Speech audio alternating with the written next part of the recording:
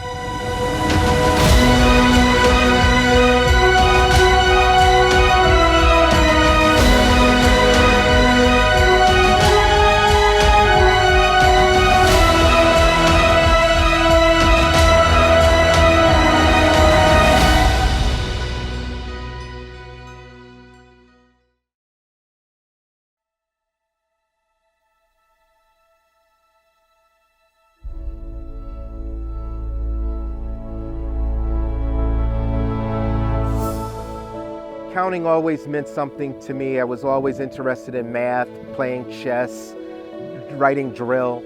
Even 60 years ago with a chess set, just moving the pieces around, not playing the game, just setting them up in formations and shoes and anything I could get my hands on, putting them into different formations. We've been counting for an awful long time, counting how many days it's going to be, how many months it's going to be until we could get back together.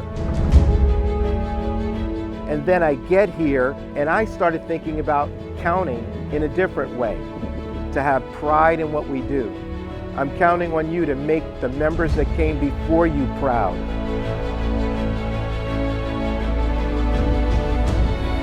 I'm counting on you to make sure that the Phantom Regiment rises again and that we are at the top of our game at the end of this year. And as I'm asking of you, you can count on us to be there for you. I love this Corps. I love you, and I want this to be so damn good.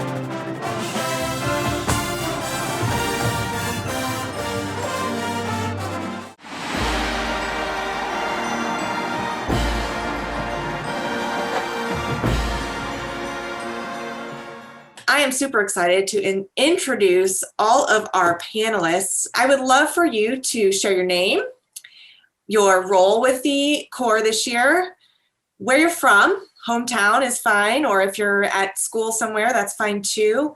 And then why did you decide to come march Phantom Regiment? So let's start with Cole. Hey everybody, my name is Cole Taylor. Like she said, I'm a part of the trumpet section leadership. I'm from Louisville, Kentucky. I go to school at Western Kentucky, down in Bowling Green, Kentucky. So if you're from Kentucky, that's where I'm at. And the reason I joined Phantom Regiment is because I've always really admired just the full corps and the whole organization. But mainly because the first time I saw them was back in 2012. And I kind of just knew right away that I had to be a part of it. Even little sixth grade me knew. So that's mainly why I joined. Awesome. Thank you. How about Tyler? Hello, I'm Tyler Gager. I play trumpet and I'm the trumpet section leader. I'm a recent graduate of Texas Wesleyan University, and I live just south of Fort Worth in a little town called Godley, Texas. And why Phantom Regiment? I just enjoy the shows and I wanted to be part of the shows. Great. Thank you, Tyler. Hannah. Hi, my name is Hannah Reese, and I am the head color guard captain here. I live in Irmo, South Carolina. It's like smack dab in the middle of the state. And I'm currently in school at Arizona State University studying psychology. And why Phantom? Just like Cole, I first saw Phantom in 2012 and fell in love with the color guard and actually joined color guard because of the Phantomettes. So it just kind of made sense that I continued on and came here. So that's why I'm here. Thank you, Hannah. Sean. Hi, I'm Sean Anderson. I'm from East Syracuse, New York. I am one of the section leaders for the percussion. I am also center snare. Why I came to regiment? Pretty much purely like the intensity, the energy. I love being able to perform and really put everything I have into it. And I think I can really do that here. Great. Thank you so much. Joshua. Hello, I'm Joshua Holt. I'm the phonium section leader. For me, I'm from kind of Georgetown, but I grew up in Mansfield, Texas, the DFW area. For me, Phantom Regiment, I was actually quite unsure. I wasn't sure of the activity or the corps, but I heard there's a camp near me, so I decided to go to it. But I decided to stay for like the people and the energy and the experience because everyone's absolutely amazing here. And so I decided to stay, and here I am a few years later. Great, thank you. Abby. Hello, my name is Abby Reese. I am the mellophone section leader, and I am also from Irmo, South Carolina. I go to school at the University of South Carolina studying public health. And regiment for me, honestly, I always wrote off drum corps. I was like, I could never do that in a million years. Sleeping on a gym floor, not for me. But then I watched my older sister, Hannah, do it from 2016 through 2018, and I got a little jealous. And I tried my luck at it, and I fell in love with it. And so here I am. Great. Thank you, Abby. Caden. Hi, everybody. My name is Caden Orendorf. I am a part of the mellophone section leadership. I am from Rockford, Illinois. Hey. And I chose to march Phantom Regiment because I had an interesting opportunity to attend a drum major camp in 2018, and I was absolutely entranced by the professionalism that the members carried themselves with both on and off the field, and I thought that that was just so fascinating, and I wanted to be a part of that. Thank you. Claire. Hi, my name is Claire Wilcox. I am a conductor of the Phantom Regiment. I'm from O'Fallon, Illinois, which is down by St. Louis, but I am in Bloomington, Indiana for school. I go to IU where I study environmental and sustainability studies. Why did I come to Phantom Regiment? There's a lot of small reasons that brought me to Phantom Regiment, big and small. My dad marched Phantom Regiment for a time in the 80s. I went to school with another conductor of the Phantom Regiment, Josh Johnson, who like really helped me prepare. There are people who just inspired me, but ultimately I fell in love with it when I actually got to the drum corps and at camp and got to meet the people and the staff. So that's why I'm here. Thanks, Claire. And last but certainly not least, Tommy. Hey everyone, I'm Thomas Weber. I am from Evansville, Indiana. I am part of the euphonium section leadership. And honestly, I came to Phantom after getting cut from Carolina Crown. But I soon found out that Phantom is a very special place, hence why I'm still here 4 years later. Thank you very much. Thanks to all of you. And Joshua says, thank God we love you here. Awesome. Thank you all for sharing. We're going to move into a little bit of a facilitated conversation with all of you. And as I've told all of you, and I'll tell the audience now, this is going to be a little casual. I just have some questions lined up that I thought were kind of interesting that I wanted to hear from our members. But you may have questions, so please feel free to submit them. And we're going to treat this a little bit more as a conversation than like you answer, you answer, you answer, you answer. So anyone can pipe in. Let's start with the big elephant in the room, right? Like 2020 was a bummer. We made the best of it. But like, were there any silver linings? Were there any good things that came out of, for you all as members, out of a season that was really non-traditional? I can go for this one first. For me, I know that percussion, we did a very extensive program throughout the whole summer, physically and musical. So it's like a workout every day. So it was pretty cool to be able to continue to keep up with my body and keep myself in shape. And then also I brought some of my friends on with that too. So it gave me a little bit of an option to hang out with more people in that time. Who one of them is actually marching this season. So kind of got them introduced to a little bit. Musically, it gave me a little bit of time to actually figure out like how I wanted to play, how to play better. And then just give me time to kind of refine myself as a player and a person. Going on tour, especially in the position that I'm in, I don't really have as much time to improve, I guess, in that sense, because I kind of have to like show up and like be consistent the whole time. So it gave me time to just kind of refine myself and figure things out that I wouldn't be able to on tour. Yeah, Awesome. adding to that, I think that it gave us a really great perspective, not having a season and being able to just appreciate what we lost and come back stronger because of that. I think that this is kind of counterintuitive, but some sections, as I know my section definitely was able to get closer through this. We've put a lot of effort into spending time just bonding and getting to know each other. And I think that because of that, we were able to go slow with picking our fourth conductor and made a really awesome decision. So I think that we're set up to be in a really good place going into 2021. Going off of that, I also think it was really cool that we were able to figure out how to bond virtually, because I know in 2019, like my rookie year, we never did anything virtual. It was always once a month at camps, you saw everyone. But this, we got to see everyone like every week through Zoom, and we really got to explore all this technology that we have nowadays. And it was just, I think it was really special to actually like get to explore this technology, and we're using it now even for the 2021 season, and combining it is going to be awesome. I'd like to add on to what Abby said. I think it's really interesting that we were able to not only learn like who we are as people in a drum corps setting, but we were also to like learn about our peers in the real world and what do they actually do, what do they study, their hobbies, that sort of thing.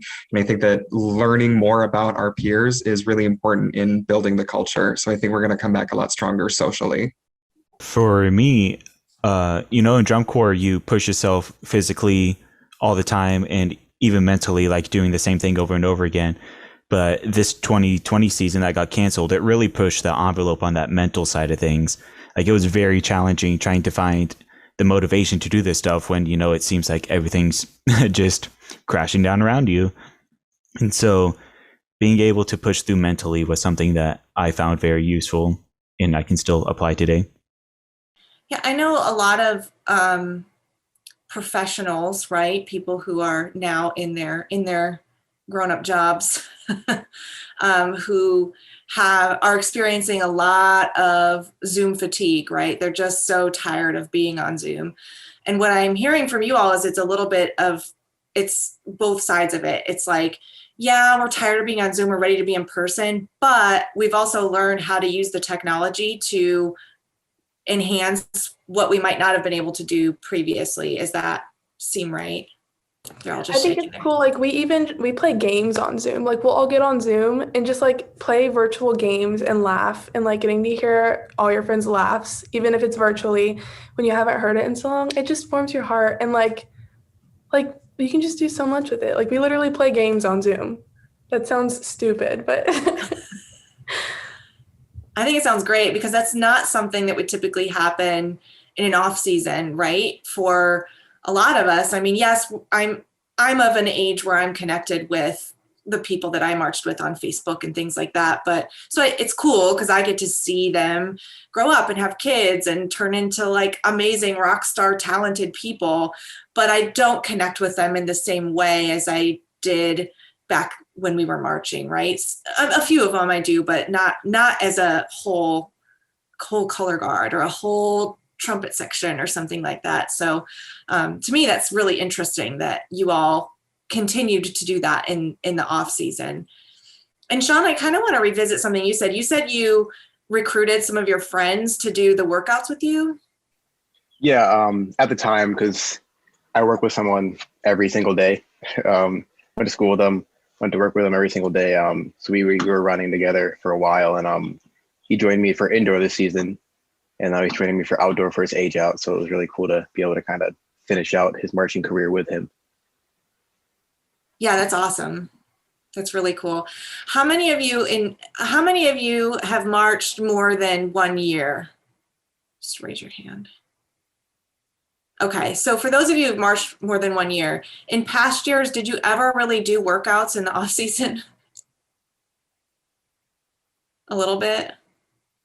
Yeah, you all are so much better than I was. I was like, but you all do much more on field than I did too. So good for you.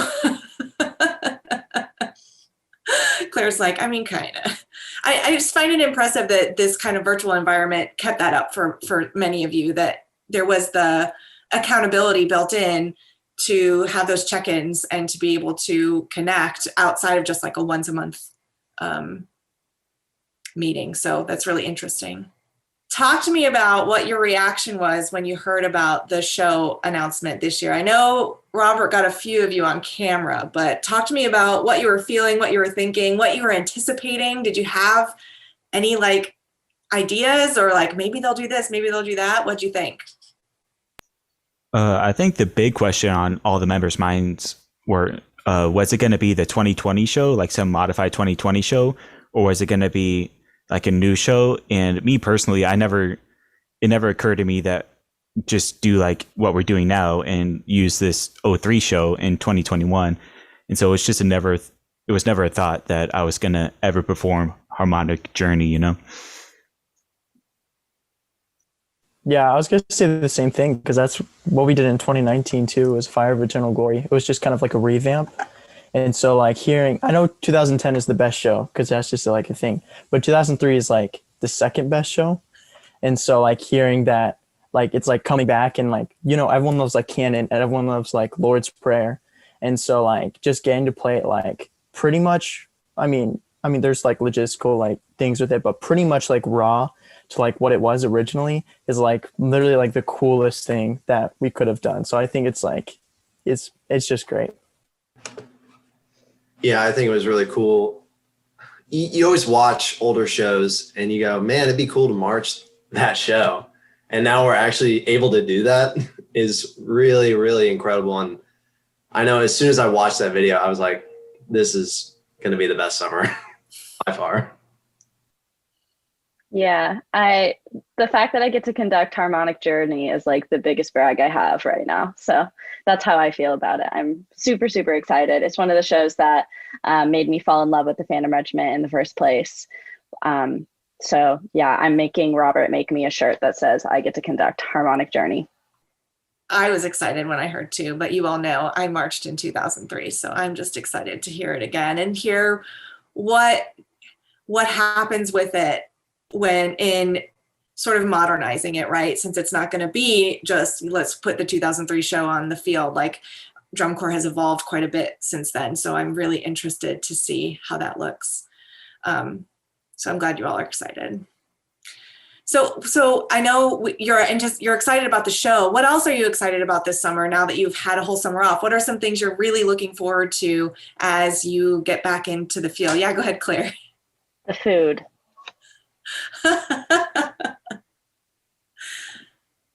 Also, Miss the Becky people, will of be course. so happy. The food and But the food. Yes. Abby, you said the food and what? and Becky. Yeah, Oh, Becky's a good one. Becky's a good one. Becky. Oh my gosh.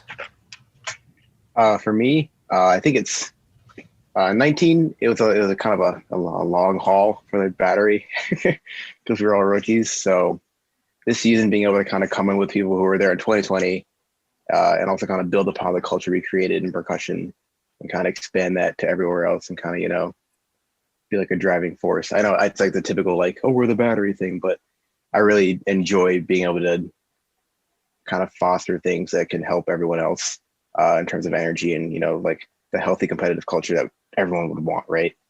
So it's cool to be able to know that I can continue something like that with these people because they're all great. I love all of them. I'm super excited for that because our battery, I'm going to brag on them. Our battery section was killer last year and how they worked. And the fact that we get to have people returning and that culture build on is super fantastic. Something that I was initially bummed about, but now I'm pretty excited about is the fact that there's going to be no scoring this year. Originally I was like, oh man, we can't like prove ourselves to be better. But now I'm like, we just get to perform, don't have to worry about anything. So it's going to be cool to just get that pure energy out to the field. Just like Sean was saying about like it being kind of like a clean slate year for like the rookies in 2019, it was kind of like that for most of the core. But seeing that like the not scoring thing and then everyone like, sorry, those are my dogs, everyone like having a break like for a year or like, you know what I mean? Just kind of like not actually going to marching drum corps. It's like a fresh slate for the whole core. And so just to get in there and just to like do what we do best is like, it's going to be really good. And I think it's going to kick off a whole new like era for the drum corps for not just us, probably for other drum corps as well for the activity. I think selfishly, I'm really excited to see the color guard because we haven't been together as a color guard since finals night in 2019. We had November camp and then everything got canceled because of COVID. Because we only have like November camp and then a few satellite camps and then April camp, but we didn't get April camp. So I literally have not seen most of my very best friends since finals night in 2019. So I think more than anything, I'm just excited to be with my people, which is, I think, kind of cliche maybe, but that's okay with me. I know I'm excited to finally march with the 2020 trumpets because our entire trumpet sections, like we only had 2 open spots this year because we had so many returning trumpets. And so to finally march with all these guys, I'm really excited for. Awesome. Thank you, guys. I think as an audience member, and hopefully I'm speaking for some of our audience members as well, that we're all just super excited to see drum corps and like, to me, I'm so anticipating what it's going to feel like to hear you all for the first time, because that's just a sound that, especially me being in Indianapolis and having grown up around drum corps and that being just an essential part of my summer, it was very strange to go a year without just like hearing drum corps. I mean, literally my office, there's a drum corps rehearsing across the street during finals week at one of the practice facilities. So like, it's been so long that I'm sure that I'm going to be like Goosebump City and crying and just like, oh my God, drum corps is back. So can you talk a little bit about what's the tour going to be like? I know that there's not a ton of information and a lot of it kind of came late, but you all probably have a little bit of information about what the tour is going to be like. What do you think? How long are you going to be together? Are you cool with that? Are you just like, yeah, whatever we get, we'll take at this point? Talk a little bit about that. I guess on the last point you made about kind of getting whatever we can get. I know for indoor, it was like super scattered and it felt like so rushed for everything. But at the end of everything was like a regular season. We like, and again with the no scores thing, it was like one of the best years I've ever been a part of in that short amount of time, in that quality that we could produce. I think it was the fact that we were away for so long really kind of subconsciously like pushed us even further. That's what we would have been able to achieve in a regular season. So I think that coming into it with that, it's going to be a lot more fun to be able to have, admittedly, a shorter time doing more, I guess. Like we still have like our spring training, which is still, I think, a month. I think it's like maybe like a week shorter than it normally is or something like that. And then like a general tour in the Midwest area. I think it'd be nice to kind of be local and have probably more time to rehearse, probably more time to just like really focus on what we're doing instead of worrying about all the logistics of getting here, getting there, EPL, which EPL is totally my favorite thing ever. But yeah, just like having the time to rehearse a little bit more and really focus on what we're doing and make the best of what we have right now. What is EPL? Sorry. Oh yeah, EPAC load. Okay. Yeah. I know that like for me, I was on like the electronics truck, which is a very fun time. We have a lot to load and not a lot of time. And then showering after that is also very fun. So I think that not having as much of that of a scramble would also be kind of nice to be able to kind of actually wind down a tiny bit after rehearsal, shower, get ready for stuff, scaffolding. Yeah, that's amazing. I bet that. I was just gonna go on a different point from what Sean said before. He kind of like said it when he was speaking, just about being like a local core. Because I feel like obviously like I love, Buc-ee's is the best part of the tour. Going all the way down there and going everywhere in between is like so amazing, and you get to see everywhere, and you get to play everywhere, and you get to like spread like the love and like the power of this core, which is like the coolest thing ever. But for a lot of people in Rockford and in the Midwest area, they know that as like their local core, as like their like pride almost. And so it feels like this season, for us not having any drum corps in 2020, and for us been like traveling around I'm not sure how long it's been going on, but just mostly like recent years, but we've had like almost like national or East Coast, West Coast kind of like tour. It feels like I'm giving back to like those people in Rockford and like in the Midwest area. And so I'm just really grateful to give them that, because it feels almost in this like really confusing time. It's like kind of like a gift back that we can do for them. I'd actually really like to speak on what Josh was talking about. So I am the resident local here in the drum corps, and being from Rockford it's been super important in my story being in this drum corps, and I think it's going to be really really fun and really entertaining to be able to share that with my community, because so much of our time is spent elsewhere that we now have this opportunity to stay local, and we're going to be having so many opportunities to perform to the people that I grew up with and the community that I grew up in. So like personally, selfishly, I'm very excited for that opportunity. We got a lot of donors and fans on here. I think they have a few questions. I'm going to start with my own question though, which is, how can we all best support you? I know that helping with dues is always, a plus, right? We know it's expensive. It's just expensive. Drum corps is expensive. So of course, when we can help support you in that way, people want to. But are there other ways that help you feel supported throughout the season that our donors and our fans can do that would really make you all feel like, man, they really like us, or they're really enjoying the show, or they really support us, or you feel supported?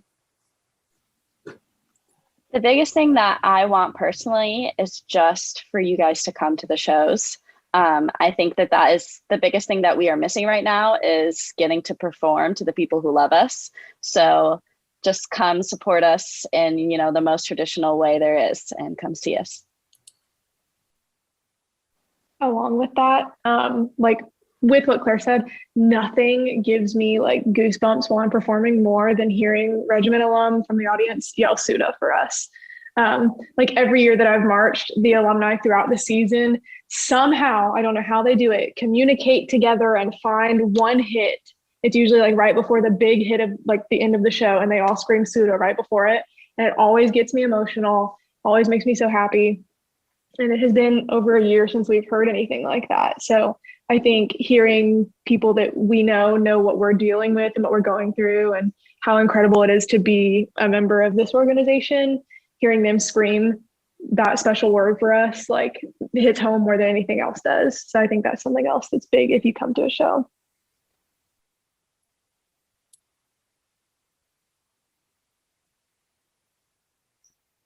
You can always bring section love for sections if you want to show support. You know, there's nothing better than after a show, after a long day of rehearsal, than seeing a nice tub of Gatorade that says trumpet love on it. We also just, sorry, go ahead, Tommy. Going off of that, it's also real nice to just see people come and say hi.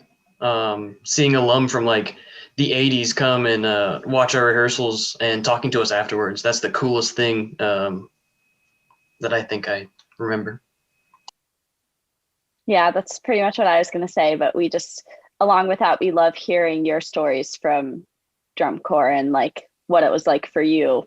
So just come talk to us about your experience. And I guess the easiest media for that would be, or medium for that would just be through like social media. Cause I felt like a lot of, I mean, it was obviously lessened because we're like not doing shows and whatever, but I still felt like a lot of love from alum and just people in general on social media through there's just like no like drum corps time. And so it's so helpful. And I think it's like, even if like you can't see a show or you can't come after a show, you can't bring like section love or anything like that, like that's all okay. I mean, it's such an easy way to show support, and it honestly means like way more than anyone can really put a finger on. Tony would like to know, how do you plan on keeping the intensity, quality, and beauty at the level of what is expected of regiment in this non-competitive year? Ooh, yeah, Cole. Actually, Cole, here you go first. I didn't see that. Yeah, I've actually asked myself the same question a lot because, like, I don't know, I've always been into drum corps and like scores and whatever competitive stuff. And so when I heard it was non-competitive, I was like, oh man, how am I gonna like motivate myself? And then I realized like we're a part of the Phantom Regiment. So like we have to maintain a level of like, not perfection, or I know I'm cutting in and out, so I'm sorry about that. But we have to maintain a level of performance that's like top tier. And now we're marching a famous regiment show. Oh, I'm cutting in and out. I'm really sorry. You're okay on our end, Cole. You're good. Okay. And now we're marching 2003, which is expected to be at a high level. So I think that's going to motivate the members enough, and myself. Going off of that, it's also like the staff that we have is going to motivate me. The incredible staff that we have this year, like all the people that came back to regiment who were here previously, like that is what's going to motivate me personally. Also, I think I'm excited for this year with outscoring, because I think a lot of times throughout the season, I've seen people become discouraged because of scoring, if anything. You know, I think if anything, it can hurt us more than it does help us in terms of our motivation. And we really get to strip down to like the bare roots of why we do this and perform because we love it, instead of, you know, trying to beat this corps, feeling like we shouldn't be getting this placement, feeling like, you know, it's just a more pure form of motivation to be doing it because you love it rather than for any external motivation. Going off of that. Oh, sorry. Go ahead. Hannah. Okay, thanks. Yeah. I think something that's really special about our color guard that I have loved since the first moment I stepped into a gym with them on day one of spring training was that we have always used the phrase of just try to be better than you were yesterday. Try to be your best self, and your best self is going to constantly fluctuate and grow and move. And some days it's going to be a little lower than it was yesterday, but it's going to be whatever your best is today. And I think that this is the absolute best time for us to completely embody that. And like, as we are working on our video assignments that we've started with the color guard, learning our technique and things like that, we're able to really use that when we can say, hey, let's just try to be the best Phantom Regiment color guard that has ever existed thus far. Like, that's all we have to do is try to be the best that has happened yet. We don't have to be better than this corps or that corps. We just have to be better than we were yesterday. And this year is perfect for that because there's no scores to tell us that we weren't better or good enough, which is sometimes hard to battle against in this activity. Yeah, I was just gonna say something similar. Like Hannah just took like most of it. I was gonna say that's perfect. But I was just gonna say, I mean, we're redoing the show like we were talking before. Like it's pretty much like the raw thing. And I know it's kind of ballsy of us, but we can take this show that's already so amazing, and we can like sure as hell like make it better than it even was before. I mean, sure, it'll be a little different, but I mean, why not? Like we can make an amazing show, and having an already amazing show to compare it with, we've been given, the activity has just changed so much. We have so many more resources and like pedagogy and just like knowledge that we have now to apply to this show. And along with like exactly what Hannah was saying, like we have to compare to like ourselves. I feel like in a way it's better than even a competitive season could be. Like we will build ourselves up to such an amazing drum corps as long as we just commit our hearts to it. And I think, I think it might be a little controversial, but I believe it will just build just a better corps than we could in any other circumstance. I know with me personally, I'm always the person that never half does a rep ever. And so in my own mind, like I lead through setting the example. Like I want people to look at me, say, that's how I want to perform. And then I know that as long as I can do my job as a high level or at a high level, hopefully that other people will start to catch on and then they'll start boosting themselves up.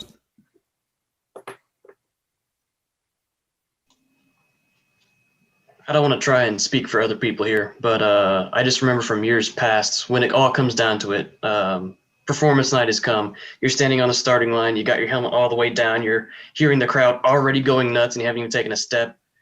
All thoughts of scores just go out the window. You're just there to perform and to have a great time. So now that there are no scores, I feel like it's just going to be that the entire season, which I'm real excited for. Yeah, it's a little bit of like power to the people this year, right?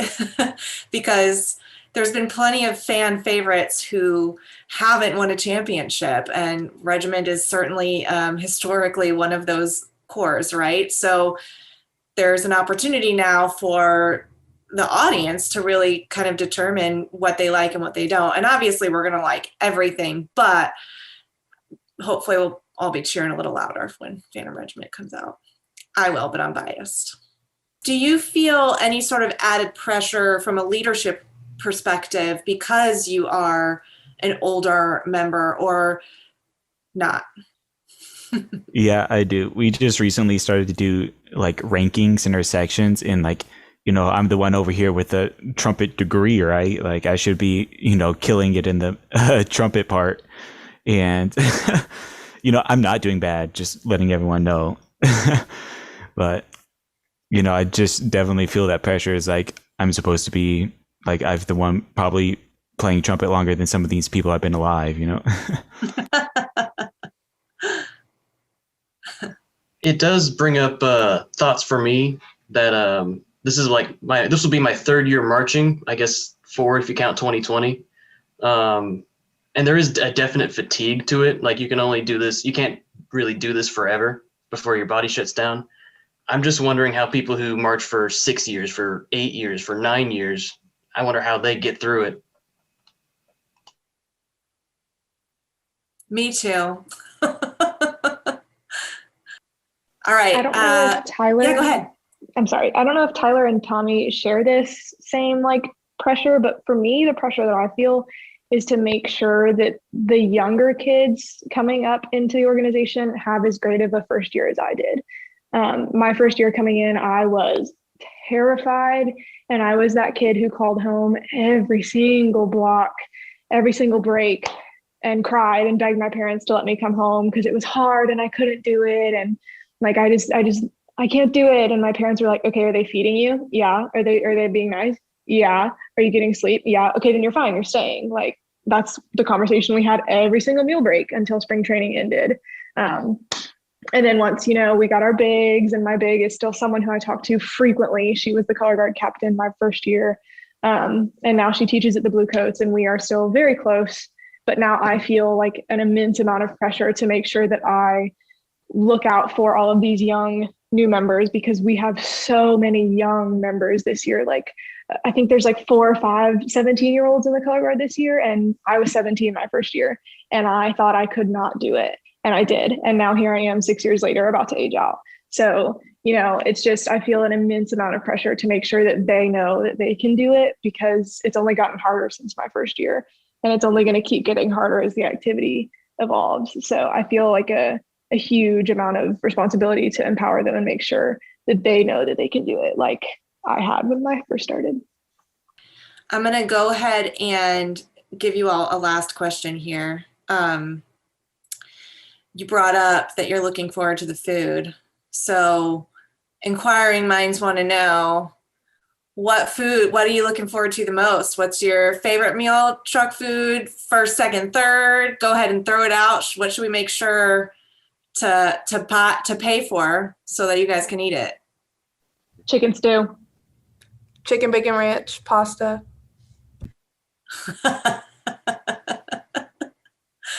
Okay, lots of chicken. I have a really sad story. I am now a vegetarian. And that's my story. It's sad. I'm just sad because of drum corps food. We thought you liked plants. Well, I don't understand. I love the earth, Josh. I've heard that the vegetarian meatballs are actually really, really good, though. So I'm excited for you for that. I'm always a fan of Dorito chicken. Yeah. Or what was it?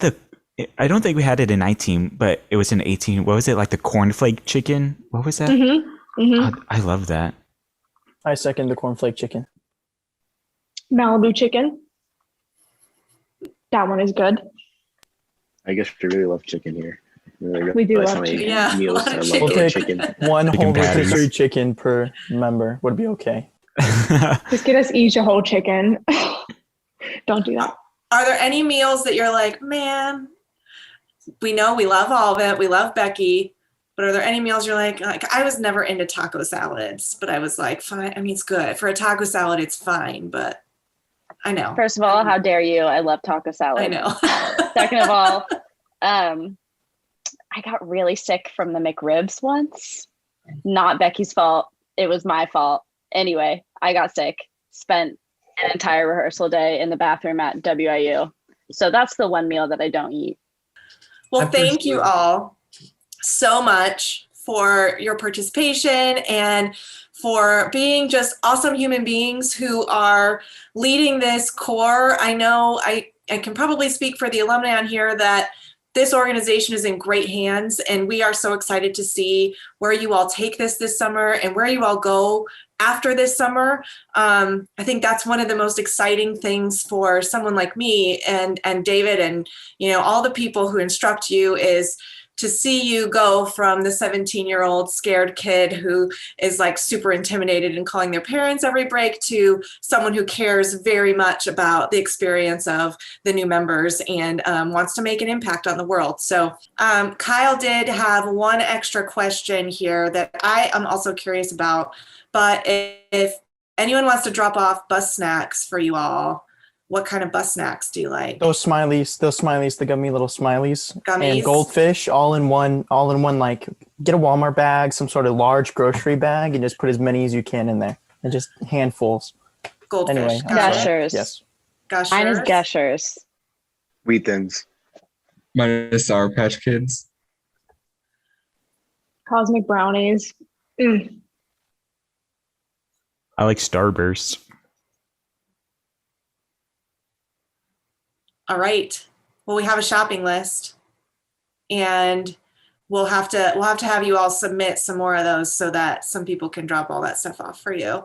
I love the wheat thins answer, which is like so opposite. I was like, listen, I'm burning Thank you. 3,000 calories a day. Give me an Oreo Nothing wrong with wheat thins. and some candy.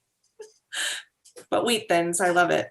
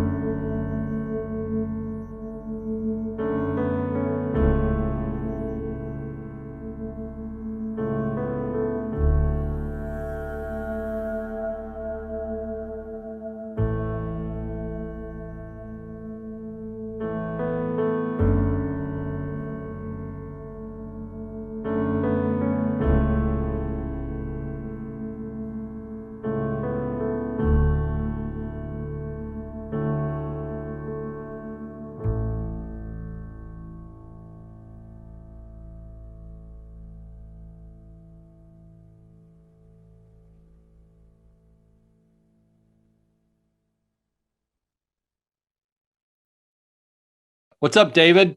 Happy Phan-a-thon Day. How's it going there in Evansville? Hey, it's good. Members are good. Staff are good. We've had the show on the field for about a week now. Yeah, they sound great. We can't wait. So, hey, you recently took over the fan shop. How is that going? What kind of changes are you doing, or what's been different since you've taken over?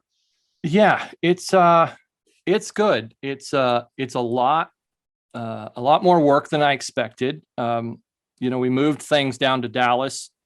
It was kind of a blessing in disguise because of the pandemic. And had we not done that, we would have been a little strapped for help to ship things. So, a couple months ago when I took over, we moved. The first thing we want to do is get things back in Rockford.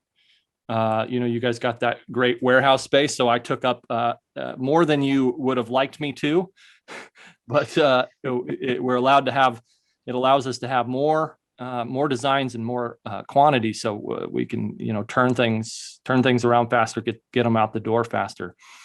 One thing I really wanted to do was I worked real hard with the print shop to find the best quality of items.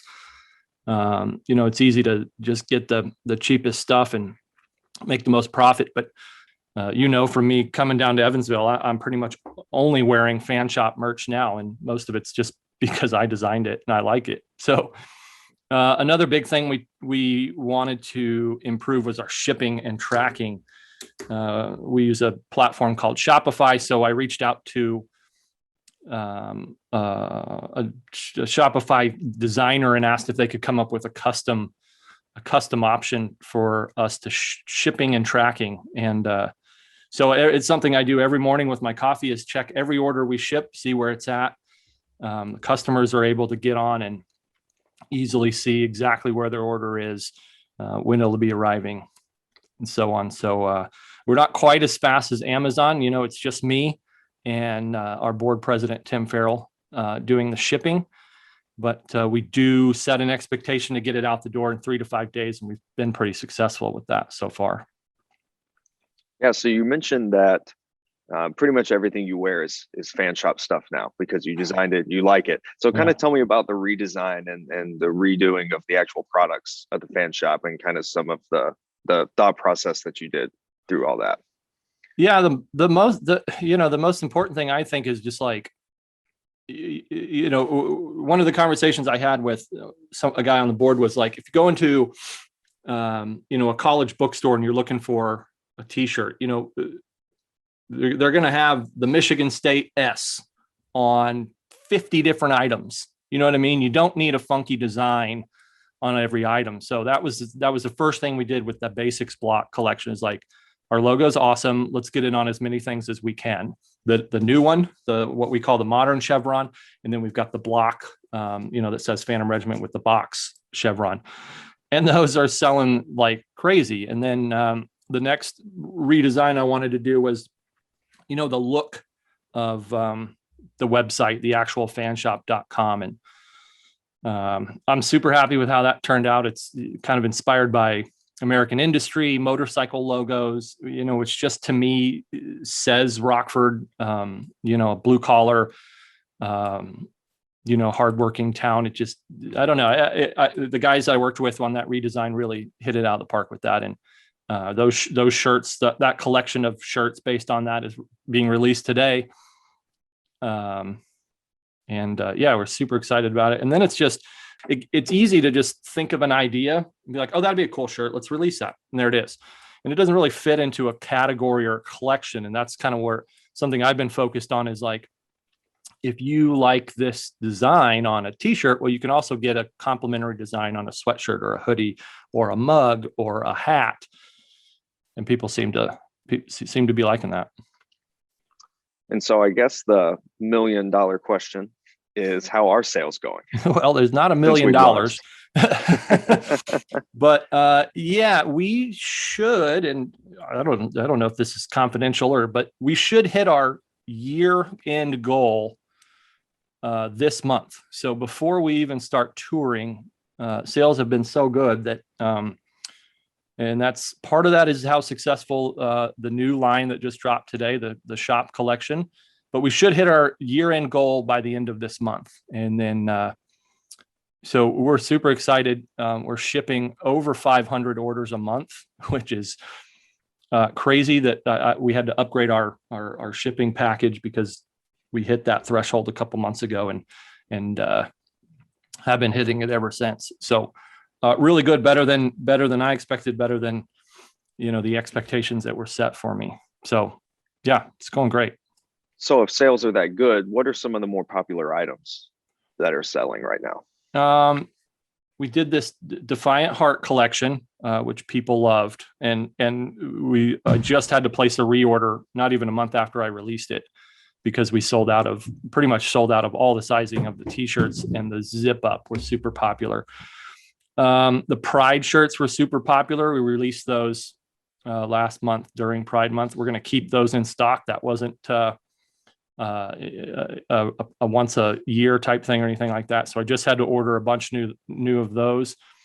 And then this helmet tee, the new helmet tee design, ordered a bunch more of those as well, just to get ready for the rush on those. And other than that, it's just a steady stream of the basics block. Like I said, our logo is, classic and iconic and doesn't change. So that basics block's selling well. What else? Midwest Combine, of course, when we announced that went well, but I've got a few more designs I'd like to get out before we get on tour. This being one of them. We've got this is our supplier line. These are all our instrument, FJM uniform, drummer, drumline stuff, electronics. So that'll probably get out at the end of this month, at the end of July. We've got this in a t-shirt and a zip up kind of performance pullover that I think people are really going to like. Without, these companies, we don't look as good and we don't sound as good. So this is kind of our little shout out to them. So I think that's going to be a popular one too. But other than that, yeah, man, I got to get back to running this Phan-a-thon. So we've got some goals coming up that we're about to meet, and we'll check in with you later. Yeah, awesome. And hopefully you get to hear the drum corps a little bit later. Yeah. Hope so. All right. Bye, man. All right. See ya. Thanks.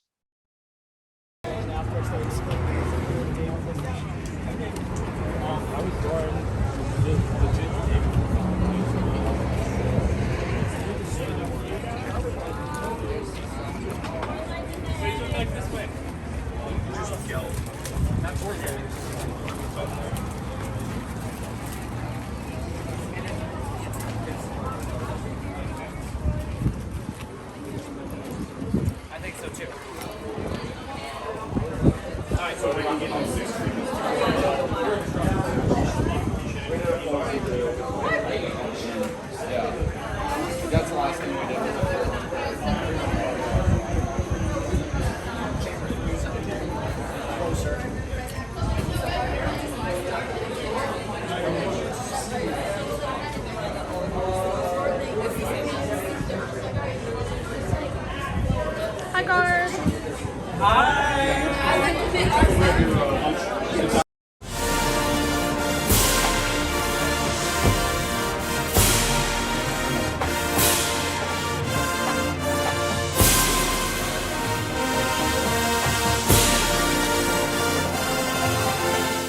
Hello, everybody. My name is Bill Peterson, and I've been asked to provide an inside look to the 1996 season.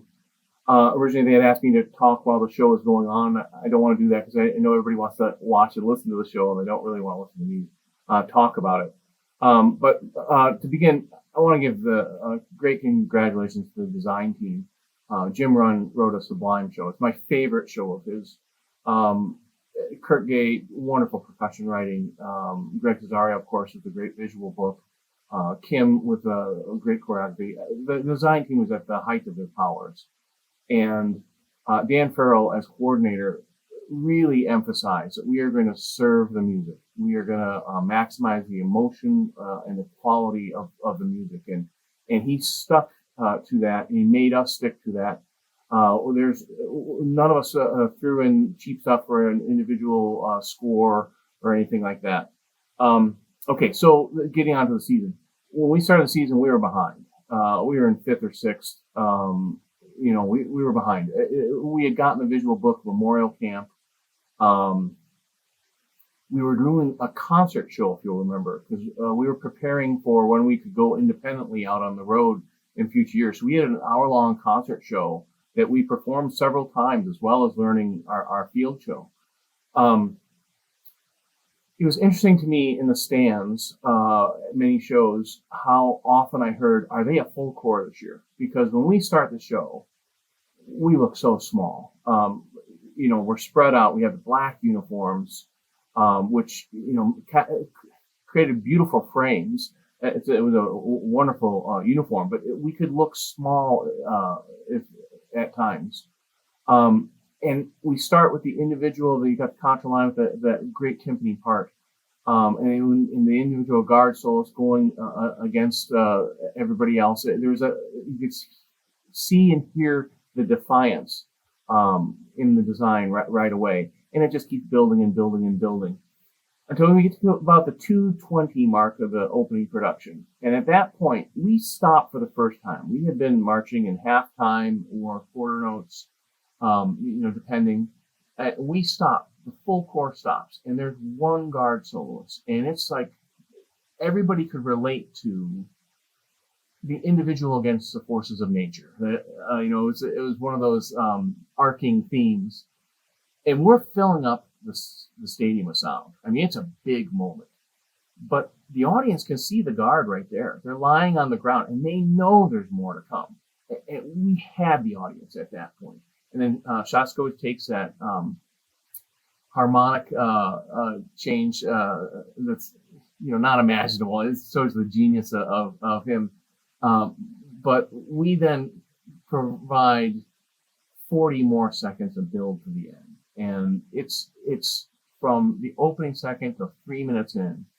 It is one great dramatic build, and it's a wonderful production. Enjoy it. I'll be back at the end of this piece.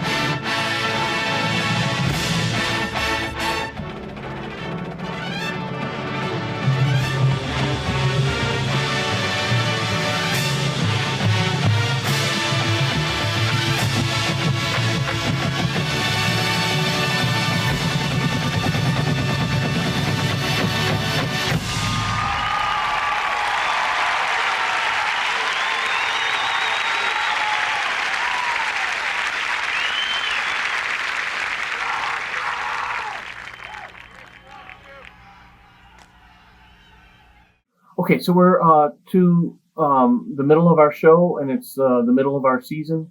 The next 2.5 minutes of our show displays so much music ensemble and great performance by the members.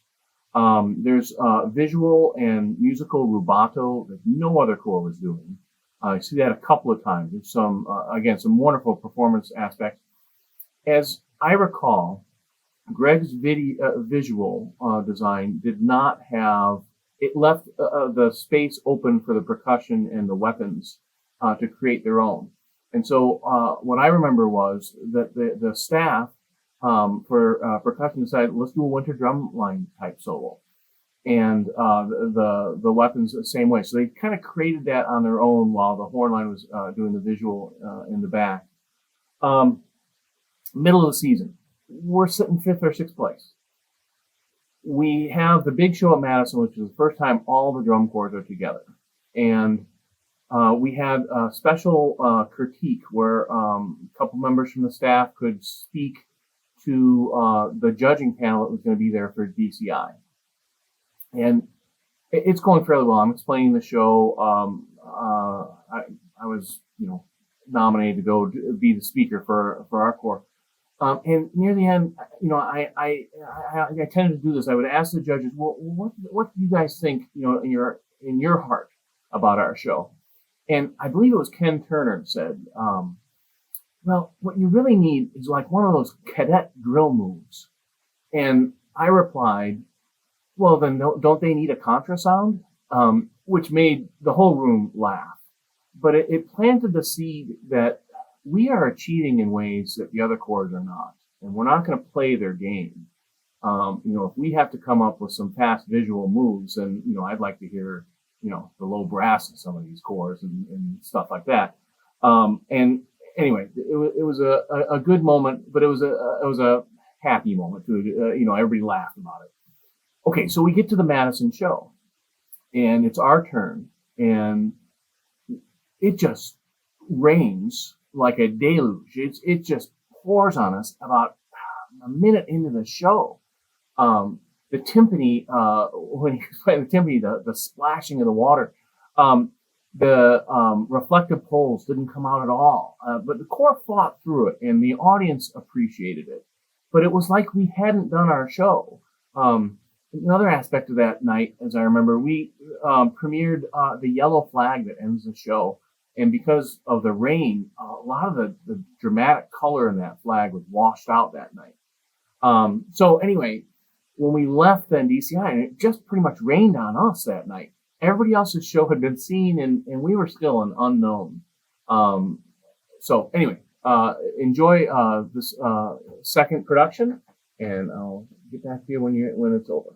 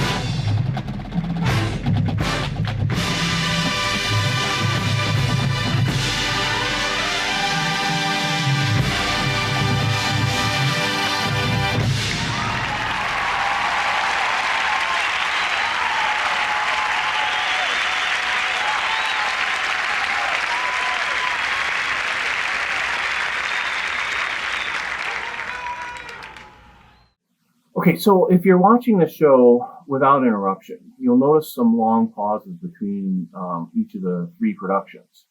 The reason for that was we had been cranking the tempos up so much that we were in danger of being under time. There were several times when we ran the show where we were under 10 minutes. And so rather than tell the corps about this, I'm sure we just asked Christy to just take a little bit of a pause.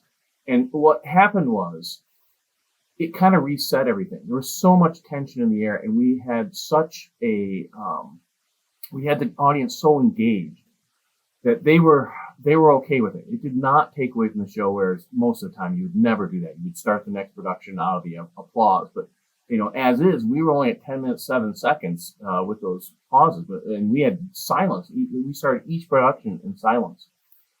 Okay, so there's a moment, the dramatic moment of the show, about the 9-minute mark, was when it was written by Greg. It stopped at this single arc, and I kept saying, the phrasing is wrong. I was probably communicating it poorly, but I was like, this isn't right. And I don't remember exactly what Greg said, but I remember it as him saying something like, "My drill is perfect. I'm not going to change it." So we had an issue because I just thought it was wrong. It was Michael, I'm pretty sure, that realized what I was saying was it was a phrase too short. That it wasn't that it was wrong, but it was a phrase too short. And I think it was he who came up with the idea of going into those 3 arcs on that last big moment in creating the moment of our show. The other thing I wanted to say was, I never told the corps how to perform that moment. We would practice getting into it or whatever, but that was that was their moment. We never said that's too loud, that's too soft, it has to be done this way. And I hear in that moment now the exaltation of the corps. It was like we had arrived. This has been a fantastic summer. I just hear all those emotions in it, but it was not defined. We never rehearsed, and I never told the horn line one time how to play that moment, or the corps. About at the 7:30 mark of the show, one of the reasons we were not getting good scores early on was a lot of the judging community was waiting for one of those great Phantom Regiment ballads, and they kept saying, "Where's that moment of repose?" Well, it's there. It's the 7:30. You have the beautiful mellophone solo. And then if you listen, we change textures and we taper and decrescendo that more and more and more all the way to the timpani. And then when that timpani hits, then it's like, okay, well, it's on. It's from here to the end. But you could feel the audience calm. It was in musical terms, it was a calmetto moment. And it was a powerful moment. It's silent throughout there. It was a very engaging moment. Then when we get into the what I would call the waltz, we're in 1 beat to a measure. So the 3/4 time, we have that stopped moment. We are spread 30 yards, front sideline to back sideline. And live, you cannot imagine what that was like. We rehearsed that a lot, the timing of that, but it was so clean, and all of our chords were ringing. We had overtones buzzing all over the top. It was a great moment.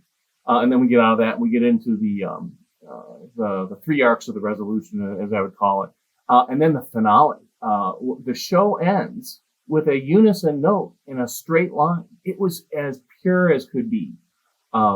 Okay, so let's see if I forgot anything. Oh, getting into right before DCI week, we had a special parade. All the corps had to perform at Disney that year at Epcot Center, and you could. We went to the beer garden where the judges were. Most of the other staffs weren't there, but we went. And the corps were coming by, and the other corps, they never practiced music outside of their show. So they had put together something, a march or something like that. And we would regularly play National Emblem. I like the way it opened up the chops of the horn line and that. So we come by, and I remember Mike Rubino saying to the other judges, I was standing behind him. He didn't know I could hear him. We come in, we're playing our march, and we just sound awesome.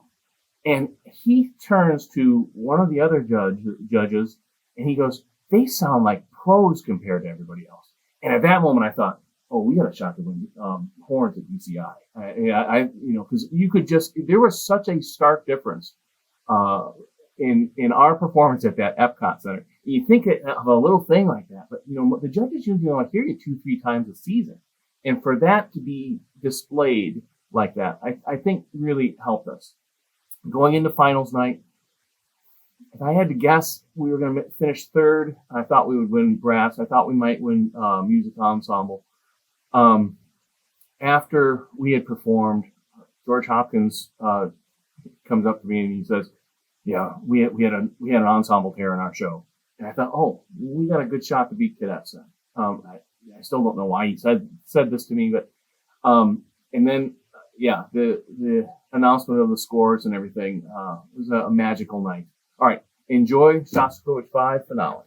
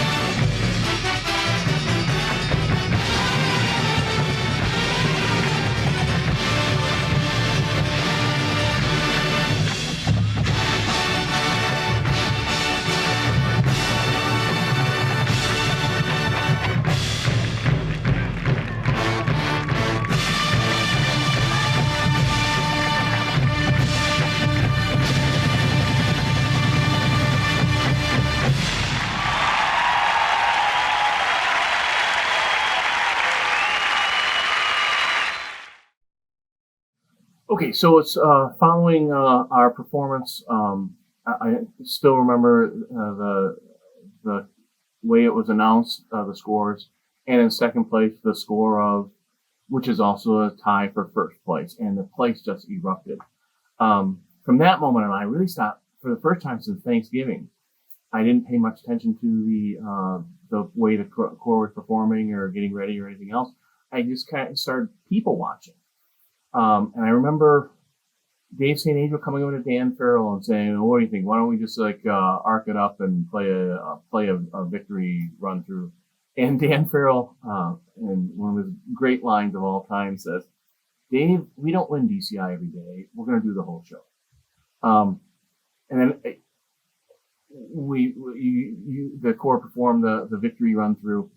And while it was going on, I saw the Blue Devils brass staff. There's Wayne Downey and John Meehan and Gino Cipriani, and they hadn't lost in a brass in 3 years. They hadn't lost since like '93.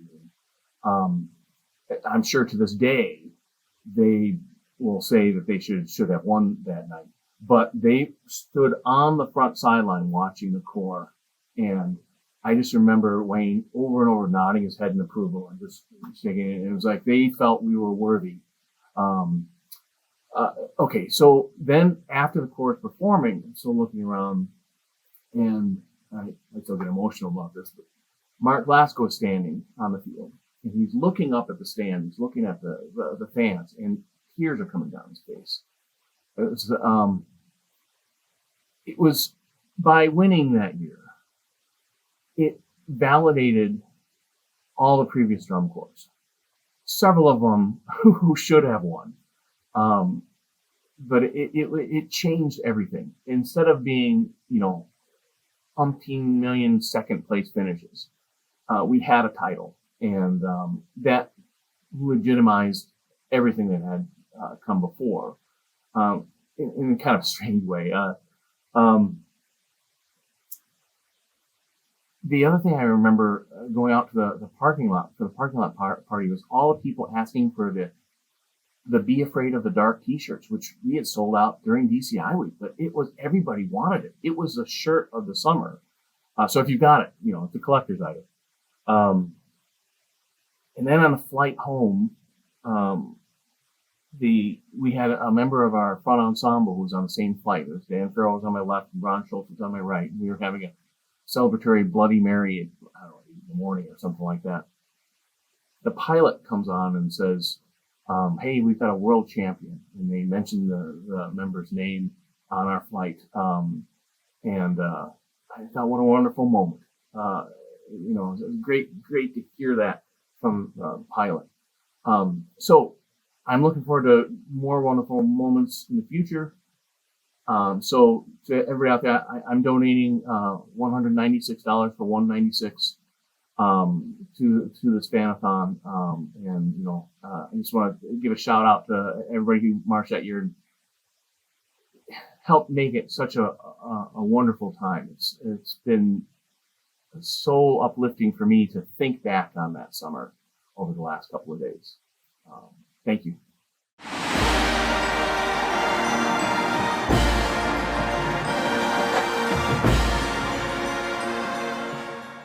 All right, welcome everyone. We're so excited to have some members of the 1996 Phantom Regiment all together today.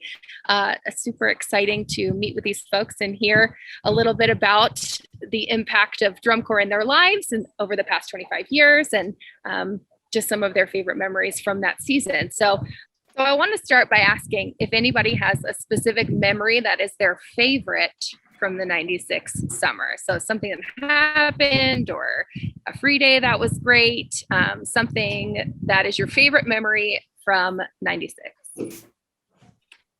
All of them. Right. Anybody want to talk about the choir robes? Do you guys remember the choir robes? I don't. Yeah, maybe Jody should talk about that since she was. I think we moved around housing a lot finals week that year, I think, because we stayed in a church, I think, before quarterfinals. Yes. And I forgot when it was, but it was like church and I forgot who else. They all had choir robes on, and they woke us up like coming in the sanctuary where we were all sleeping.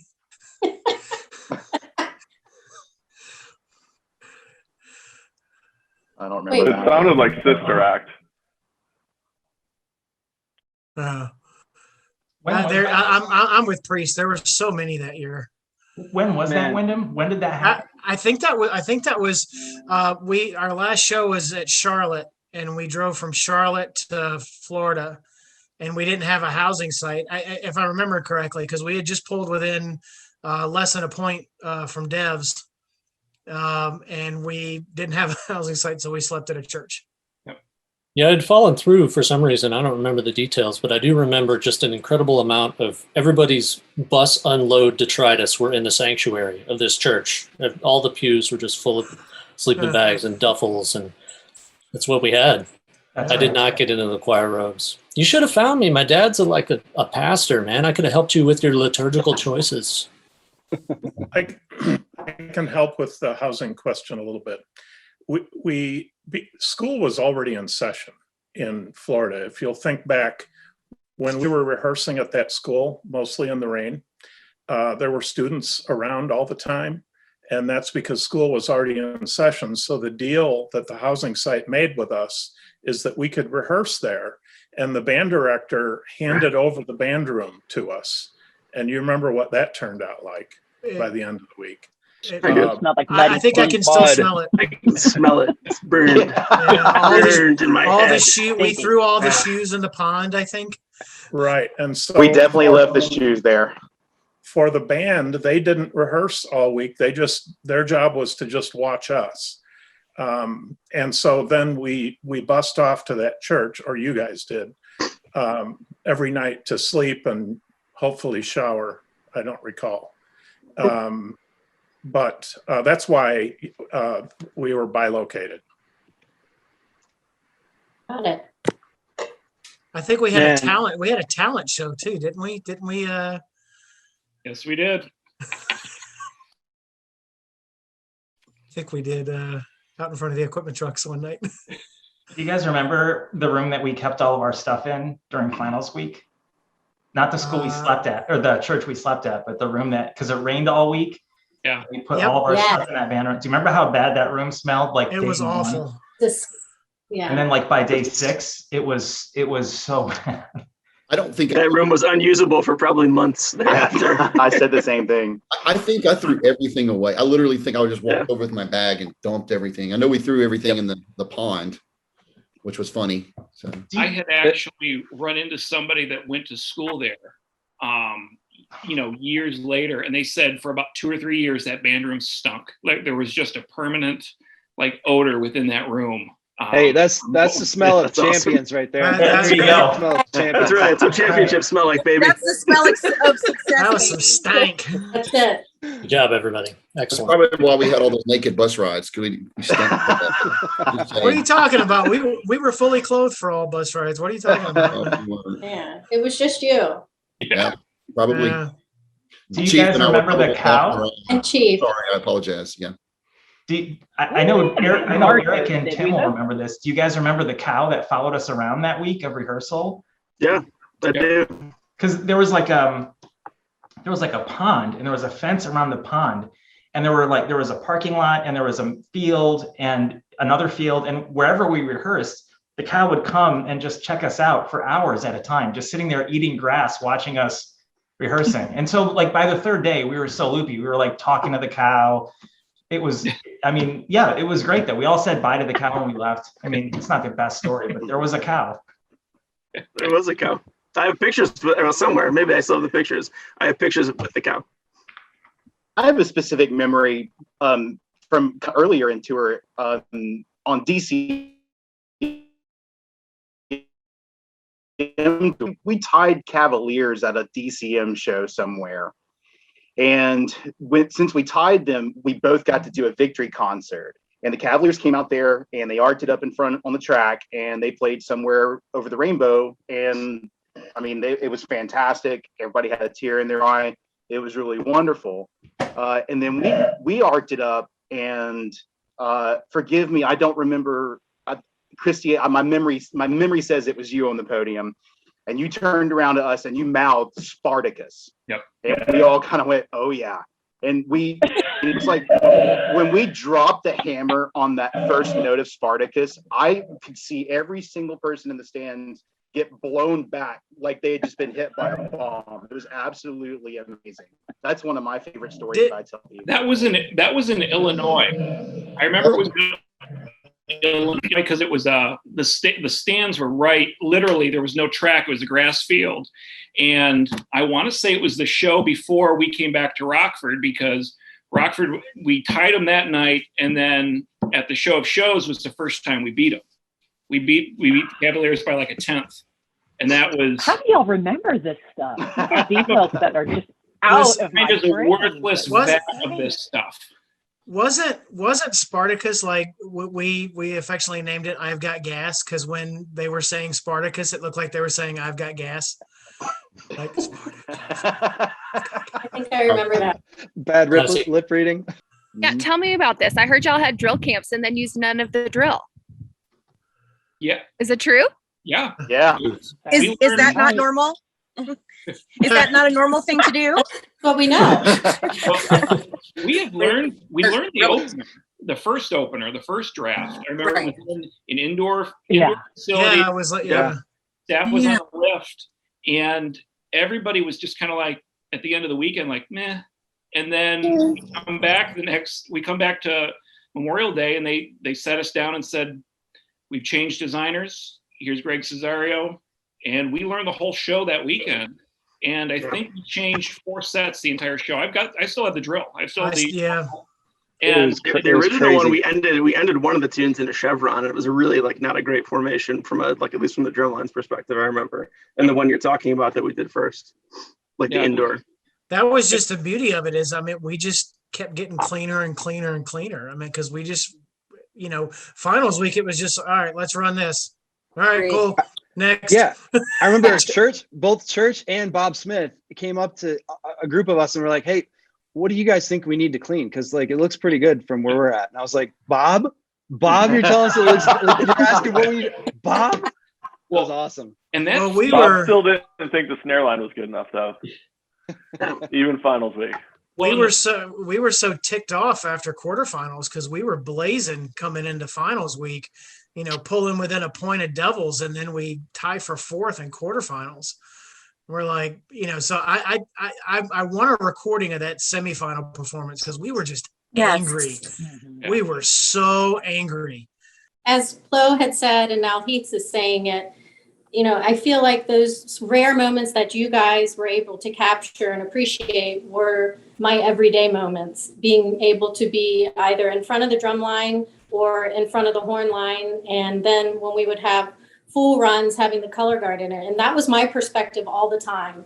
And it's something I cannot put into words. I've got a lot of people in my life that don't really know what drum corps is.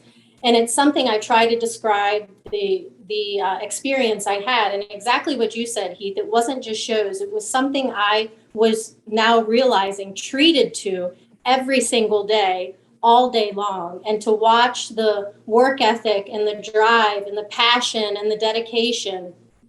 Sometimes I feel I really wasn't a part of that because it was just something I was able to enjoy all the time. And it's something I miss, and I would give anything to stand on that podium to hear you guys and see you guys and to just have it slammed in my face like it was literally all day, every day. And I wish more than anything, if I could ever go back and do one thing, I would want that one more time. And I would want it to be you guys, for sure. It was so special, so powerful. And, some of these crazy videos I see of my face when I was doing it's because of what you were making me do. And one of my most special memories was actually one of our standstills. And it was kind of a sad moment because I had just learned that my grandmother had passed and we had to arc it up. And Bill's like, "You're going to make me do this or what?" And I was like, "Nah, I got it. And we played, Nessun Dorma, Minstrel Boy. And those were the 2 simple ones that just, would just kill me every time. And I remember that night in particular, Nessun Dorma was just, a killer. And I remember Bing saying, "What was going on with you?" I don't think he really knew what had happened. And just the emotion that you guys were pushing my way with the emotions I was already feeling personally were just so powerful. And I don't know, it's amazing. And I wish every one of you could have done what I did, because it was super special to see you guys do what you did and hear it and experience it. I mean, I was the luckiest one out there. I truly believe that. So thank you. We See, this is that's a Suda moment. Wait. It That's is. Suda. Oh, that was, yeah. So this is all related to like my big picture. And Dan, I'm going to make you answer it first. So like clearly this drum corps was special, right? The show was special. The group of people was special, but I want to know when you knew that it was special. It's something that we talk about with my friends from the 08 Corps. Like everybody's got a specific moment in time when they realized like this was it and this was special. So I want to know, Dan, I'm putting you on the spot, when you knew it was special. And everybody can answer, but I definitely want to hear what Dan has to say. Yeah, I wish I wish it wasn't 25 years ago, and I was involved in so many shows after that. But I think it was early on. I think I remember just putting the brass and percussion together and hearing what Jim and Kirk and Lee had put together, and just thinking, boy, this could really be something, which is why we ended up, or at least part of why we ended up doing the change that we mentioned earlier with the bringing in Greg Cesario, because the show was already so darn good, and things that we didn't know if we could pull off, like the length of that opener and the fact, the way it just develops very slowly. And I remember us talking as a design staff about how we're just going to have to make them sit and wait, and we're not going to shorten the tune. They're going to have to wait. And when it pays off, if it does pay off, it's going to be worth it. And so to answer your question, in stages is when I realized that we had something special. Certainly in the winter, we could tell it was something, but long about the middle of the summer, and to tell you the truth, I can't remember the specific show anymore. It started to become clearer. There isn't one moment for me, unfortunately. With 08, I remember the exact moment when I realized that it could really happen. With 96, it happened more gradually for me, where I just kept saying, oh, that's working. And then something else would come together, and it would be that one more step of, okay, now we've got something. And certainly by the time we got down to Orlando, we all knew that we had something special, which is why it was a little aggravating, to say the least, that it took so long to get the result that we were hoping for competitively.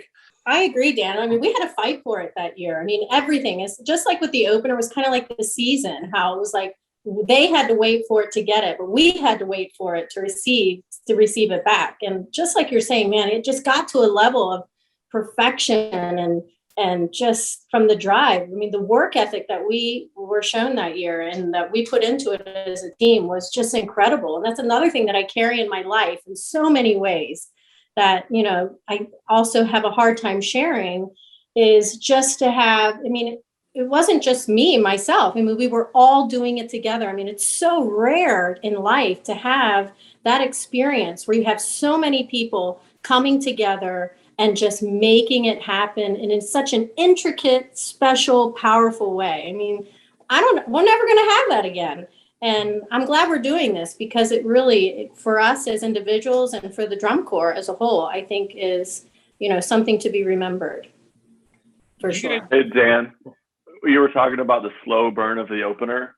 That was something that was really obviously kind of groundbreaking at the time for drum corps. I remember the drum line. I mean, we loved it because we were sitting in the end zone all the way until letter J, so that we'd step off to get in at O. I love how you remember Anytime the they'd rehearsal run a letter. chunk up the letter J, you'd hear Oh. snares going, I don't think that was good enough, Bill. Try it again. Oh, try it again for mine. We're gonna need to do that over. Yeah, We like letter that. O. I was Letter O. loving that slow burn opener because Kirk Gay, who was working with the front ensemble that year, kind of cut me loose to work on the arranging of the timpani part, as I was sort of partnered with some of the contras that came Yeah, 4 forward. contras. Yeah. Yeah, any of those 4 on this call? Yeah, there you are, Yeah, Rich. Rich. Yeah, right. That was neat. We got to enjoy a whole summer of chamber music up front, and Absolutely. Kirk was kind enough to trust me to fill out the sketch that he put together for the timpani part, and said, "Okay, just build the complexity. We got a lot of time here, and you need to not give away the ending, but we need to make sure there's something new in each repetition of the phrase." And so we got to put together some fun variations, and then I took it to Kirk, and he said, "Hey, yeah, I like that. Try this, try that," and we messed around with it, and it was so much fun to have that time to have some chamber music experience up front, and then battery came in hard and heavy. Which is great. Yeah, and we, as the Contras, we really couldn't get a hold of that, the 4 of us, and so actually Dan came in and kind of smoothed us out and made us listen to you more than anything. But he explained to us that we needed to sound more like an upright bass, kind of that pizzicato sort of style, instead of just this kind of typical, G bugle contrabass style that we had coming into it.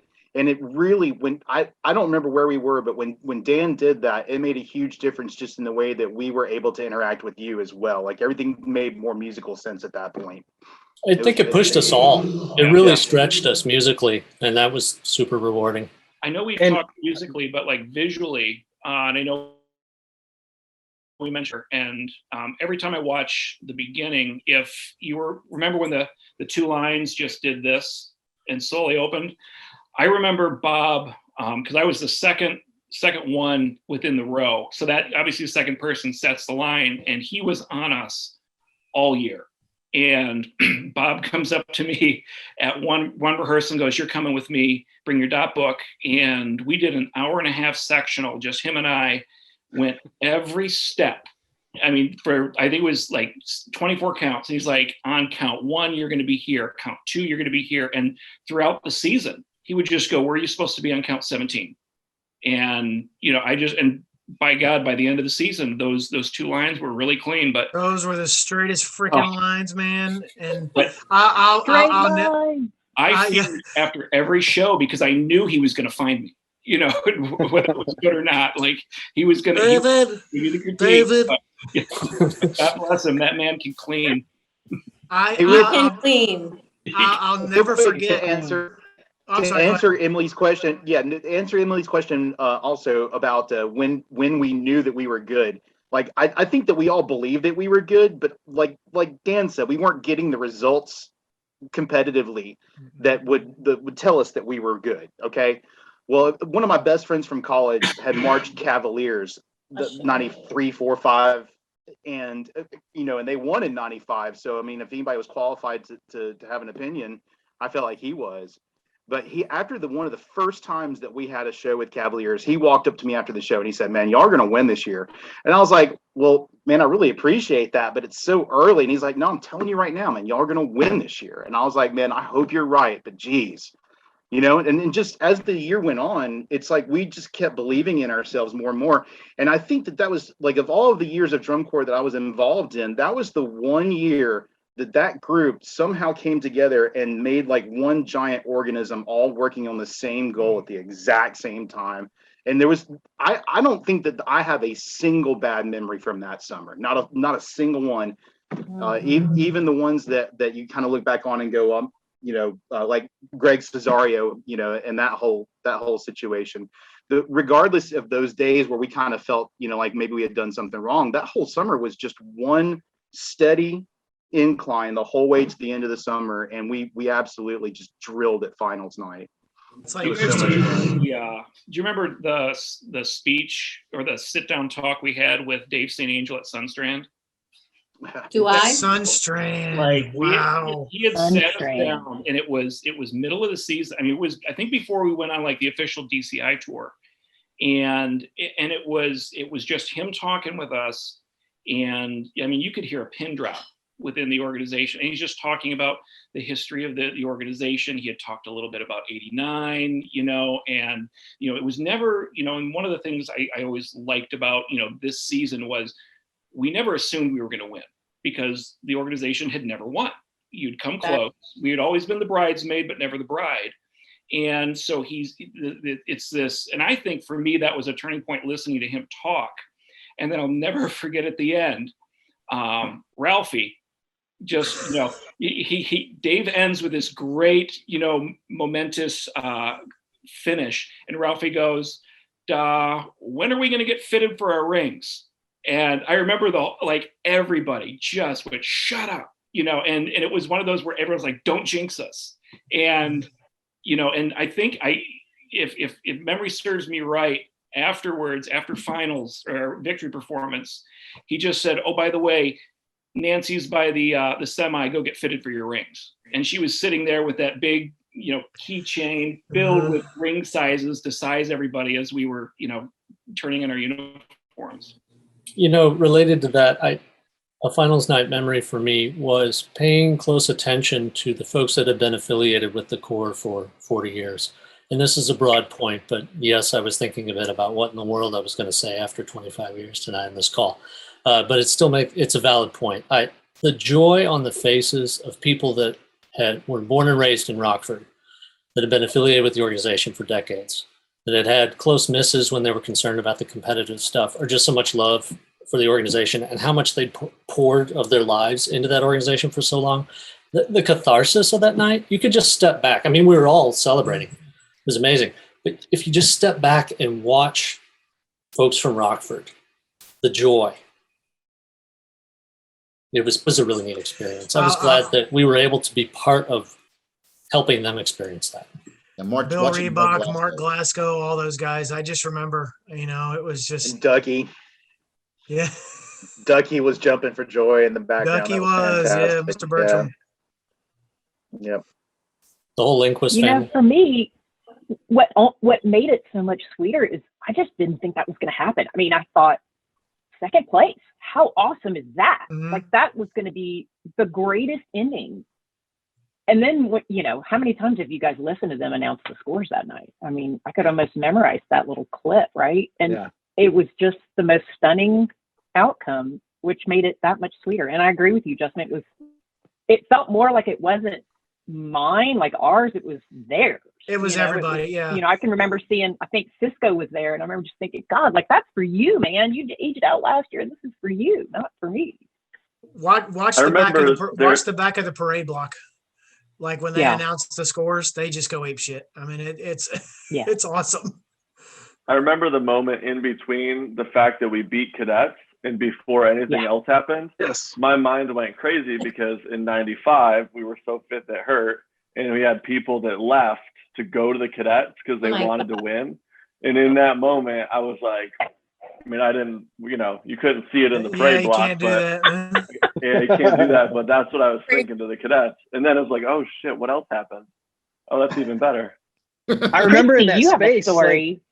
I remember in that space, Christy, like what thinking did through somebody it. tell you that night? Do you remember? You were standing up and they were about to announce the scores, and you said someone came up to you.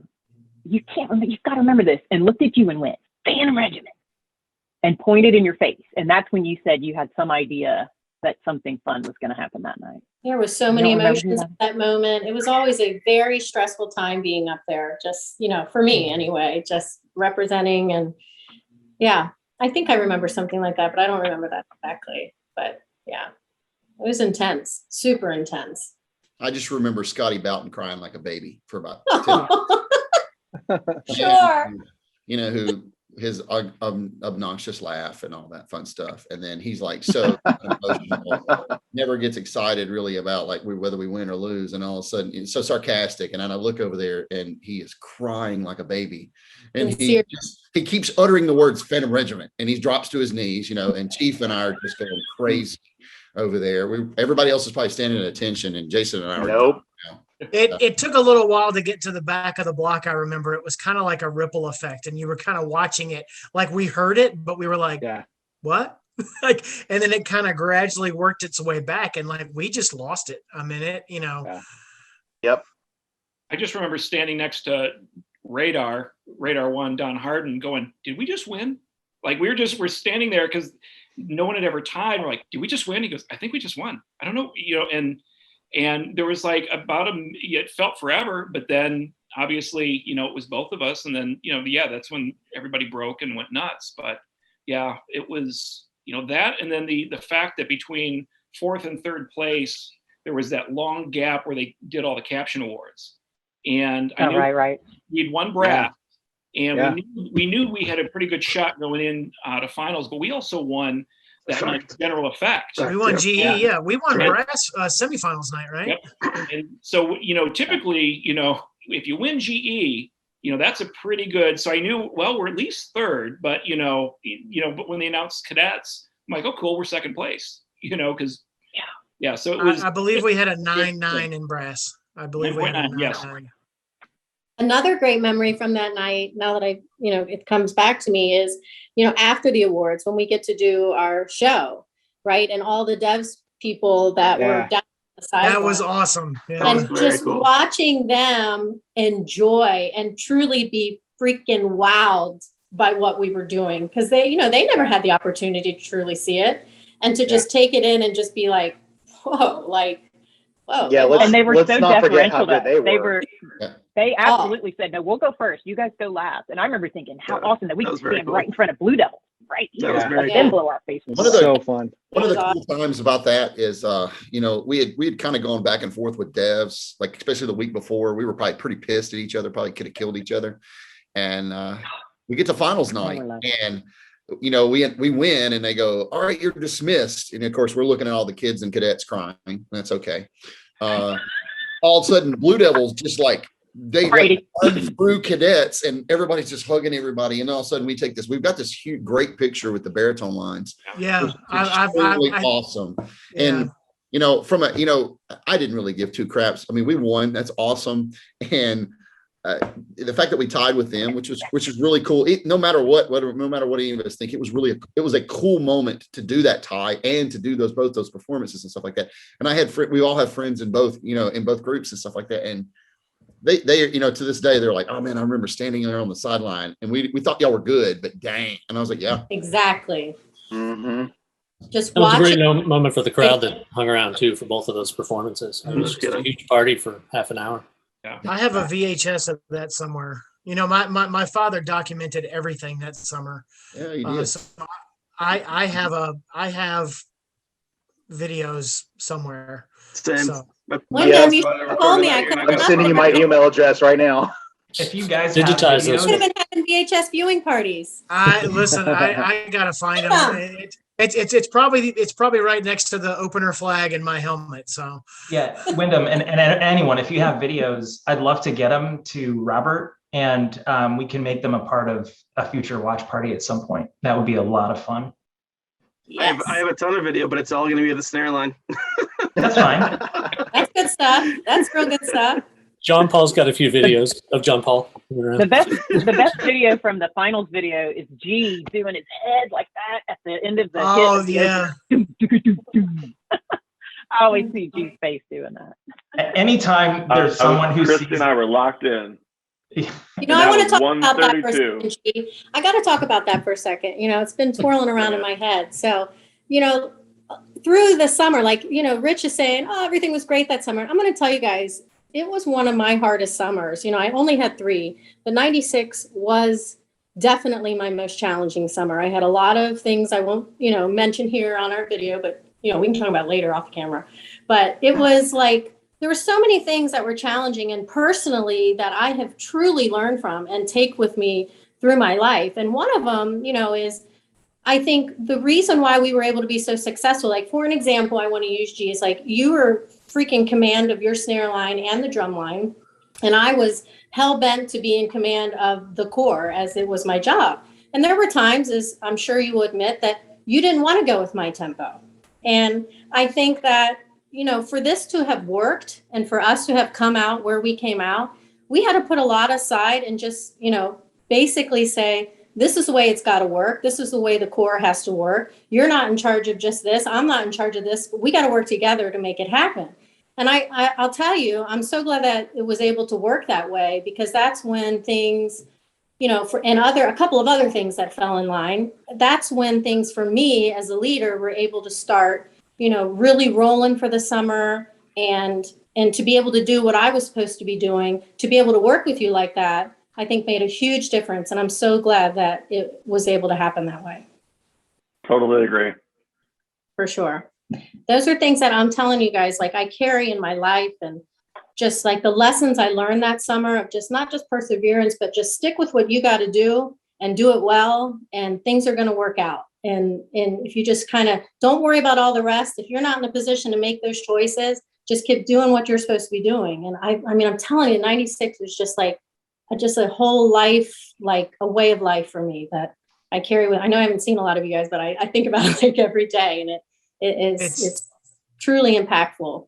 It's really hard to explain to people, you know, how you can have 127 other, you know, individuals that, you know, it's to explain that arc of the summer where, I mean, you see everybody at their worst, you see everybody at their best, and everything in between. And it just, it's hard to explain to people, you know, and it's, you know, we carry it with us, which, you know, I guess is what matters most. The fact that a lot of us haven't even seen each other in 25 years. And it's like, we just left rehearsal the other day. So that's the beauty of it. You know, I mean, you know, some of the folks on this call played in my wedding, you know, and, you know, we've stayed in touch. And, you know, when, you know, we would drive up to Dayton, to WGI, you know, and see everybody. And it just, you know, we're, you know, when I would skip Friday classes in college and drive up and do the Ann Arbor, Kalamazoo, and East Lansing loop, you know, and then come back down. You know, I was offered a transfer to Michigan State. They're like, hey, MSU to MSU, just come on, you know. And but it's, you know, it was just, you know, I enjoyed my last 2 years, you know, 97 and 98 with the Corps, but just, you know, 96 being that first year. And, you know, my grandfather died that year. It was during Every Days. We were at,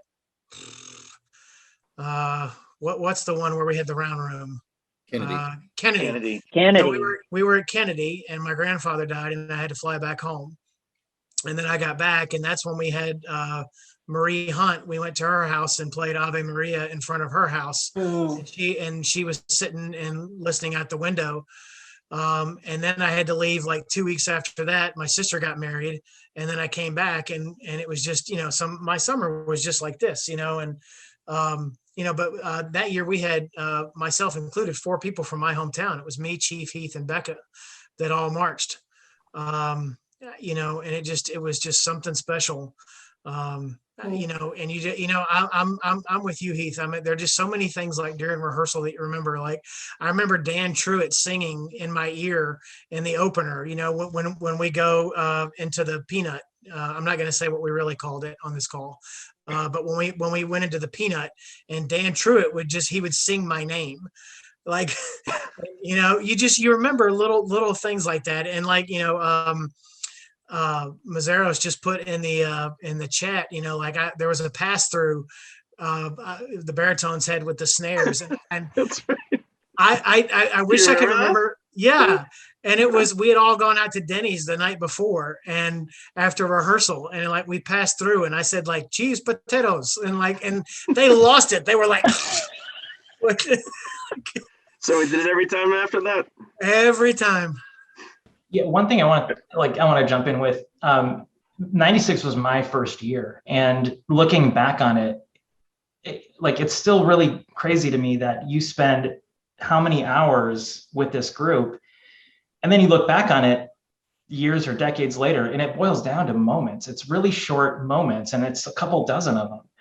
And like Heath, you were talking about Memorial Day. I remember that run through. I remember some of the staff talking about whether that was a good idea or not, because we could have horns bumping into each other and people could get injured. And somebody just said, do it. And Tim, I remember, like you said at the beginning, we're facing backfield for the first half of the opener. We finally turn around, And I just won't forget the way the staff was reacting to that first hit where we played notes. It was like the first time I realized these are the people that have been killing us for the last 4 weeks, and they're actually cheering for us. And that's really something. And that throughout the season, you get those little moments like that. Another one that really stands out to me, and I don't know if this is true for hornline, but it's definitely true for drumline and like particularly snares, quads, having those moments with the judge in front of you, like the intensity that you have in those moments, you just don't find that in real life anywhere. You work, I don't know, hundreds of hours for 2-3 seconds in front of a judge, and it just has to be great. And if it's not, then it's, you blew it, you messed up.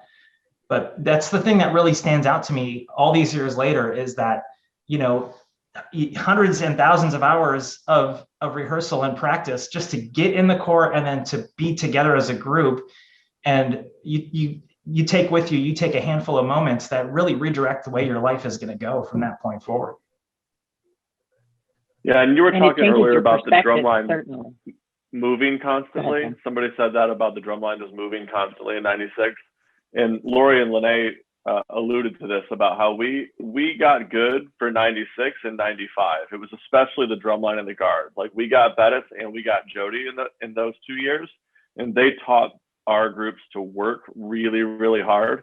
And I remember I was coming back in '95, and I'm like adjusting my snare drum stands. It's like the very first day of auditions. And Lee looks at me and says, "Hey, you guys can put those stands on the truck because you're never going to use them again." And I looked at him, because in '94, we put them on stands for hours under the tree, which was kind of why we didn't move and play that well. And he said, "You'll never use them again." So I was like, okay. And I took my stand to the truck, and I literally never saw it for 2 more years. All we did was track ever. But that '95 year set us up to know how to work hard in '96. And some of the stuff, like you guys said, it was a little bit more attainable, especially the drill design. We could march and play more effectively because it was constructed well. But yeah, it was kind of a 2-year process for the guard and the drumline, I thought.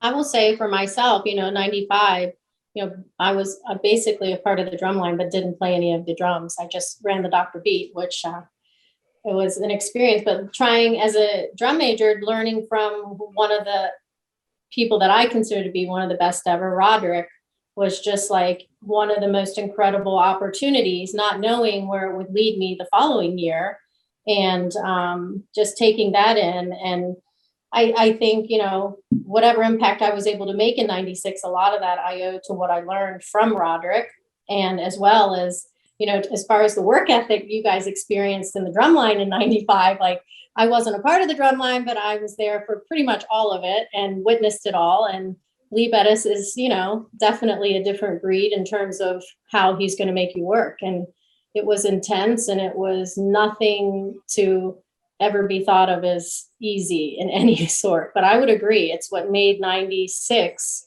roll the way it rolled, for sure. It was super intense every time. I loved it. Love it. The Hornline Act definitely tracked more in '96 than we did previous years. I don't know about '93, but '94, '95, we didn't track anywhere near as much as we did '96. And I'll wrap this story up very quickly because it's just a Hornline story. But do you Hornline members remember the time that we tracked through a neighborhood and ended up at a small little grocery store? We ended up at a grocery store. Hour-long concert. That's Hartford, Michigan. Was it the concentration exercise? Was it the concentration exercise where we had to do push-ups every time? And I remember seeing Keith struggling to do another push-up. I'm like, well, shit, if he can't do a push-up, then I sure can't do it. Yeah, Rich, we were in Michigan. We were Hartford. Hartford, Michigan. That's right. And we tracked through a neighborhood, and all of a sudden we ended up at this little grocery store. And I forgot. We arced up in the parking lot and played everything we knew. And Bill's like, classical at the grocery store. And so we just, there we go. People are coming out what the hell is going on here? It's been everybody's life is different. You're in different places. Some people are still in the activity doing things like what Tim does. Some people are doing things with semiconductors like what Jeff does. Very different things in life. But I bet that there is some skill or lesson or life something that drum corps taught you. And so I'm curious, like, what did drum corps give you that you're still doing now, or that you still use now? And some of you talked about this a little bit. I'm going to pass. I already shared. For me, it was everything. I don't think I'd be where I am as a human and successful in my job as a real estate agent without being taught the values that I got my butt kicked that summer learning, how not to give up, how not to quit. Because I cried every day for a while. I remember crying to Jody in the shower going, what am I doing here? I shouldn't be here. I'm not, I want to go home, you know? And it's funny, I meant to pull out my diary that I kept a journal every night of their scores, what happened, how my life went that day. And it was like somewhere in end of July when I went, I love it here, but it was a long time getting there. But I tell people that all the time. It's the hustle and the no quit and the not having people in my life that didn't allow me to quit, that forced me to, you know, be able to make it where I'm at right now in my life. I owe a lot to drum corps. I owe a lot to drum corps. It taught me a whole lot, and it kicked my butt a whole lot, but it was fun. I guess if I want to say one thing, it was so impactful in my life is every day I'm trying to figure out, how do I get my kids to do this? Like, it's like, how can I get my son and my daughter to be a part of drum corps? Because right now the avenue, it's not looking like it's going to go that way. So I have to figure that out. Maybe I should start taking them to shows. That should probably be his first step. Step number 1, shows. Thank you. I needed that. My biggest takeaway has always been, like, if I thought I had a bad day at work or my kids were bad, whatever, something that I thought was hard in life, I was like, well, you know, it's a bad day at work. I'm sitting in air conditioning. I took a shower. I got to sleep in a bed tonight. You know, things that you take for granted until you do something like drum corps. And I didn't get screamed at all day, and I wasn't sunburned, and, you know, just perspective of, there have been a lot harder days in my life. I can get through this one. And I take that with me often. Jody, you've been trying to talk for 20 minutes. Thank you. I didn't march Phantom Regiment, but I did march 4 years of drum corps. And I love drum corps and everything that it taught me. But I would say the main thing that I learned from drum corps is confidence. And because I marched, I was able to then move on and teach. And since teaching at the Phantom Regiment, I've continued to teach at Centerville High School, where I've been for about 30 years or something. And now that I've had kids, I find myself continuing to learn new ways to teach kids. Because when I was younger and teaching, you know, the color guard at Phantom Regiment, we pushed very hard. And I love that. And hopefully they know that I love them at the same time as I was pushing them. And I thought we had a very good relationship. But I would say that the thing that it taught me the most would be confidence from drum corps. I was pretty shy before I did any of it. I was the same for me too. And you did push us very hard, but I can still do that flag feature by heart. And I can stop at count 5 up at a weird angle in front of a Dairy Queen if I had to right now in this very moment. Yeah, that Dairy Queen story is kind of infamous. I would track the color guard a lot, and we would go find a Dairy Queen in town, etc. But I liked it to be my idea, apparently. And one day they asked me over and over again if we could go. And I said, sure, get your money, we'll go. And they had made me mad or something. And we ended up in front of the Dairy Queen in a block where I did 5 counts for 2 hours straight. And then it was time to go to dinner. And I said, okay, go to dinner. And we never went to Dairy Queen. But it was that ending flag feature. And if you remember, it looked really, really good. Because we did on the extreme. We practiced instead. So we so clean. Oh, and Jody, there was no cake involved. No, we had no cake in 1996. Bit of cake song. Don't tell that to Belton. I want to hear what everyone has to say about this question. I'm just going to jump into mine real quick. So the big life lesson for me was, you know, when I joined the group, I remember psychologically thinking at one point, it's almost like they're trying to break me. Like, if it almost feels like they're trying to break you, not that they're trying to teach you, They're trying to break you. And there was a point, there's a visceral point in the season where you have to tell yourself and everyone that they're just not going to break your will. And that was my big lesson, was that you cannot break my will. You might be able to be better than me, but you will not defeat what I'm like, the purpose of what I'm doing. So that was my big takeaway.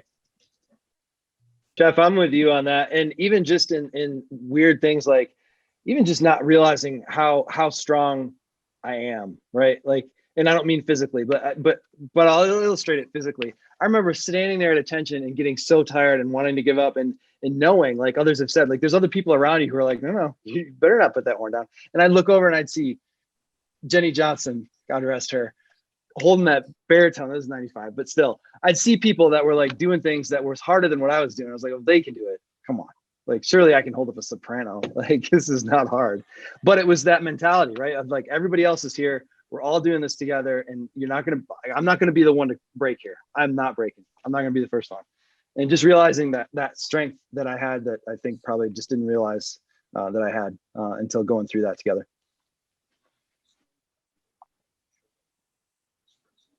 I thought similar to Jody's. One more on that.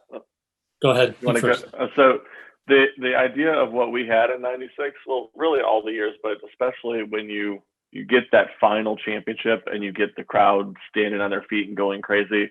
I've taken that with me over the last 25 years of teaching, where I treat it like a drug that I am trying to give my kids.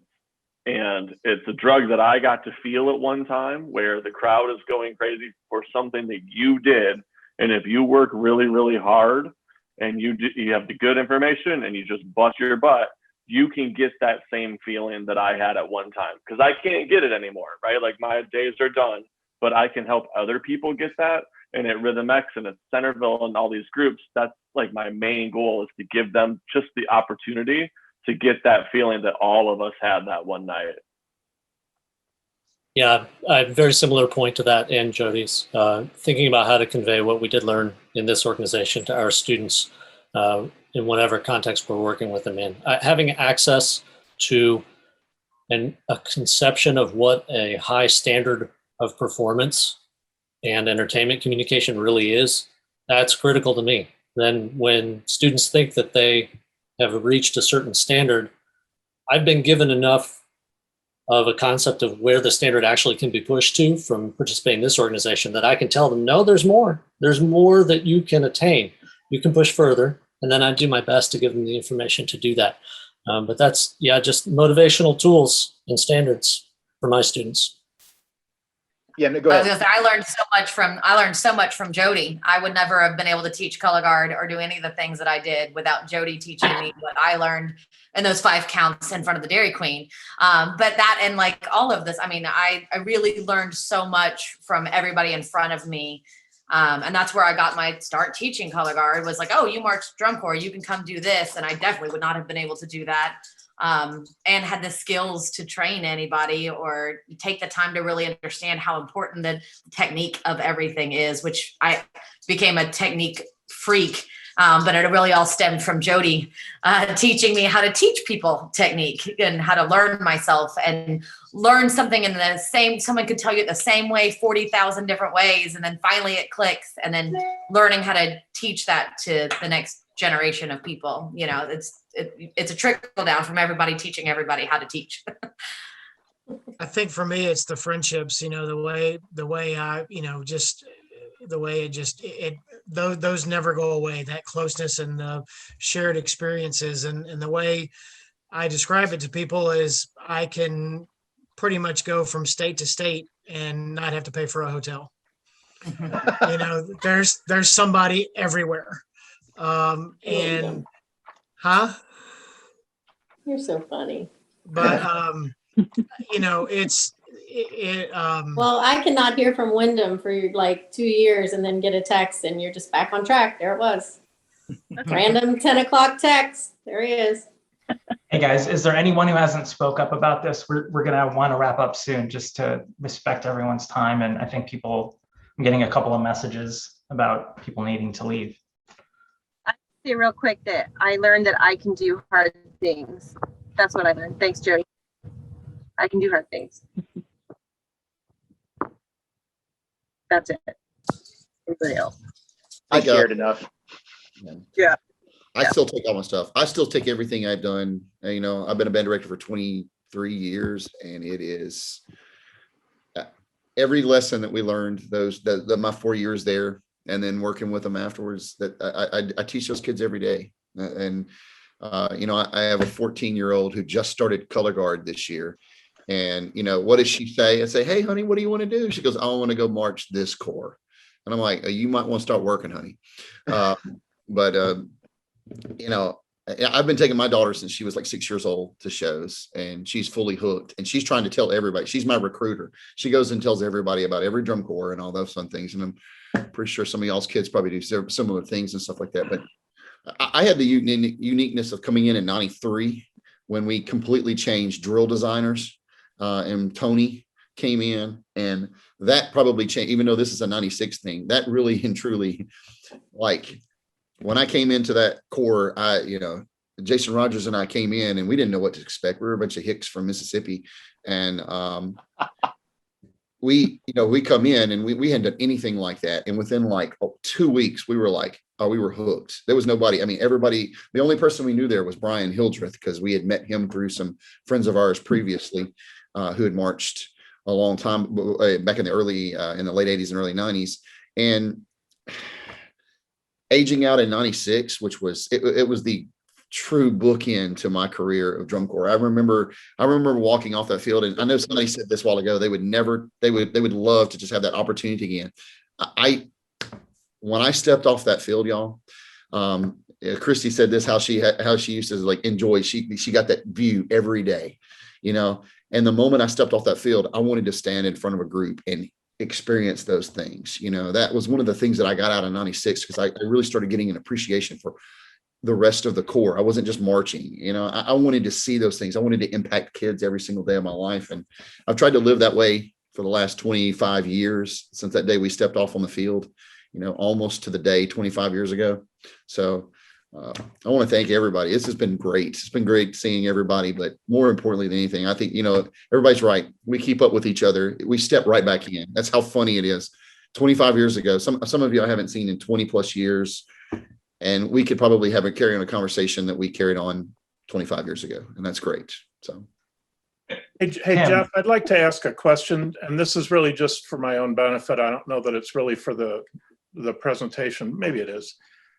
Who all on this call still teaches band, color guard, drum corps, drumline, whatever? That's great. That's great. Here's to you. I got 3 of the buttons. Thank you. I can't get the bottom 2. I still help out with band, but I do it from the retail side. Yeah. Great. I've got a freshman Buick starting this fall, and I'm a band mom. Excellent. All right. It sounds hilarious to say, but I'm very proud to be a teach band first mom. grade. Dan, thanks for the mentorship. We appreciate it. Yes. Yeah. Seriously. You know, I'm just passing on what I got from the people that I marched under. I think that was the beauty of our organization, is there was such a history and a rich heritage that you know, I forgot who alluded to it earlier, is, you know, I think it might have been Priest, was, you know, when we won, this was their championship too. And just you know, having all these, you know, Emily was referring to us as, you know, legends or whatnot, but I mean, we had our own. Heath was talking about Osmer being their finals night, you know, and Bill Reebok, Mark Glasgow, David St. Angel, and all these guys that we had, you know, that was such a beauty of our organization, is having that heritage, and just us all being one big family. Water. Fire.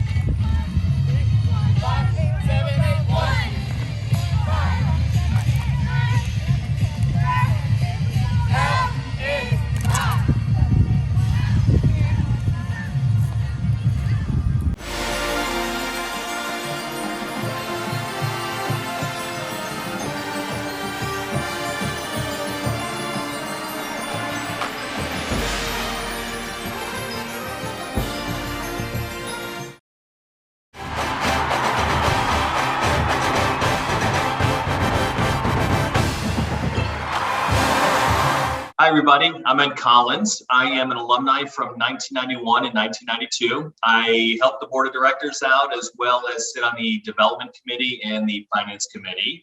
I'd like to introduce Jen. Jen, tell us about yourself. Hi, my name is Jennifer Dinky. I joined the development committee in 2018 and joined the board in 2019. I am alumni for the Color Guard, and I marched in 1993, 94, and 95. I also serve on the Diversity, Equity, and Inclusion Committee and the Governance Committee. The Corps owns me. Yeah, we're busy. Hey, Jen, we want to talk interesting about grants. So you bring a skill to our operation in grant application writing, and I know you are excited to announce something to us. Yes. After a detailed and lengthy application process, the Small Business Administration's Office of Disaster Assistance, through its Shuttered Venue Operators Grant Program, which is designed to help aid hard-hit nonprofits in the arts and performance arena, has approved Phantom Regiment for an award of $132,000. Excellent. Yay. Excellent. That's incredible. We're so excited. So excited. Yes, because we desperately need these funds to help relieve some of the expenses that we accrued during the pandemic. Yeah, absolutely. Let's take a brief synopsis here and talk about grants for a second here. You've helped the organization over the past several years applying for several grants. Give us a brief synopsis on the operational aspects of applying for a grant. Yeah, sure. Anyone who knows Drum Corps knows that what we do is really non-traditional when it comes to the scope of like a performing arts organization. Grant funders tend to look for more traditional organizations that have more tangible metrics and outcomes.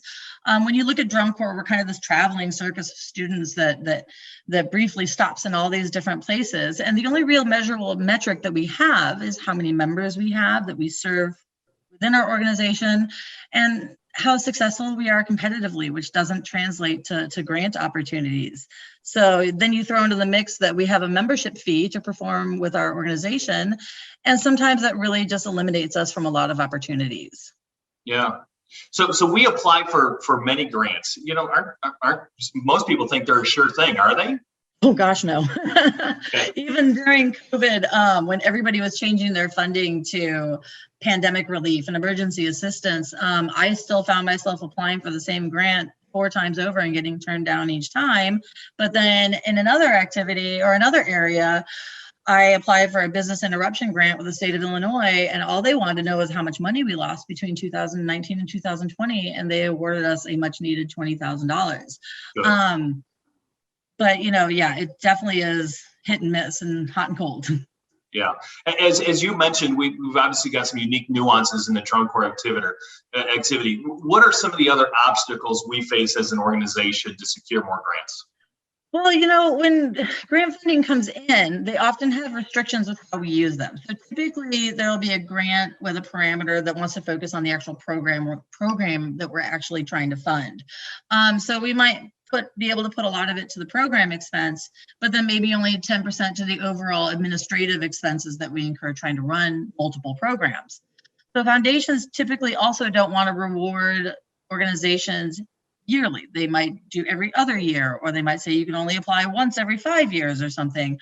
So it's a little bit, the money isn't always there. You can't rely on it. Where our community can have a direct impact is that they want to see our financial stability. So they want to see diverse revenue streams. They want to see a strong donor base. They want to see a strong fundraising calendar. So that's where we still, rely on those revenue streams heavily to support any future grant opportunities we have. Yeah, and so we have we all know this. We have an amazing alumni base and supporter base. Thinking about them, what are a few helpful areas in targeting grant writing that maybe our alumni and supporter base can help us identify? A lot of people through either trade organizations or their companies have corporate funding or private foundations that offer grant programs. So if you are in a trade and you belong to a private foundation as a member of that trade, oftentimes you can support grant applications from an organization of your choice. Or if you work for a corporation that has a philanthropic arm, often they'll have a grant opportunity, and you can bring those to us. You can sponsor an application. So there are ways to help us grow our grant program. Great. So you know, everybody, when people think of the Phantom Regiment, it's the drum corps. Obviously, that's the crown jewel of the organization. But also give us an idea on some of the grant writing that can help other parts of our organization. Well, you know, Phantom Regiment is growing not only to include the drum corps, which is obviously our crown jewel, but to also include PR Academy and several educational initiatives, camps and clinics. Rockford Rhythm is our community drum line. And we're also talking about what the future of our community projects and programs look like. We do want to impact our local communities, whether on the road or our hometown, in new and interesting and engaging ways so that we can grow our organization as a whole. So all of those kind of community-based activities and programs can be funded by grants. Okay, yeah, sure. So let's talk about the Shutter Venue Grant one last time. So as you mentioned, we've got some expenses to cover from the past 18 months. So how and what will these grant dollars be used for? Well, you know, I don't have that exact answer. We did have to submit a proposal of how we would use the funds. And our very talented financial committee will be able to put together that calendar and manage that money safely so that we are reporting how we use it correctly to the government. But we do have a window that says that we have to use it for pandemic related expenses. So we have a window of time on the calendar that says anything we use the grant for had to have happened during the pandemic. Okay, good. Well, that's good to know. So hey, let's wrap this up. So I personally, Jen, we are fortunate to have your expertise and resources, and I know I want to thank you personally for this. It's new to me, the grant writing process, and I know there's many others that know this is an extreme benefit and want to thank you personally. So thank you. Well, thank you very much. I mean, it was such an exciting moment to get that email, to see that award in that email box. I mean, I literally was hooting and hollering like I had just gotten my spot in the color guard all over again. So it was a great pleasure to be involved in it, and I hope to keep growing the program. Absolutely. So hey everyone, hopefully a short segment educated you on some of the just other diverse opportunities that we have with grants and awards and foundation awards. If you have any insights or suggestions, you know, feel free to reach out to us. You know, my email address is ed@regiment.org. Jen, of course, is at jennifer@regiment.org. And so again, if you come across those grant opportunities that with your corporations, any of those philanthropic opportunities, and you just want to run them by us, don't hesitate. We have the resources to see if we can't qualify for some of these. So thank you very much for listening, and we'll send it back to the Phan-a-thon. Yay, thanks.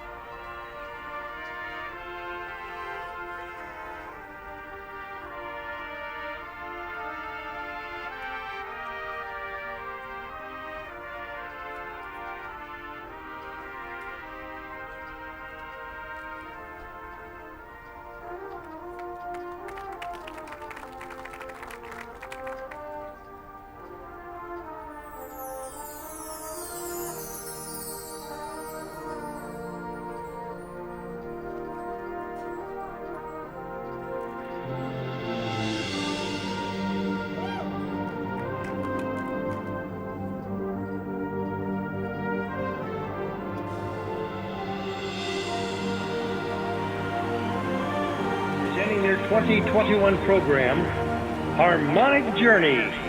Drum Corps International is proud to present Phantom Regiment.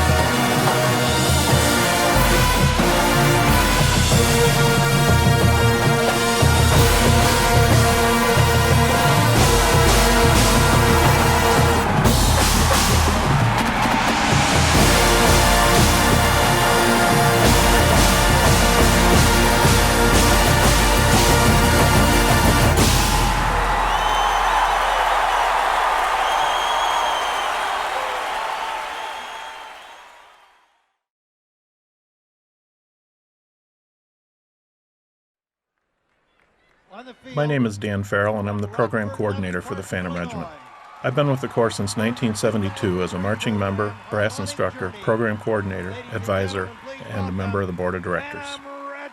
My name is Dan Richardson. I've been with the Corps since 1956 as a marching member, instructor, program coordinator, and member of the board of directors. I'm currently the program advisor. Here is Joey Bielek, one of our two conductors, and coming up is a close-up of our trademark appearance of the conductor's baton, which always seems to get a reaction from the audience. This year's show is entitled Harmonic Journey, which, on its most basic level, is a study in contrast. We concentrated heavily this year on movement for the entire Corps with a movement program, utilizing ballet, modern dance moves, which we rehearsed all winter long with our traditional marching techniques. Here in Pachelbel's canon is where we really set the stage in terms of contrast with consonant harmony. Brass arranger J.D. Shaw does such a wonderful job of creating a feeling of absolute purity with this piece. That purity, by the way, also shows up in the uniforms as well, being white and black. First major movement of the show is coming up. We introduced each piece with a single color guard, first the saber and now the flag.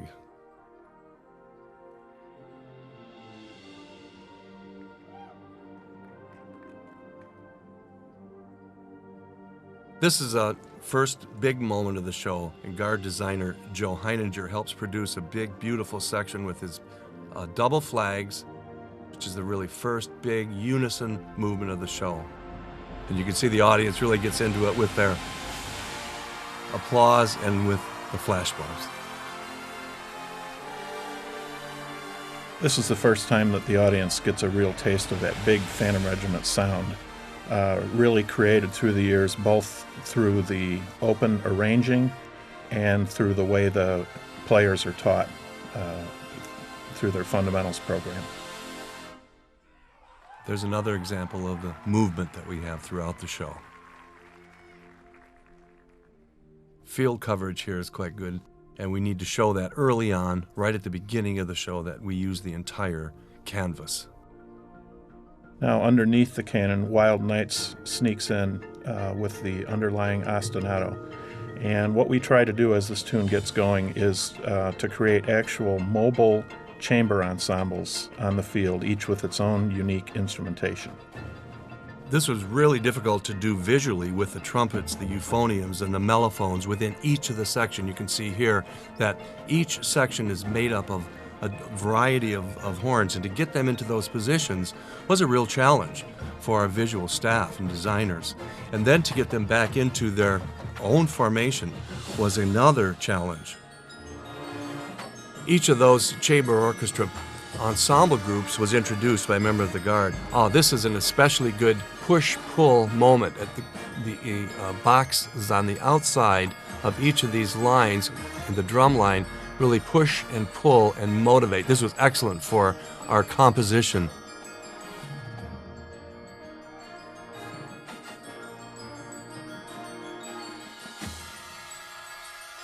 That's another great moment for the color guard, and our designers really did a great job of emphasizing those soprano trills. And here we go with an ending, but not really an ending, to the first part of that piece. All right, so it continues on. Yeah, we keep the tune going with the underlying ostinato underneath.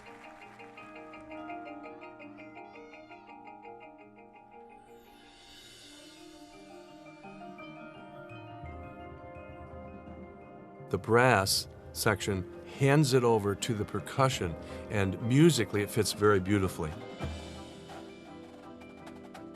You know, the nice thing here is percussion arranger Paul Rennick does such a nice job of featuring the various percussion sections, and he does it while still maintaining the musical flow of the piece, and I think that's really key to the arrangement. We draw attention to the fact that the percussion is taking over here by the players, the horn players, actually taking their horns down, putting them away, and doing a little dance movement. The color guard here, I wanted to point out the design of the flags that is the same similar pattern throughout the show, but a different color, indicating different emotional moment and a different feel for each of the particular pieces. This was a really tough form to clean up. Brass and percussion spread not only wide but deep. Here is an excellent, well-coordinated movement of all three pieces. Oh, look at how the guard, it shows the guard how clean they are. And this we call the mixer or the grinder, when all three pieces of the corps is involved in this total movement. Here comes a unique effect where the percussion, the battery, just slams into the horns and disintegrates the total picture. It was an excellent, excellent effect, really appreciated by the audience.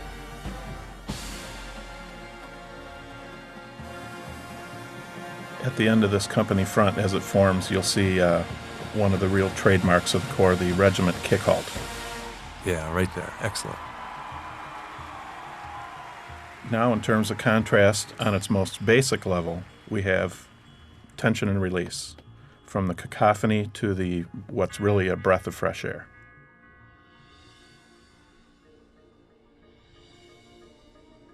This is a really interesting drill move, and again, we're utilizing the whole canvas, and at the same time doing one of the newer dance moves that we tried this year. And of course, there's the appearance of the blue flag signifying the cannon return.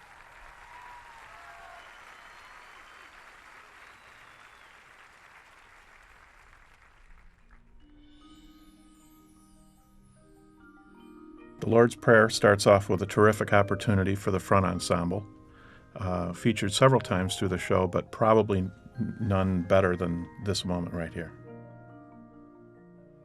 And then we move right into the beautiful low brass sound that the Phantom Regiment is known for. I think visual coordinator Tony Hall really succeeded here in creating a liturgical feel with the visual production. Visually, we have a structured and layered effect with the brass in front kneeling down, standing up in the center, and in the back we have the poles giving that added extra texture. Here we introduce the red flag, which signifies to us passion and glory. The color guard in the front we didn't have to practice this emotion because they actually really felt it coming through. All eyes are on the color guard at this moment. And what we have is an uplifting, yearning, emotional moment leading upward and ascending upward. It's the feel we wanted. I thought it turned out really well.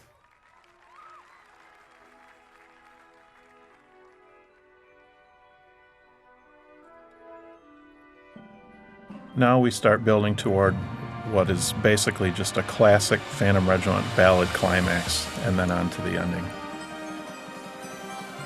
And what some people don't necessarily realize is that you can't get this kind of sound without hours and hours of weeks and months of training. This starts at the very beginning, right after the audition process. And then we layer right on top of that the body work that became a signature of the Corps this year.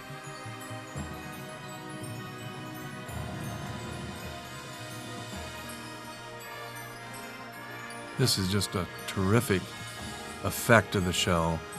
We have the color guard coming up front, the entire corps doing a sequential dance move. Toward the end, it just is an excellent, excellent ending to the Lord's Prayer.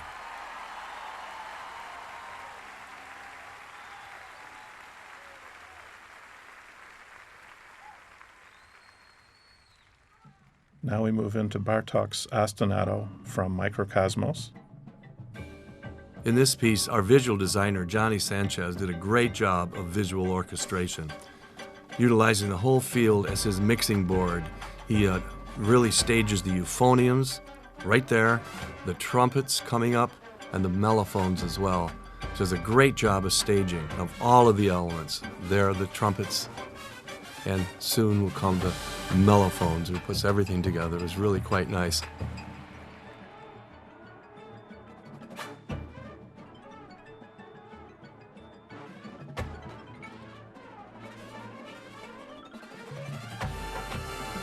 And then the musical line follows right around the form.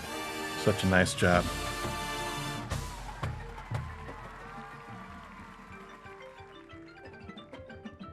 I really love the clarity of the musical line throughout this whole section. Paul does such a wonderful job of that in his writing.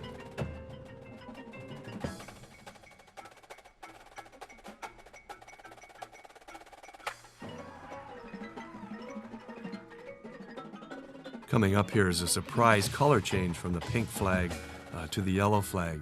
It just sort of appears out of seemingly nowhere, right there. Excellent. We have coming up a series of moves which just engages the audience and keeps you transfixed. This is, again, such a nice job of staging. And then here we go with the cannon reprise. This works so well for us. JD really hits a home run with this one. Johnny brings back the form from the cannon. Paul keeps the energy going with the percussion. Then as they come up to the front, they grab the mellophones. The mellophones join in, moving back through the form, keeping the energy going underneath the cannon melody. This was just absolutely terrific. And then we go visually. We do the crab step, a little hop, which is something new for the activity this year, our 360, keep going one hit right after another to completely engage the audience. And again, here we see the color guard adding so much to this ending production, which simply adds one layer on top of another. The cross through, which also was very effective. And we're coming up to probably our most traditional signature moment, which is the kneel, the foot out. The members just loved playing this, and the audience just ate it up. We loved it too. It was a great, great ending to a wonderful year. Yeah, it really was a terrific year. The members, when they came off the field, as you'll see in some of these close-ups, were really beside themselves. They were so pleased with the way not only the performance had gone, but the whole season. It was absolutely terrific. We'd really like to thank the fans that saw us and supported us throughout the year. We got support from them in so many ways. And thank you all very much. We'll see you again next year, and hopefully we can top it.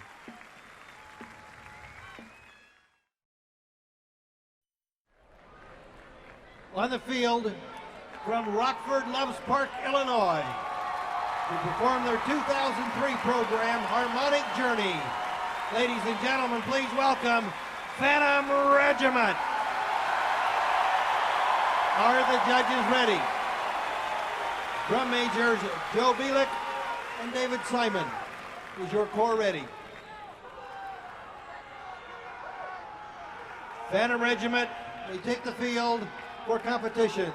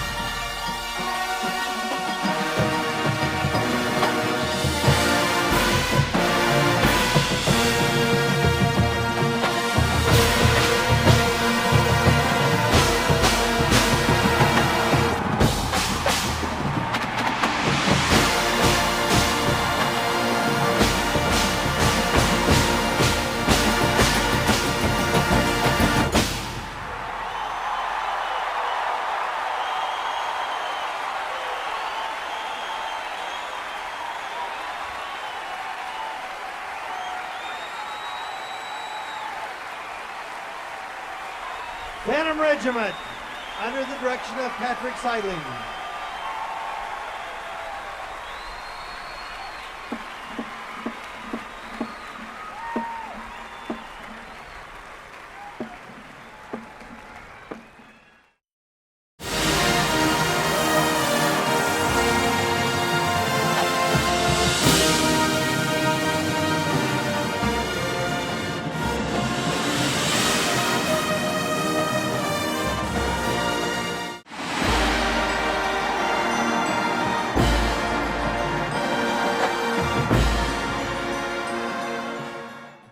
So what I think I'm going to do first is have each of you on this panel tell them who you are, what you did in the Corps in '03, and then maybe a quick what you're doing now, where do you live?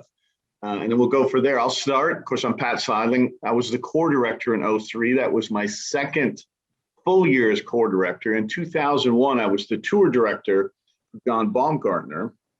In '02, I became the Corps director, a role I held through the 2006 year. And now I live in the San Fernando Valley part of Los Angeles, and I'm the West Coast sales rep for Stanbury Uniforms. Let's start. Let's go to my left, Scott Simon. Hello, hello. Yes, that is my name, Scott Simon. I was under a different name for many years at Drum Corps, but I marched tenors. I was a tenors section leader that year in 2003. I now live in Chicago, pursuing that freelance musician life and playing drums still to this day, thanks to '03. I don't mind saying.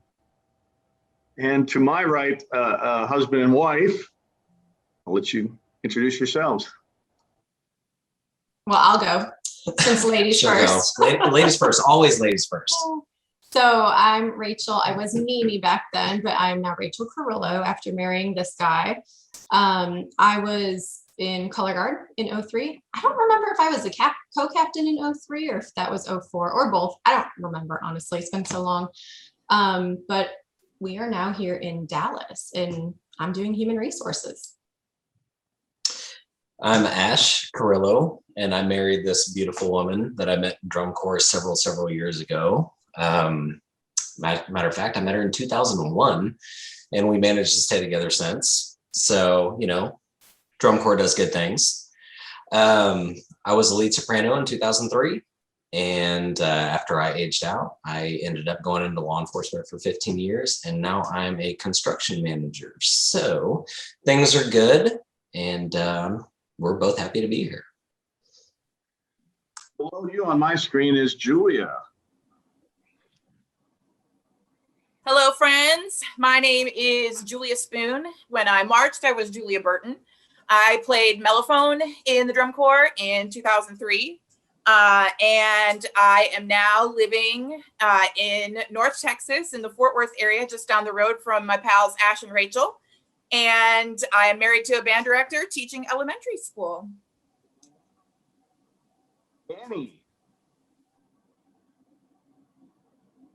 Hey, Annie Pelka, or Carrickner, not quite yet, but Annie married Christian Carrickner, who's also associated with the Corps. But in 2003, I was in the color guard with Miss Nimi, and that was my second year with the Drum Corps. Fast forward to a couple more years marching and many years teaching. I am now a mom of a 1-year-old and have just living life in Iowa.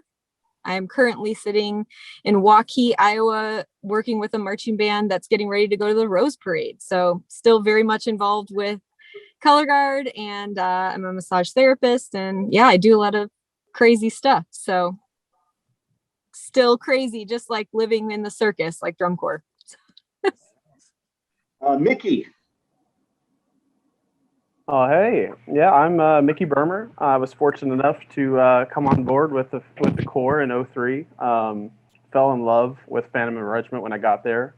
And of course, I guess since then, I got a degree a little bit after tour and taught in Texas, in the North Texas part, I guess, mostly for a long time, about 10 years. And recently moved to California to follow my fiance out that way. And working for Amazon currently, and trying to pursue aerospace. But I still teach drums. I still love playing percussion. And yeah, a lot of that was formed by a couple summers of drum corps, but mostly by '03. Yeah. And last, wasn't a member, but I'll let him explain that. In 2003, Brandon. Awesome. Brandon Stansberry, aged out as a principal conductor in 2002. Was lucky enough, very fortunate to be asked back to be tour manager in 2003, a position I held until 2008. Since then, I've gone into the finance field, mostly in the technology industry. I'm a senior manager of financial planning and analysis for Unity Technologies, and shockingly enough, now a member of the board of directors for Phantom Regiment. Great. So again, thank you all for being here on the panel, and again, thanks to everybody who's watching and all that. So when Robin reached out to me, who's been on your board and works with development and courses in the color guard in 03, it was really excited because 03 was a very special year for the organization, for all of us here, and kind of certainly has continued to be one of those special seasons that everybody, not only in regiment, but in the drum corps and pageantry activity, always refers back to. It's really cool looking at all of you. None of you have aged a bit. That's crazy. That is crazy. But, I've been paying attention to social media that we didn't have back then, that we have now. It really allows us all to kind of at least stay in touch or following each other's lives. And it's been really cool to see what you've all been doing. Like any of those Phantom Regiment drum corps up till now, they attract just some of the best kids in the world, and they continue and they go out and do great things for the world, whether it's in music and pageantry or in other things in life. It's just been really, really cool. So 2003, I've been thinking about this a bit, and I've kind of narrowed it into four big things happen in 03 that have made it so iconic, not only to the activity, but to us internally. And I'm going to bring up these four, and that's going to kind of be the categories we can talk from, but I'm going to be really curious if you have any other insights. Go, no, that really, I'll tell you what was the big deal. I'll be really curious because when I first brought this up, also, I thought, well, who should we have on the panel? And I know that y'all just had a panel with the caption heads, and we hear from JD a lot and stuff like that. So you kind of know where that edge of it was. I said, what was it really like from the members' experience? Because man, you guys just showed up in the winter for this corps, and you guys stepped onto a fast-moving train. And what was that must have been like? And I do remember of all the many, many years of drum corps I've been involved with, 03 was a fun year. You guys were just really fun kids, and you had a lot of fun. It's one thing I just remember a lot. It's just a lot of laughs and fun. So I'll be curious to see what not only your take is on my four topics, but if you have any others that you think are stand out even more strong. So those four topics. Here's what I think about 03 that really hit. Number one, going back to the white uniform. Number two, the California trip. You have to understand, the Corps had gone to California once before. I think it was in 1980 or 81. And it was a big deal. The third thing, which is why I have two drummers on here, is the change of the percussion culture, the addition of Paul Rennick. And that wasn't just a traditional or a typical, hey, we got a new caption head. It changed because it also brought a whole force of new faces to the Corps. Actually, and it really repeated something that happened to the Corps about 15 years prior. So between the white uniform and going to California and changing that percussion culture, and then I think the biggest thing that we kind of sensed early on, but it really hit home towards the end of the season, that was just a beloved production. And that's where the fan base to this day, what is it? How many years it's been since 03? Do the math. I don't do math. Brandon, do 19, 18? Okay, 19 years. I'm an Aggie. I can't do math. No, I didn't say that I would do math on this call. Just So that would be like, us in 2003 looking back on a show 20 years earlier and thinking it was cool and relevant. It's like, 20 years ago, they were, they didn't even have front ensembles or anything. But look now that almost 20 years later, that show still resonates among the activity, not just Phantom Regiment fans, but fans of pageantry. So those four things. So also several of you on here were in the Corps a couple of years prior. So you saw that transition. So I don't want to make it uncomfortable for anybody watching, but there's no real secret. If you were around Phantom Regiment at the turn of the century, 98, 99, 2000, the Corps had gotten into some rough times. Outside, just financially, very difficult times. And it did start bleeding over, not only competitively, but it even started bleeding over to size of the Corps. I remember for the 2001 season at auditions, we did not have a full Corps. I remember the brass captain had sitting down the 45 horn players that showed up for 2001 and said, look, this was supposed to be an audition, but y'all just need to come back. We just needed a Corps. And so it was really a difficult time. And then all of a sudden, a bunch of people in the organization rolled up our sleeves and got to work, and it just took off and went really fast. Some of you were part of that. A couple of you on here, I know we're in 01, certainly 02. And then a bunch of you have stayed on both as members for a few years after and in, whether different roles of teaching. I think, Annie, you've been in and out for quite a few years on the staff, correct? Yeah. Yeah. So anyway, the white uniform. I can tell you why that happened. I don't know how that happened. I don't want to monopolize this, but maybe I'll just start with that. Here's what happened. The Corps went to this tan uniform, which was really artistically a stroke of genius for the Phantom Regiment because it was modeled after the British regiment that went to India, the Rudyard Kipling poem about the Phantom Regiment.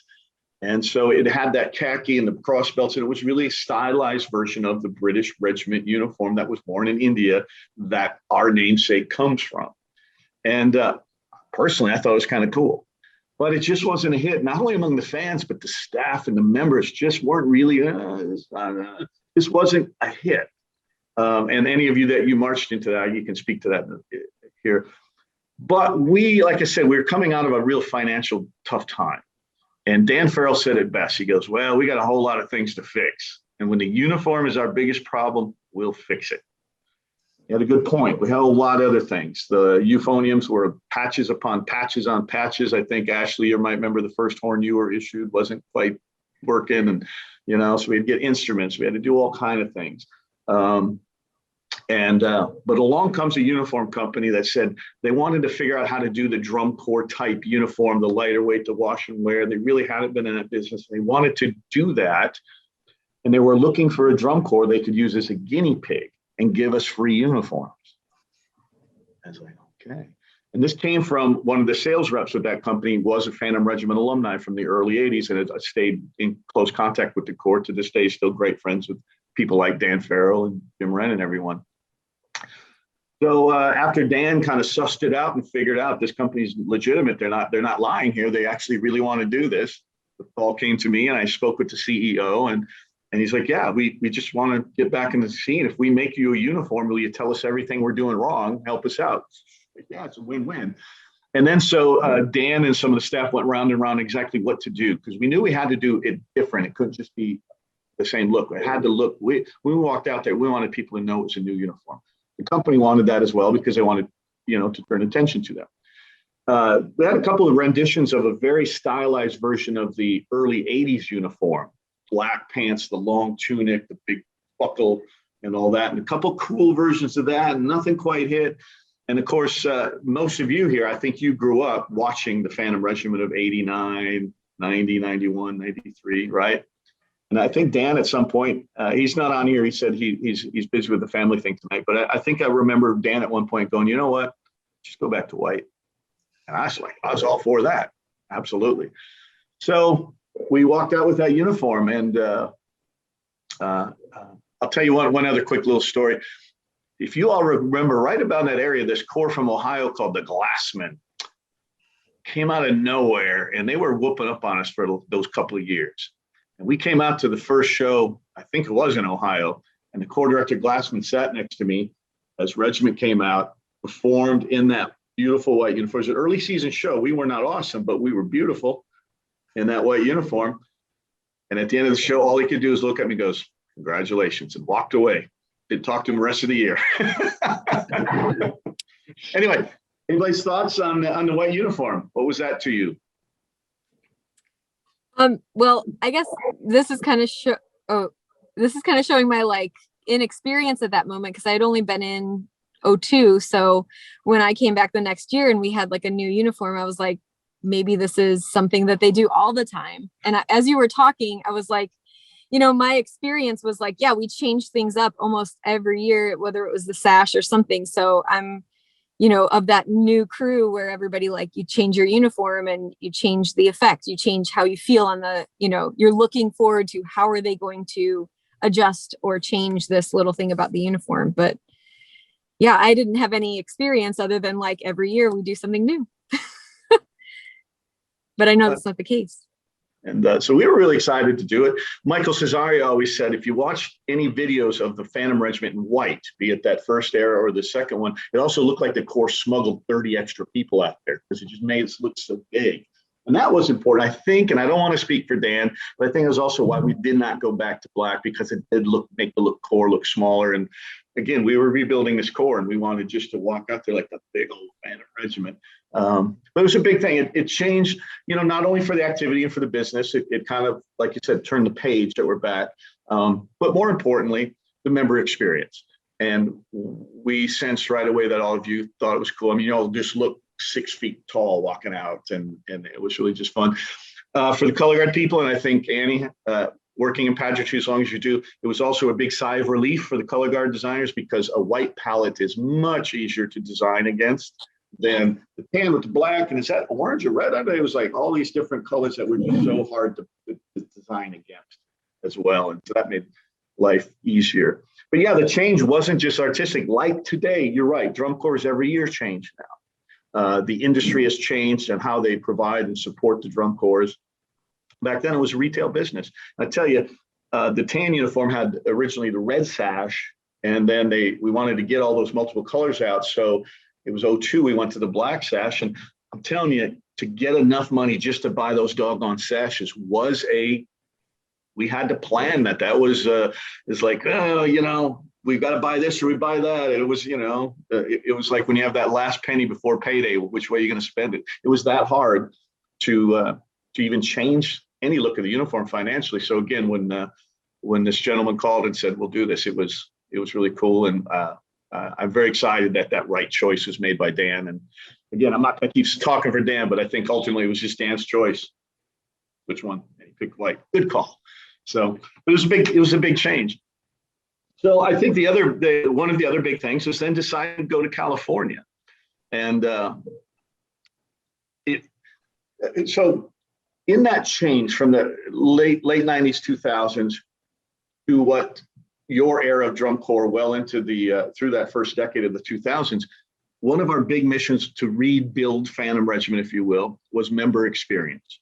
And we just had this sense that if the member experience is more positive, first of all, we're going to attract all you type of very talented people, and you'll stay, and we'll attract more, and then we can attract quality staff and this and that. And so we just started really focusing on the member experience. I think most of you remember, I think it was 01 when we rolled up with the charter buses. It was time to be in a bus that the air condition ran all the time. and they didn't catch on fire. That's what I said, in the Cherry Valley Mall, the Cherryville Mall parking lot. Like, get off the bus, it's on fire.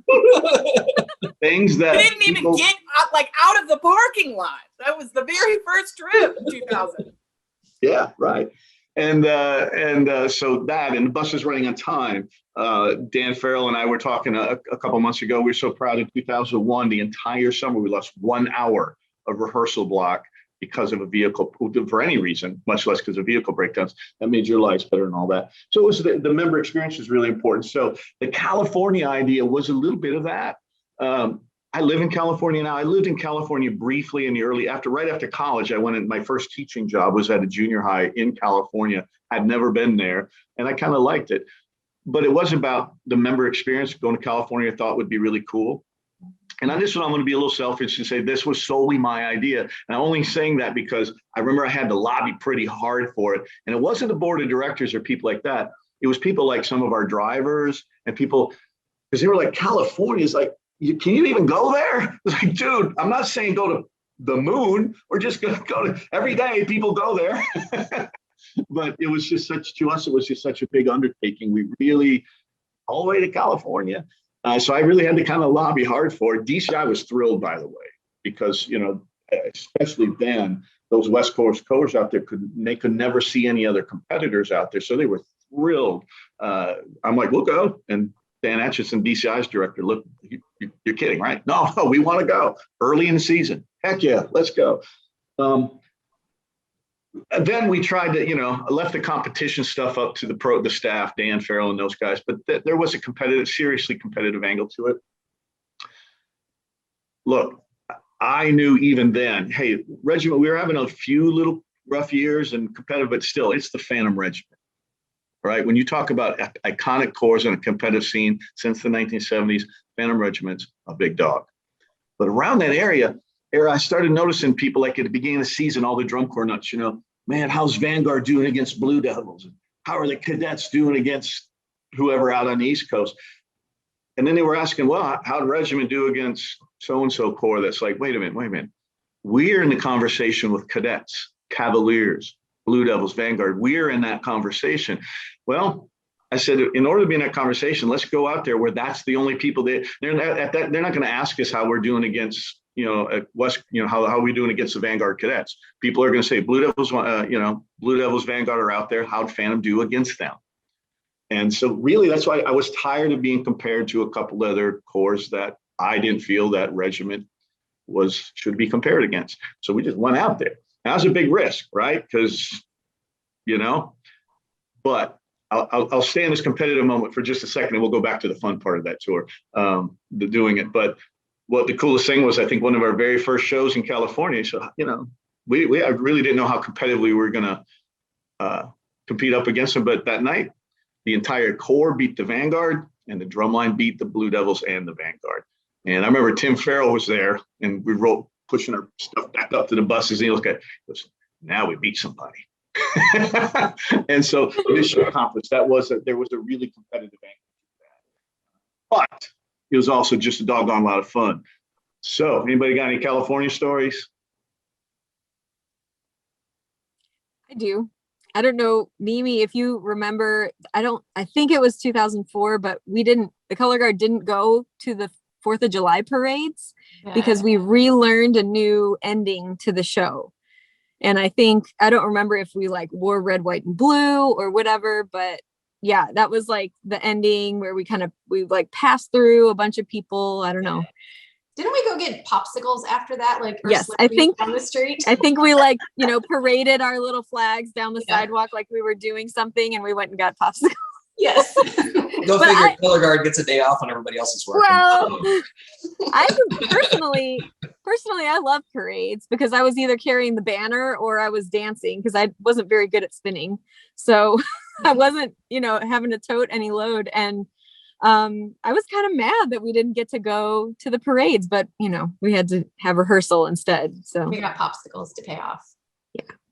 So we did a parade out in Huntington Beach. I remember now because I'm listening. What are you talking about? The parade in Huntington Beach, which was really cool. So again, I remember before we left on tour, I asked the members, we were sitting down at Rockford College, though, and I said, how many people have never been to California? I was surprised by how many had not ever been to California. And that also validated that it was the right choice to do, just to give you a cool experience. Yeah. And then, we did a parade that, ended at the beach, it marched down Huntington Beach and we ended at the sand. And it was really cool. Getting there was a bit of a challenge. And we had some really great, obviously, Regiment's always had and still has a great support staff, drivers, cooks, sewing team, and all that. We brought extra drivers. There was a driver that some of you knew, maybe even marched with them in a cadet corps, named Troy Montgomery. Handyman. Tell you what, going out there, when you do those kind of heavy miles, we'd roll in at 6 a.m. You guys sleep for a while. We'd rehearse, let the driver sleep all day, go to the next night.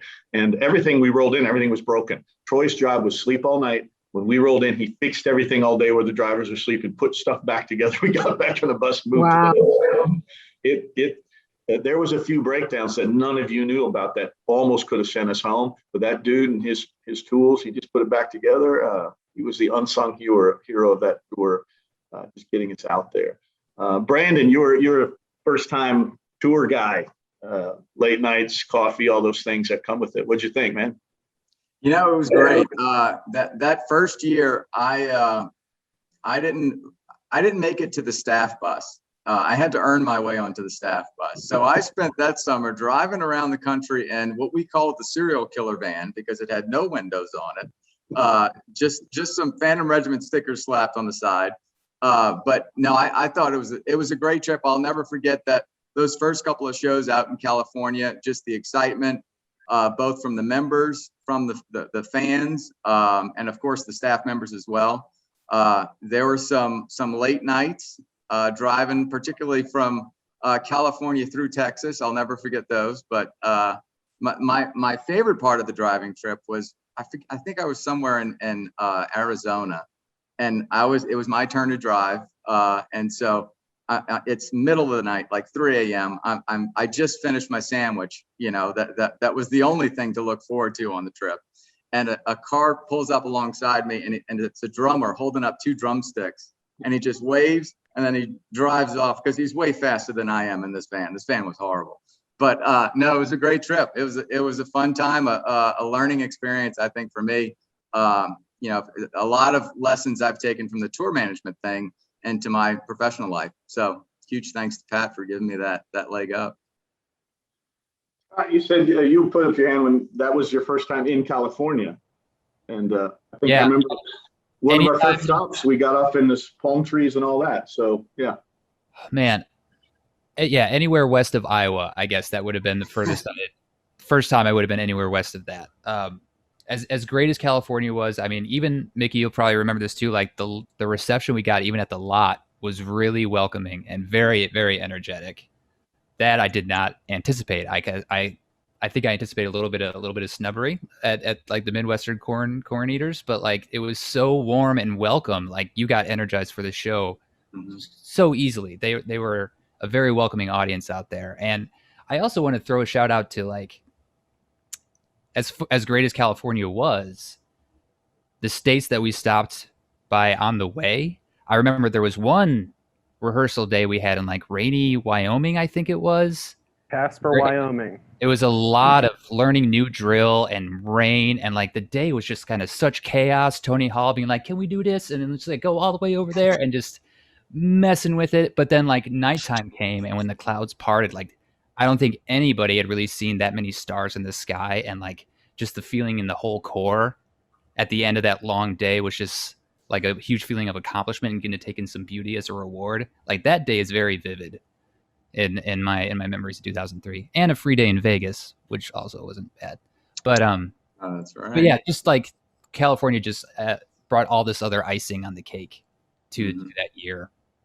Yeah. To piggyback, to piggyback on what Scott said, just the driving around in something other than cornfields for hours and hours on end, you would look out and the scenery was entirely different every night, every day. Like we were literally plastered against the windows going, "Oh, look at that!" You know, we were fascinated. Bunch of farm kids. Yeah, it was of course, you know, since then we kept going back, and then after I got out of the organization, regiment is, you know, going to California now, just Corps does it. They don't even think twice about it. So if there's any younger people that are going to watch this, they're like, so what's the big deal? But like I said, you have to understand, for 20 years, the Corps hadn't gone much past Denver, and that was always a big deal. And then certainly over half the Corps hadn't ever been California. We didn't have California members like happened now. And so, yeah, it was I loved it, you know. Maybe I didn't end up back out here because of it. I ended up here because this is where I got the job. But so years ago, I'm back here, and one of my sales calls pull up to this school, and I look around, and it was the very first school stop in California we had, and I'm like, Oh, no. I remember this place. It's really touching. And that band director was still there, and he was a really cool guy. And yeah, so it was California. That was the deal. The third big thing, it was definitely by design. In of course, regiment, it used to be said, was always known about for the brass line, deservedly so. You know, when I started working with the Corps, we get fan mail, and before the internet was so ubiquitous, it was truly fan mail. We'd read print handwritten fan mail, and you could tell the difference. You know, it wasn't the first time I saw Phantom Regiment. The letters were always the first time I heard the Phantom Regiment. It was always the music first. You know, the legacy of Jim Wren and the brass line. Now, since then, of course, certainly the visual, the amazing color guards that have come since, and over these last couple of decades, the percussion line and all that. But anyway, the percussion culture changed, which reinforced the brass culture, bringing in J.D. Shaw and that team in 2002. And then it was time for a percussion culture change. It wasn't as simple or as easy as just let's hire a new caption head. That can happen sometimes. You know who's next. You know, maybe it's time for this person, that person. But this was a wholesale change. And it was Paul Rennick and his wife, Sandy. And with that, Paul had a reputation of having his own tribe of drummers. And there was a little false perception that they were all from North Texas. As Mickey can attest, that isn't exactly true, but he definitely was a Pied Piper of drumming. We brought in Paul. I'm telling some tales out of school here. The gentleman that had the drum line for the years prior was outstanding. One of the finest musicians and teachers I've ever known and worked with. The front ensemble in 2002 was the finest in the activity. It was even awarded the INE championship, earned it. Had some outstanding drummers, but the wheels just weren't quite clicking. His career at this university was keep moving up the tenure track and all that. It was just time for a change, both of his design and ours. And we were looking at a person and actually working really hard to get a certain person on. The guy kept kind of, I really want to do it, but you got to do this. And he asking some things that we just couldn't work with. Some of them had to do with endorsement changes that we weren't going to do anything unethical as much as we wanted this person. And Paul Rennick, who I knew the name, but I didn't know, he kept calling Dan Farrell. He wanted the gig. Then he kept calling me. And I said, look, I don't really hire the staff. You got to call Dan. And we kept rebuffing Paul Rennick. And this other guy kept just making it hard to hire him on. And Tony Hall had worked with Paul Rennick. And I'm going to confess, there was a little trepidation on Paul. And then Tony Hall told Dan Farrell, he said, no, I've worked with Paul. He's awesome. Should hire Paul. Should call it Paul. Why do you want to do this? Here's where that legacy, that full circle comes back. Years and years ago, in the early 70s, Regiment was building, getting into finals, moving up the ranks, and it was all on the horn line. And visual, Norm Wheeler, John Brazali, that whole visual program. The drum line wasn't that strong. They hired some unknown guy from the East Coast. He actually had a hell of a reputation, but he wasn't known to the Midwest, named Marty Hurley. And Marty came out of a fantastic East Coast corps with a great drum line, Blessed Sack, and he taught this really good corps in Illinois called Black Knights, but none of those corps ever had good horn lines.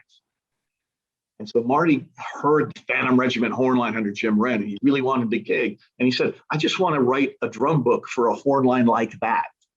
And Marty came, and the rest is history. Like Paul, he brought all these drummers, these people from another planet, New Orleans, and all that up, and changed the culture of Phantom Regiment musically. He became part of a team of designers with Marty Hurley, Jim Wren, Brazali, that crew. And that went for decades. Well, here comes Paul, and one of the first questions Dan asked, said, Paul, look, you know, you're at this corps and that corps, and you're at North Texas. Why do you want this? He said almost the exact words that Marty said. He said, I just want to write for a horn line like this. It's like, man. And of course, you know, that stuck to Dan Farrell's heart, right? And just turned out he was the right guy. I asked him, because I had worked with a different corps before that had a really good percussion guy that would just come in on the weekends. Big name, big busy guy, right? I said, so Paul, I know you're in North Texas and your clinics, and so you come in the weekends. I go, who's your staff? He goes, no, I do every day. I think we got the right guy. And it was absolutely the right thing. It was artistically a match made in heaven between that design team and Dan and JD and all. But more importantly, brought a great new standard. And even more importantly, brought a lot of new drummers who ended up being some of my best friends to this day. And part of why I have Scott and Mickey on here, because Mickey came with the Paul team and Scott was already here as a regiment team. Scott, you were in Phantom Cadets, right? I mean, you're a lifer. Right? Oh, yeah. Born and bred. Right. Born and bred rocker. Mickey, you had started with Paul when you were rather young. So, you know what? I'm going to start with Mickey. You show up to Phantom Regiment, you're a Paul guy. What was your impressions? What's the story? Oh, man. Well, listen, first of all, this is really tough because you need a podcast that's like 17 hours long to really get behind this. And I think you do a really great job of hitting the history and hitting things that I never even thought about. But with that being said, I started drum corps at 15. I was lucky enough to make the snare line with the Bluecoats in 1999. And as a lot of people know, that's the only year Bluecoats didn't make finals from the time they started making finals until now, you know. And so that summer didn't go super well. And it was probably the most transformative thing for me. But I continued to try to search for places that was going to give me the best opportunity, you know, eventually get me to the place where I could play with an amazing group, an amazing teacher. And I found that a couple years later with Paul. And I wasn't a Texas person.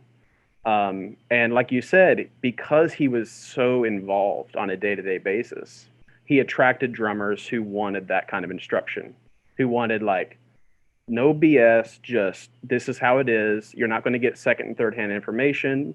And everybody knew. And he talked in code and riddles and things that you had trained on for years didn't exist with Paul Rennick. You know, I'd ask him about heights and he would just look at me like, what are you talking about? It's this. And he'd be like, oh, okay, it's this, you know. And like that was the way we did it. And so it was very attractive to play with his group of guys, his group of people that were North Texas based. But a lot of us kind of came and went. I was famous for marching year, taking year, marching year, taking year. And to speak to the regiment thing, I wasn't even going to march 03. I think the week before auditions, I was at PASIC, and a guy that I marched with before, Jeremy Noyes, comes out of nowhere and just grabs me around the shoulder and says, so you coming to regiment next week?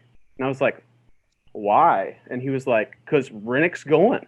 And I was like, sure, let's go. And so it was just this spontaneous, we're going. We get to regiment, and literally from the time we walked in the door until that Sunday, so 2 whole days, it was the most unique, different experience ever from a total package. From the members' mentality to how good the horn line was, unexpectedly. You know, like how naive were we that we didn't know? But when you're a drummer, you're watching drummers. And when you're a horn line person, you're watching wind players and color guard. And so at least that's how I was. So I have a funny story. On ensemble day, which is, you know, Sunday, we're all getting ready to leave. We're doing our show and tell. We're standing. We haven't heard the horn line play. Sure, we've heard them through walls and whatnot, but not in the same room. And they hadn't heard us play. And this, well, again, there's the podcast issue because this is like too many words, but I'll stick to the brief part. Joe Hull comes over and looks at Jeremy Noyes, who's tapping off the drum line, and looks at his shoes. And looks up at Jeremy, and I'm standing next to Jeremy at this moment. Because so I had the best seat in the house, wearing pajama pants, you know. Yeah, okay. And so Joe Hull looks down at Jeremy Noyes and goes, Velcro shoes? And Jeremy Noyes just has this look where he kind of like squints one eye and looks up at you when he's upset. And he just, that's all it did. And he didn't say anything. And Joe Hull just walks away. And I'm like, I looked at Jeremy, I was like, the nerve of this dude, are you kidding me? Like, what? We're like, and then we go to set and the horn line plays and the entire drum line got chills. You could just feel the chills in the entire percussion section down the line. And these were guys that I had known for multiple years. And we had arrived at this place where like Paul was looking for, I wanted to write for a horn line like that. We had no idea. And so we're like, I can still vividly remember the look on the guy's face and everybody in the snare line at least, and just everybody's super stoked all immediately. And of course, then we play, and the horn line people, the members of the horn line who had kind of been there for a while, kind of look over at us and give us like, okay, like you're pretty good. You're all right. You're decent. And it was this reciprocal respect immediately. And I remember Joe Hull just winking and it was so cool because, we had never been challenged by like horn players before. So it was like amazing, but in a nutshell, that's just one like vivid memory that I have that kind of sets the mentality for that year specifically. No, I don't want to put Scott on the spot, but when you do anything big like that in the culture, you see this. I'm sure you're all Ted Lasso fans. If you haven't watched Ted Lasso, go watch that on Apple Plus or whatever it's on. You bring in these two cultures into a highly intense environment.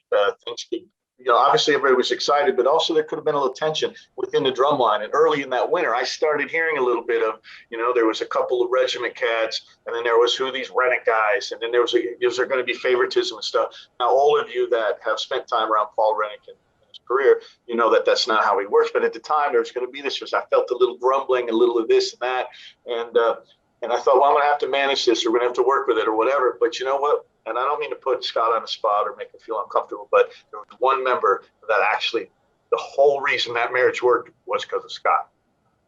I remember he pretty much late in the winter, early in the spring, whatever, just looked at these guys, fighter pilots, if you will, from Texas, Tennessee, wherever, and then these regiment cats who were, dedicated and put years into the program and loved the Corps. He just said, I'm in. That changed everything. So Scott, I don't know if I just made that story up in my head or not, but I sensed that I just recall that you were the guy that just stood up and said, I'm in, and everybody followed you. I appreciate that. Yeah, I do remember feeling a little skepticism at first, just because I, in my little bubble, didn't know too much about Paul. Right, I was a homegrown Rockford kid who fell in love with regiment as soon as I saw their dress rehearsal in 1996. When I was a 14-year-old, and I'm like, all right, yeah. And like, I did drum corps for 7 summers, and I was feeling kind of burnt out after 02. Like, is an 8th summer really it? And also like, there's a big change up that kind of opened some other possibilities. And like, I wasn't quite sure what I wanted to do. I'm like, all right, I emailed Paul, and he sent a great response back. And I was just curious of who the staff was. And I remember just kind of feeling this skepticism. Like, I'm not sure if I can do just like another summer. It took one instance of Paul and Nick Worth just playing one warm up, and I'm like, oh, we're gonna play like that? Okay, yeah, everybody shut up. You follow along. Yeah. And also that feeling of it was just so refreshing. Like, I sometimes get what I call like the Midwest life crisis. Like, it's been so much of the same, like bringing in not only just a new teacher, but a whole new culture from a different part of the country. And then add the California tour on top of that, new uniform. Like, there was just so much. Everything old is not everything old is new again, but it just set a different tone. This is not going to be like any other summer, and it only took just like 10 seconds of a Friday night rehearsal to be like, shut up. This is what you should do. Like, you need, not only do you need to get on board with it, but like, you need to work to keep up harder than you ever have. And I still have drummers come up to me talking about that summer, and a phrase that I always say is that, like, yeah, it was a hard summer, but it was finally hard for the right reasons. Like, that culture that Paul brought, it wasn't just they'll be good as soon as we beat them mercilessly in July and they're just like conditioned to play well. Like, he challenged you in a much more mental, cerebral way that I was not accustomed to, and took me a while to like really learn that language. But I'm so glad I did, because it was way more of like a growth as a musician that like, in those early days of drum corps, Julia, you and I marched Phantom Legion. Like, that was hard knocks drum corps, man. That was to feel like the education side really taken a notch up. I feel like Paul was one of the pioneers that I came across that did that. And I was so thankful. It was such a bittersweet moment, because I was like, yeah, let's keep going. And then like, there's the age out banner. I'm like, oh, cool. All right. Yeah, I get it. Them's the rules. I get it. But yeah, to back to your point, I'm sorry, I'm kind of rambling, but like, I remember there was like, even into everydays, there was still just like a little bit of grinding of culture, especially with Paul's especially at the time, more of an educational approach. And anybody that kind of came to me to gripe, I'm like, yeah, but these guys are really good and kind of better than we are right now. So like even initiation, it was a big conversation with the vets when we still used to do, you know, some of the traditions. And I'm like, guys, we have some young players, we got a lot of new players. Like, let's tread lightly. Let's just be cool. Let's just be a section. Like, let's just go easy, because we need these guys. We need everybody that's here, and we don't need cherry-picked traditions to exacerbate things or to make any sort of potential frictions worse. Like, we don't need it. Let's actually make some new ones, because the culture has totally changed, like, across the board. We got to go with it. Like, that was definitely, I remember that being a very hard stance of mine. And so, Mickey, hopefully you guys felt a little bit of the love that night, but like, I remember being very, very adamant that like we can't do any sort of like extra crazy hazing thing. Like, that was really, really important to me, to make sure that we came I don't remember any discussion going on. I remember being told this is what you're going to do, and then we did it. And yeah, you know, hearing about it now, it's a little bit different. But yeah, I mean, it was cool. It was cool. Yeah. I mean, just walking past you guys like playing after hours, being like, I don't remember other members like playing at that level like this early in the season. With like, we got to shape up. We got to get on board. It was, and I'm. Well, so I think, yeah, but I think on that note, like the guys who followed Paul were also getting refined through the years, and we hit a point at that time, and it was I almost wanted to mention this a few minutes ago, but those auditions, I don't get nervous when I play, because I was always so prepared for auditions that like it was a blast for me. And anytime somebody said, "Oh, now you're going to play," you know, we go down the line or whatever. And anytime I got to play by myself, I was like, "Oh yeah, everybody read him and weep," and so I love to play. But at those auditions in 2003, I remember being nervous for like the first time ever, because the word on the street was that like amazing drummers were getting cut, because this was going to be an amazing drum line. And yeah, no, go.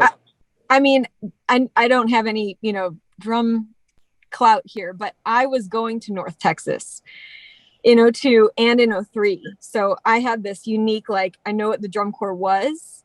And then I'm also happened to be in North Texas with all these guys that are my friends outside of drum corps that are now going to march in the corps with me. So I was at school that whole winter, you know, listening to Jeremy Noyes and Jimmy Lebrecq and other people go, okay, who are we going to get? And it was like this interesting experience, because I was like, my friends are deciding who they're going to like call in. It's so funny that you told that story about Jeremy saying you come in auditions, because that was all they talked about. Okay, well, I think we're going to get this guy. We got to ask this guy to go. And so, I mean, who does that as members anymore?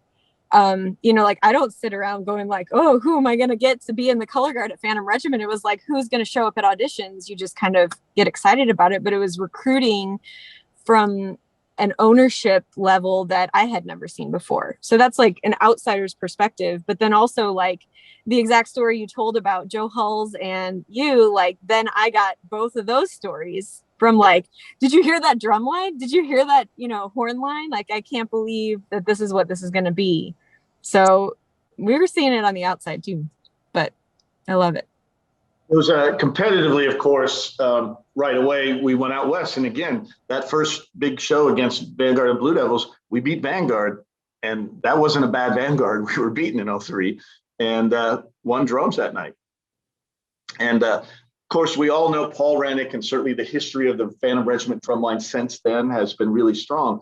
But you got to understand, Paul had never been at that competitive level. He had a reputation as an educator, of course, the North Texas thing, but he had been with Velvet Knights, not the top 12 Velvet Knights. He had been with Carolina Crown, not the Carolina Crown kids know of today. It was the Carolina Crown in a good year, 10th place. And he even said that, and I remember they competitively did really well. Our drumline, 03 Regiment drumline, and the corps started doing really well. Like, you know, we're pushing that top three. I remember, I thought, you know, Paul was in this. He looked at me once, he goes, I've never been in a corps this good. He called me, it's right, man. He'd never been at that level. He didn't, I don't know what it's like to be the last one stepping off the field that night. It was really a great place for him. I think, not to make this all about an ode to Paul, but it was for him and for that culture and all those people that came on. Mickey, your friends, same thing. I think, Mickey, you probably had an impression of like, wow, this regiment place is pretty cool. some of us that have been around a little bit, Rachel and everybody, I'm not sure that we even respected ourselves quite enough then until that summer. It's like, I think we might have had a little bit of a little old us versus dude, Phantom Regiment. And I think we all earned those chops then. So any thoughts? Anybody else want to talk about drumline? How that, all good? Horn line, did the color guards, you hate the drum bus? What was up? So where are we at in time? I think, who's our moderator? Missy? We're okay with time? Keep talking. The show. We're trying to end it around an hour, so in about 10 minutes. Perfect. So that show, Phantom Regiment had a long tradition with corps directors, going back in particular to a guy named Bob Lenman, who, when regiment came back in the late 60s and then in the early 70s, started being a touring drum corps, competitive touring drum corps. A guy who had a couple kids in the corps, his name was Bob Lenman. He lived down the road, I think it was Rockton or somewhere. He was in a race car industry. He knew how to move race car teams around the country. And at that time, drum corps touring, I ain't lying, they didn't really tour that well. Coolers of food. The Madison Scouts would tell me in the early 70s, they would literally drive till their drivers got tired. They'd pull over and sleep, and then they get back and keep driving. They didn't have tour itineraries, of course. And he was the first one, Regiment was the first corps to travel with 4 buses and 2 semis and a food truck and an itinerary and all that. But Bob Lenman was a parent. And he kind of started that tradition of regiment where the corps director is really like a tour manager of a traveling theater act or a rock and roll band. He goes, I don't even know how to play the radio. He left the show production to those artists, in his area. He left that show production and what was going on the field to Jim Wren, to Marty Hurley, to Brazali, to Norm Wheeler.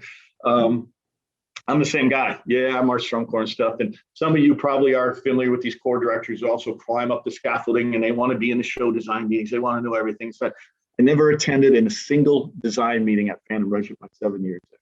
Never attended a single design meeting. I only knew about the white uniform when Dan decided, yeah, let's go with the white. Stayed out of that. My job is to get them to the grass. Get you guys to the grass efficiently, healthy, so you're all good, you're fun, so the staff's happy, everybody works right. Brandon saw that side then. It was getting us to the grass wasn't always that easy, but it was a lot of fun. And once they're on the field, man, I just want to sit back and watch. I mean, let me be selfish for a second. There wasn't a night that went by in those 6 years that I'd watch you guys choke up. I'd watch you guys walk out on the field and I go, God damn, what must it be like to be a kid in the Phantom Regiment and walk out? It was so astonishing. My point to that is, I know anything about the show, but they did give me a sneak peek of a recording of that Pocket Bells cannon early in the winter on the, the little computer synthesized thing. And right away I go, this is special. Right, as not even being an artistic creative guy, just right away knew. In fact, I remember Coos, you all remember Lindsay Coos-Mizek, right? She was in town to help with the hall, to do something. So anyway, and I played it. I was so excited. I said, you got to come hear this. And I just knew it was going to be something special. Pocket Bells Cannon, particularly. And then that whole back half of the show, which really these things were such opposites. Can you guess which designer, Paul Rennick or J.D. Shaw, picked the front of the show? The artistic flowing ballad, J.D. That percussive piano concerto, straight out of Paul Rennick. And it was really those two artistic sensibilities put that show together. Rachel, now we were about to do a color guard design change a year or two down the road, but that color guard was already strong. By the way, one of my favorite, most badass color guards I've ever watched was the 02 Phantom Regiment color guard, by the way. To this day. The first ensemble quad, rifle quad, yes. Yes. Ow, ow, ow. and that color guard culture went through at 03 and then added that whole element between the very cool, attractive black look, yet that whole artistry and that skill of the guard. Anyway, the 03 show was a hit from the start. I think that's the two thing that my friend Glassman director got mad about in a very polite, professional way, just walked away saying congratulations in June, was the white uniform in that dang show. So anyway, anyone got any special memories or thoughts of that show? That just, why is it so iconic? In my finals night. For me, I mean, and I think I know I don't want to speak for everybody, but I'd find it hard pressed. And I know even Paul has talked about it often as it being one of the best, finest performances he's ever seen ever, you know, from anything. But I have a very vivid memory that I think everybody shares, which is when we turned the corner at the end of the Maestoso recap of Cannon at the end on semifinals night. The entire stadium was already on their feet, minus 3 people who were still standing. And the amount of energy I remember receiving from the crowd was something I have never felt in my life. Now, prior to this moment, the show was just clipping. I mean, it was not clipping is a bad word. It was just firing on all cylinders. You know, it was a peak for sure. And you got to remember the end of that Maestoso is like, there's still 45 seconds left of the show. And the people are standing up, like freaking out. And I remember, you know, you get sweaty sometimes in your hands when you're holding drumsticks, especially if they're taped. And so we never taped the drumsticks where the wood was so that we could get a grip when it's hot and you're sweaty. But I could not hold onto my sticks, right? I couldn't. I was so sweaty from just the adrenaline of the end of that show that I had to air drum the last 4 or 5 notes because we're playing it like quadruple forte, so to speak. So our hands are completely extended. And I knew there was something innate that you just know that if you hit the drum, your sticks are leaving your hands. And that was all a result of just being so emotional. And it's a little bit of an intimate thing to share, but that group of guys and that I marched with, specifically was like the most unemotional group of people ever. And we were bawling in a circle after that performance. And it was like, nobody queued it up. There was no time. We just put the drums down and huddled. And it was the most touching end of a show I had ever been a part of in my life. Still to this day, I get chills from listening to that show at any point in the season, you know? And the only other, I could go on, but when you turn on the Phantom Regiment 03 production on your car stereo and it starts playing, you can barely hear the first note of the show. And when the full horn line plays at the first hit of Cannon, you have to turn your stereo down. It's just this huge change of sound. And it's like produced so well that you just get chills. I don't listen to that show ever and not get chills. So it was super powerful for me still to this day, you know? I will also say that with that particular production, you know, everybody has their story about what regiment show they saw that was like the moment. Like with Swanee, it's that dress rehearsal from '96. For me, it's 1997 in Pittsburgh where it was pouring down rain and they performed in a downpour. And the second regiment stepped off the field, the rain stopped. And I turned to my dad and I was like, oh my God, that one. Yeah, I'm going to go to that one. The fact that since that show, I went on and I taught with another drum corps for a couple of years. And I aged out in 03 and went immediately to this other corps in 04. And the second I walked in the door and they found out that I'd marched Regiment 03, it was like hero worship. It was almost uncomfortable. I got recognized at shows as the girl from the DVD. Thanks a lot, Ash, for filming literally every moment of my life that summer. It was insane the way that people reacted to it. And you don't necessarily go into any of these summers thinking, oh, this is going to be a show that's going to make some kids sit up and go, that one, you know, but I've heard so many times over the years that this is the one for so many kids. And that is so beyond rewarding that I can't even believe I was a part of it. Yeah, it's pretty cool. This is a work-related story, but it ties in. So we introduce our little human resources team to our new hires. We made a video, and part of what we do in this video introducing ourselves is show any hidden talents. So of course I have to bring out my rifle and I do a little, 6, like it's nothing. And that's what our new hires see. And I can't tell you how many of our new employees say, oh my gosh, you marched Phantom Regiment. And then we connect on that. But so many of them still say, what years did you march? And I tell them, and they always bring up 2003. It's pretty cool. Yeah, I'm just still fascinated that it makes perfect sense why it was so popular. It was all those elements. But to 20 years later, and now that regiment has chosen this year to redo this again, it's like, that's a bold move, but right on. I'm excited. What I'm most excited for, and you know it, it's going to be for those kids that get to play those notes, because they're going to channel all of you. They're going to stand there and pretend that they're you, that they're Mickey, that they're Julie. They're going to pretend that they're you. That's I did when I got to be in the Madison Scouts and we played one of the old tunes. I just pictured myself what it must have been like to be one of those people. So I'm just mostly so excited for those kids that get to play those notes, that first opening note. I talked to a good friend of mine whose daughter's in the color guard, and she's vying to be, at the very end of the video, that pose you guys all made, and Nikki's letting her, they're all vying to get to be that one, So that's really cool. It's really cool. 2003 was just, in a business sense, and this is more to the people outside who are watching this that have supported Phantom Regiment for decades. Because again, I hate to go back to, we had a few dark times off the field more than even on the field, even though competitively it was a little challenging in 98, 99 with financials and some of that.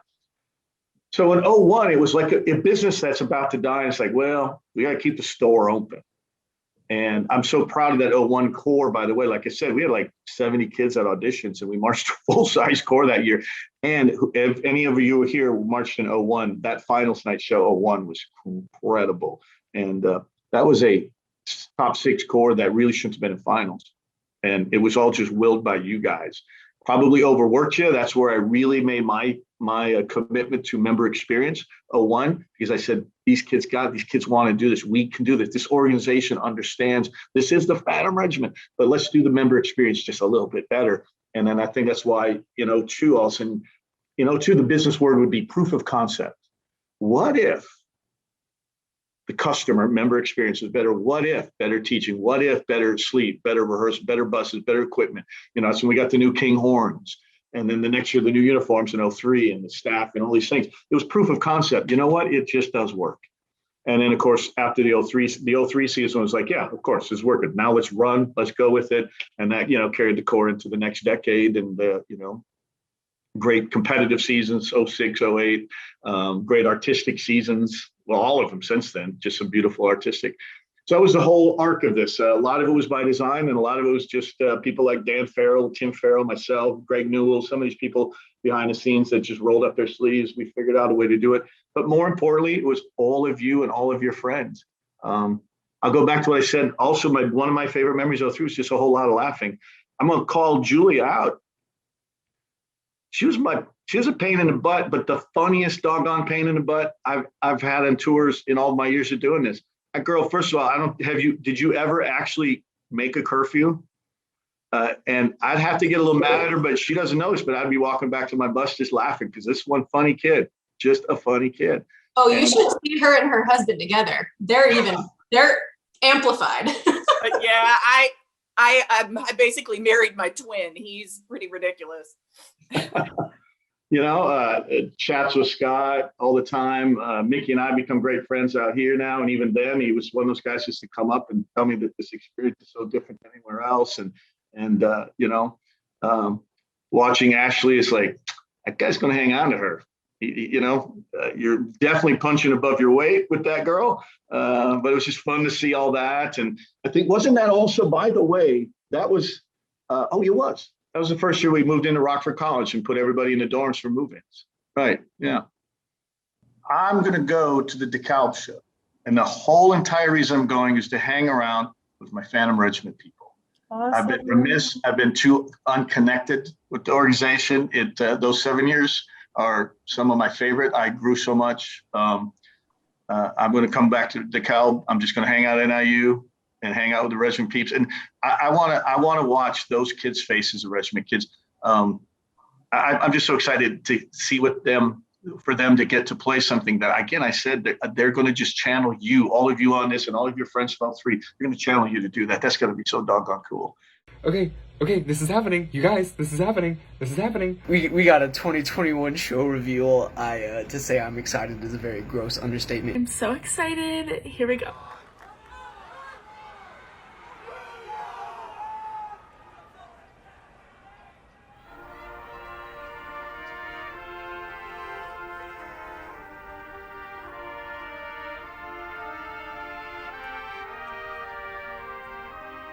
Okay.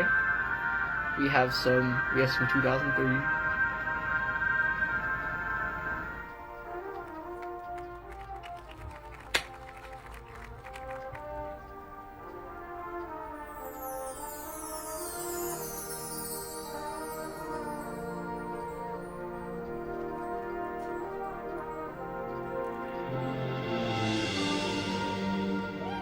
Oh my god.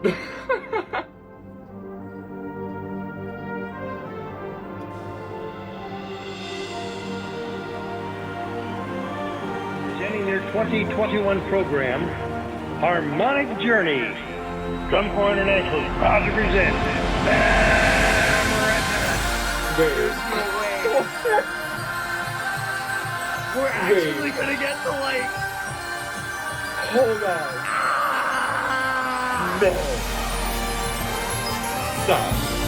I don't believe you. Wait. Wait. Dude! Yes! What do you think?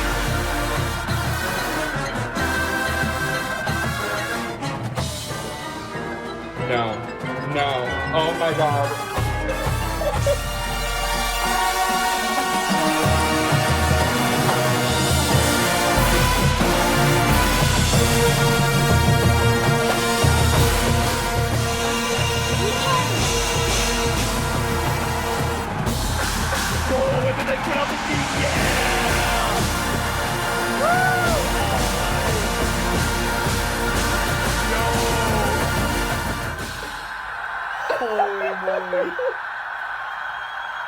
Oh my god, I'm All right, y'all, suit up.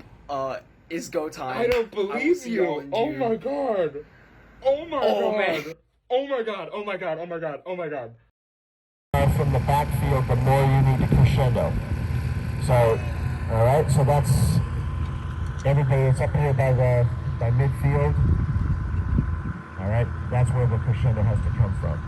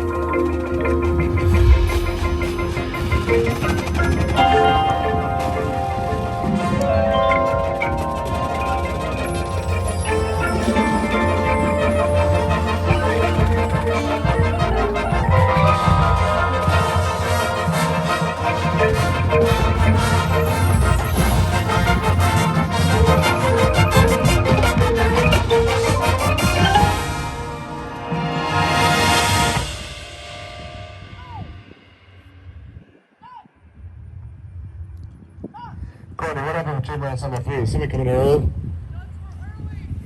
Yeah.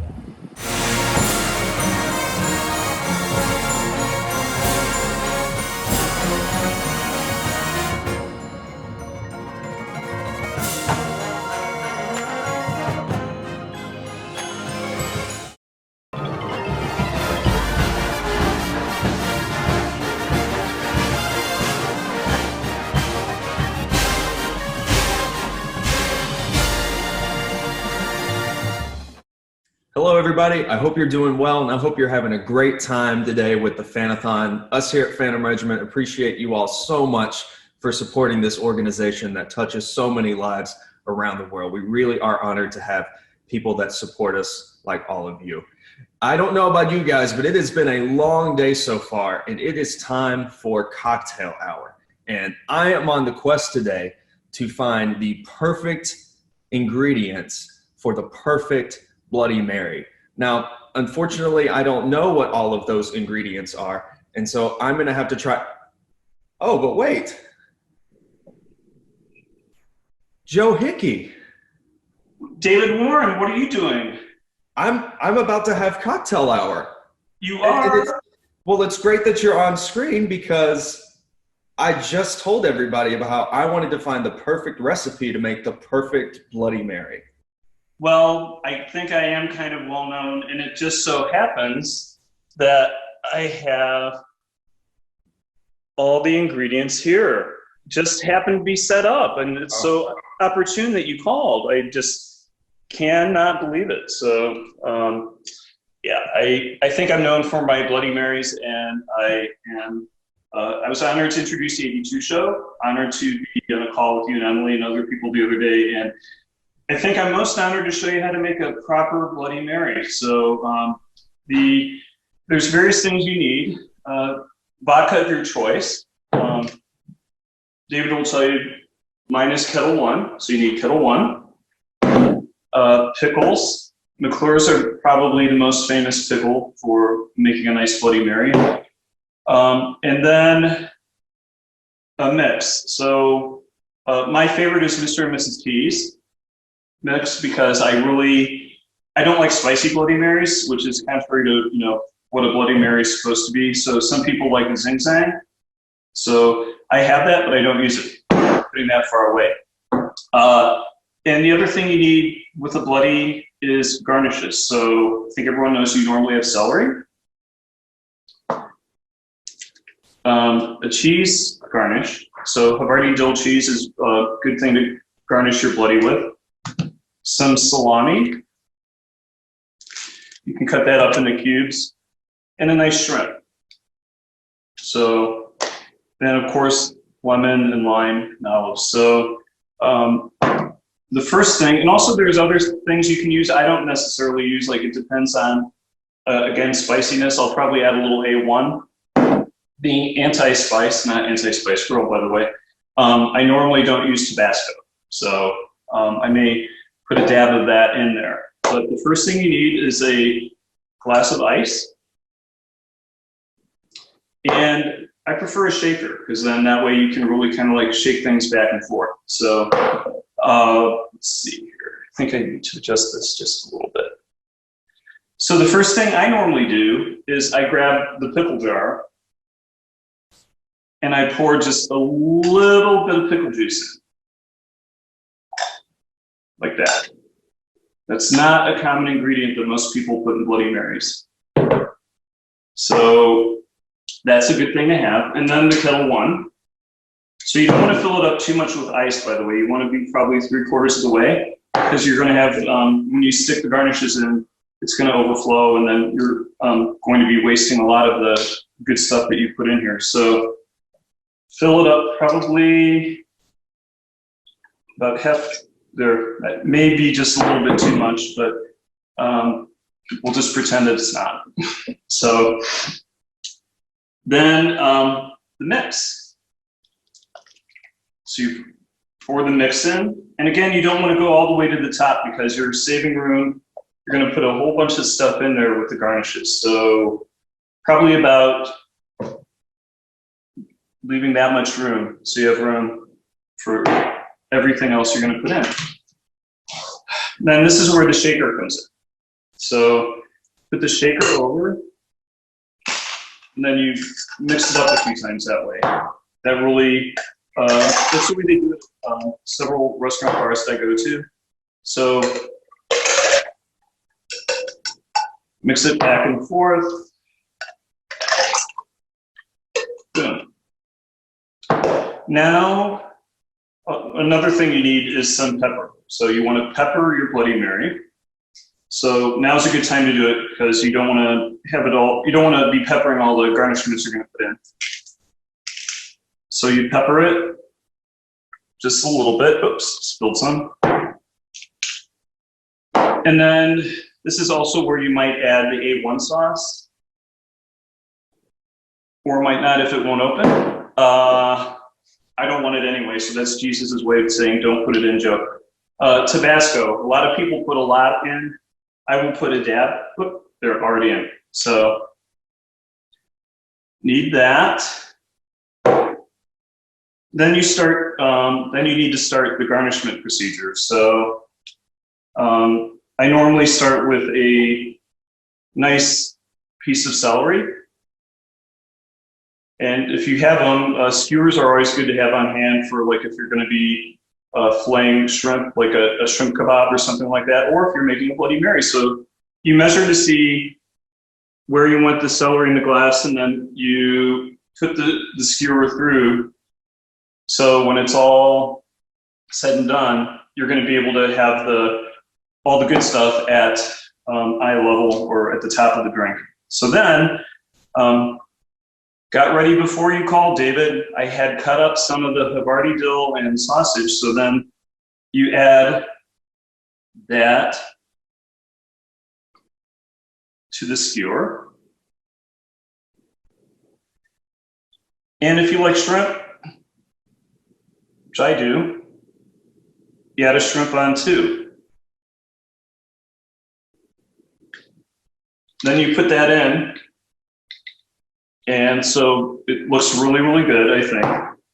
That's my opinion. You can put olives on too. Forgot that. So that is the garnish. So celery, salami, or pepperoni, sometimes you can use it too, but buy the stuff that you need to cut up. The Havarti dill, the shrimp, and an olive if you like it. And to be honest with you, I don't like olives, but I will garnish the bloody with them. And then of course, you should have a lime on hand. So you squeeze a lime in. Normally you just stick that on the side of the glass. And lemon. So you squeeze that in too. And that's it. That's the perfect bloody. I'll show you what it looks like. Oh, by the way, I should probably show you guys my shirt. I revised our Sun Rub shirt. So David, let me know when you can see the full thing. We see it. So it's Summer of Bloody Marys. So if you would like, I invite you to follow my recipe. And I can also verify that duct tape is a good thing when you're modifying a Phantom Regiment historical t-shirt. This, by the way, was the Rhapsody t-shirt from 2005, which I never put on and probably destroyed today. But anyway, it should be good. But let me show you the finished product here.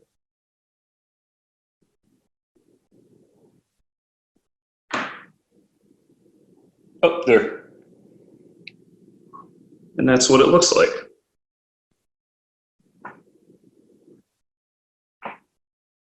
So, David, do you want to show yours? Mine's not quite as good as yours is, but I've tried. Of course not. Looking good. You have learned well. So, if there are any questions, you can reach me at joe@regiment.org. In addition to making Bloody Marys and serving on the board, I also am legal counsel, and I'm happy to take any inquiries about how to make a good bloody. So thank you everyone for joining the Phan-a-thon. We appreciate your support, and without you, we wouldn't be able to do this. So cheers. My cocktail that I'm sharing is a Corpse Reviver #2. Yes, corpse, because it's like dead body corpse, not to be confused with drum corpse with an S at the end. I'm Emily Barclay. I am a board of directors member with Phantom Regiment, and I'm excited to have you making a cocktail with me. For your Corpse Reviver, you're going to need absinthe, gin. It calls for Cointreau. I don't have any, so this is some orange triple sec liqueur that I'm going to be using, and a white aperitif wine. So this is Cochi Americano. You can also use Lillet if that's something you're familiar with. The great news about a Corpse Reviver it is that it's equal parts. So we're going to first rinse our glass with absinthe, but then after that it's just equal parts of our liquors, and then also lemon juice. So I have a dasher here with some absinthe. I am going to put a few dashes in here and roll it around inside to rinse my glass. Once that's all rinsed, I'm gonna dump it here in the sink, and I'm ready. Into my cocktail shaker, I'm adding equal parts, not absinthe. We already did that. So we're gonna start with some gin. I am a gin drinker, but for this cocktail, I'm keeping it pretty standard, just with a Ford's gin, great for cocktail making, a pretty standard London Dry. 1 part of that gin, also 1 part of this kochi. Into my shaker here. 1 part lemon juice. Ooh, that ended up being pretty perfect. And 1 part of your Cointreau or your orange liqueur here.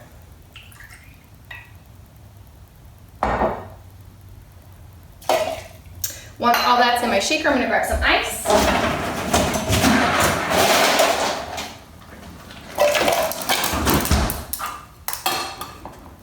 I'm gonna give that a good shake.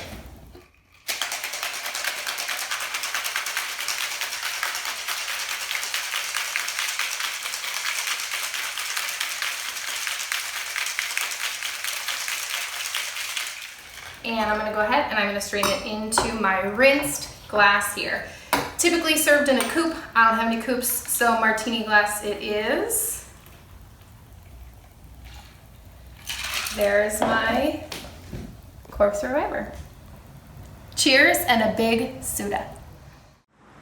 Well, good afternoon, everyone. And apparently I have been requested to make a cocktail for the Phantom Regiment this week. And so, well, as everybody knows, I'm Alan Deco. So what better cocktail for me to teach you how to make is an apple martini. Now, here's the misconception of what an apple martini is. There's something on restaurant menus called an appletini. Now, the difference between the two is that an apple martini, martinis are basically what I've been told by many bartenders, is that martinis are, all the ingredients are all alcohol. A cocktail, which an apple martini is a liquor and some sort of fruit juice or some non-alcoholic mixer. So that's the difference between the two. So let's get started. Let's see. So we have 1 shaker, giant shaker, that we're gonna put some ice in. So I'm gonna step away so I can put ice.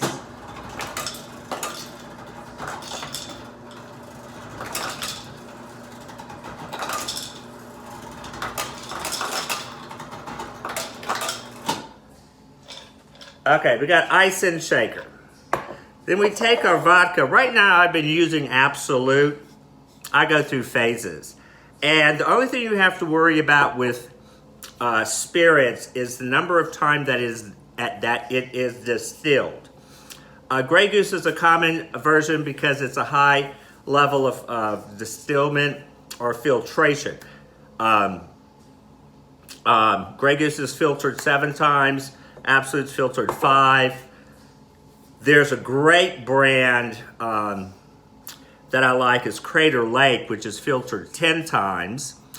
And then they also have another version which is filtered 100 times. And there's many different ways that you can filter spirits, whether it's through grain, charcoal, Crystal Head vodkas is actually filtered through diamonds. So anyway, we're gonna take we're gonna pour vodka in. That looks like a good amount. And then we take our next beverage, which is the Kuiper Sour Apple Pucker. And we're gonna put it in here.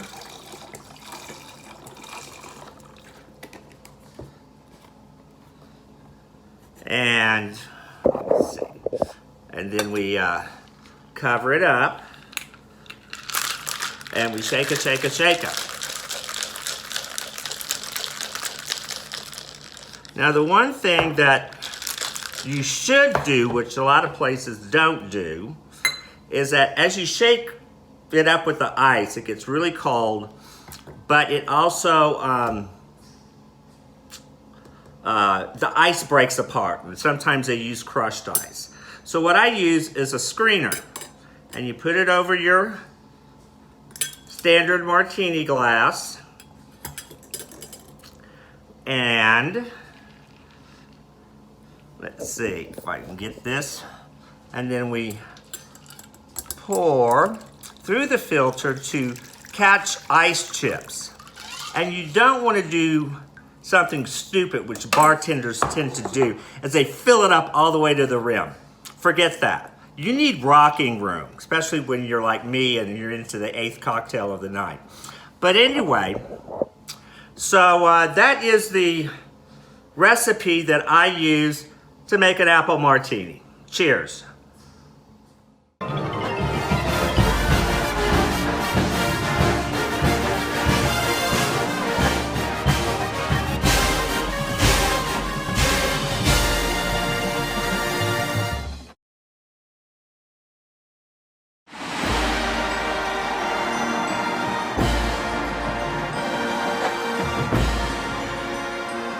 So we're going to get started with a little bit of introductions. I'll start. I'm Robin Landing. You all have heard from me a lot, so I never feel like I should have to introduce myself. But for those of you who don't know, I am the fundraising manager here at Phantom Regiment. I'm also a board member, and I was a marching member in the Color Guard in 02 and 03. So very exciting season for me because I get to watch my show happen again, which is super fun. So I am very excited to hear from our panelists today to hear how things might be a little bit different, what's going to stay the same, and all that stuff. So let's have you all introduce yourselves. Tony, why don't you start? Hi, I'm Tony Hall. I'm the program supervisor and looking forward to recreating 2003. Tony, what is your history with Phantom Regiment? I came on board in 1993 as the visual designer.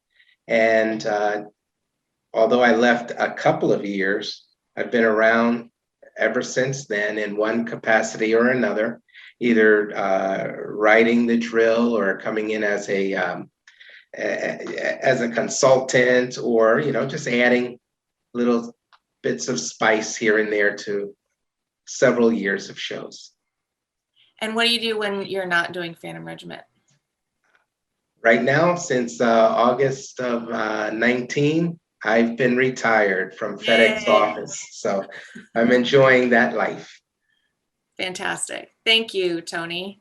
Why don't we take it over to Rob, share what you do now, a little bit of your history, and then what you do when you're not with Phantom Regiment. I'm Rob Ferguson. I'm the percussion designer and caption head here at Phantom Regiment. My first year with Regiment was 2015. I came in and I spent 15, 16 as the front ensemble coordinator and arranger, and then 17 started to write the battery as well as the front ensemble in my role here. In my real life, I have a design company. I do the pageantry arts for a living. I marching band stuff, indoor drumline stuff. I live in just outside Akron, Ohio.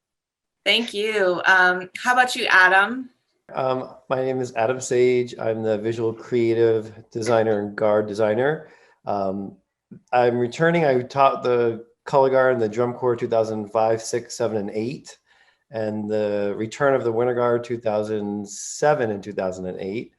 So I'm really excited to be back with the team and work collectively with the guard caption head Stephanie and Sheldon, who I taught them both when they were in drum corps. And it's been really fun kind of collaborating on that end as well. And then in my other life, elementary teacher. I just finished my 23rd year today. And I teach 2nd and 3rd grade in Parkland, Florida. Awesome. Thank you, Adam. JD. Hey, I'm JD Shaw, and I'm the music director and brass caption head. And I've been involved with the Corps since I marched in 1991, taught the horn line in 93, 94, and then started arranging for the Corps in 2002. And through 2011, spent a little time off in another Corps on the West Coast, and then decided I really missed home and wanted to come back. So really glad to be here. again. And in my real life, I'm a French horn performer and professor of horn at University of South Carolina. Great, thank you. And last but certainly not least, Jeremy. Hi, my name is Jeremy Hunt. I live in Austin, Texas, beautiful, scenic Austin, Texas. I started drum corps in 1992, and I did all the way almost every single year in some capacity until I wrote the drill for Phantom in 2015. And then after a little bit of a break for a couple of years, I came back last year, and I'm back in that role as visual designer and extremely, extremely excited. Thank you all so much. All right, let's dig in a little bit to what everyone's here to hear about, which is the season and the show and all the exciting things we can anticipate getting back on the field this summer. So let's start with Tony. Tony, can you talk a little bit about what went into the decision to revisit the 2003 production for this return back to the field in 2021? You know, there were so many bad things that came out of the pandemic that this was one of the joyous things that did. It gave us an opportunity to revisit what we found was an iconic show. And that's based upon the audience response when we were playing our shows through the years during the summer of 20. And so many people kept coming back with how important that year was for us, the 2003 year was, and how iconic the change was for us. And it really set us up for, you know, what we became the next 5 years. And it still lasts today. That show, you know, it just doesn't grow old. It is still fresh. We know what that show is all about, and we had the right people, you know, having Rob and Adam and Michael James and Jeremy on board. We said, well, you know, we can revisit this and do it differently, but keep so many of the parts that everybody, you know, loved from that year. And it became an easy decision for sure. And, you know, I'm sure that the rest of the panel will talk about what they're doing to it to spice it up a little bit. And every day that we have conversations, I get more and more excited about what our fans are going to see and what our members are going to experience. But more than that, Robin, it's about how we're going to make the 2003 alumni feel when they see and hear what we're about to put on the field this year.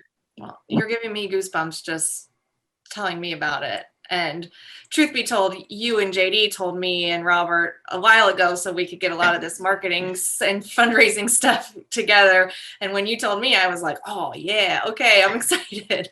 So and I agree with you that something we've heard consistently is that, you know, outside of, you know, the years that we won, 2003 always seems to be this front runner for favorite show. And I talk a lot about my dad and my brother are both marched Cavaliers, and still to this day, it's like one of their favorite musical productions, Wow. drum corps musical productions to listen to. So I think there's sort of a universal, it's just great drum corps, right? So it's really exciting. And a good segue into, I wanted to ask JD, you know, obviously drum corps has evolved quite a bit since 2003 and is very different. So can you talk a little bit about what we can expect to be different and what's going to be the same? What can we, you know, talk a little bit about all that? Sure.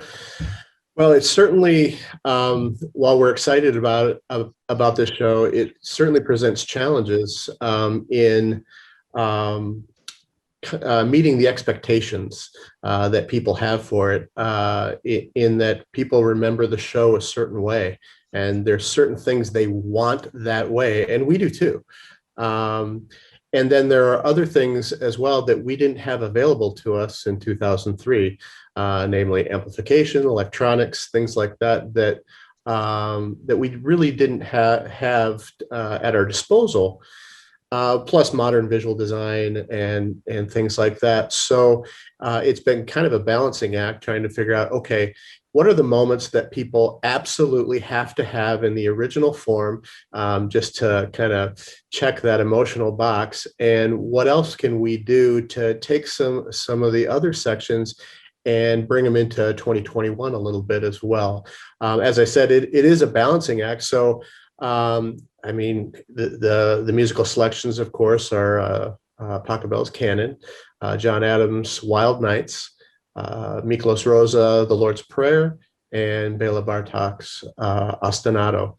The music, the brass music itself, is not very much different from what you'll get in 2003. So this isn't a reimagining of at least the brass music, but it's what else can we layer with that to bring that into the new era.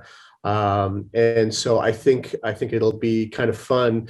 I mean, those iconic moments that you're used to seeing on YouTube for the past almost 20 years, you're going to see those, certainly. And honestly, I want to see those too. So there's some things which I love good drum corps, and I love historic drum corps. I love traditional drum corps.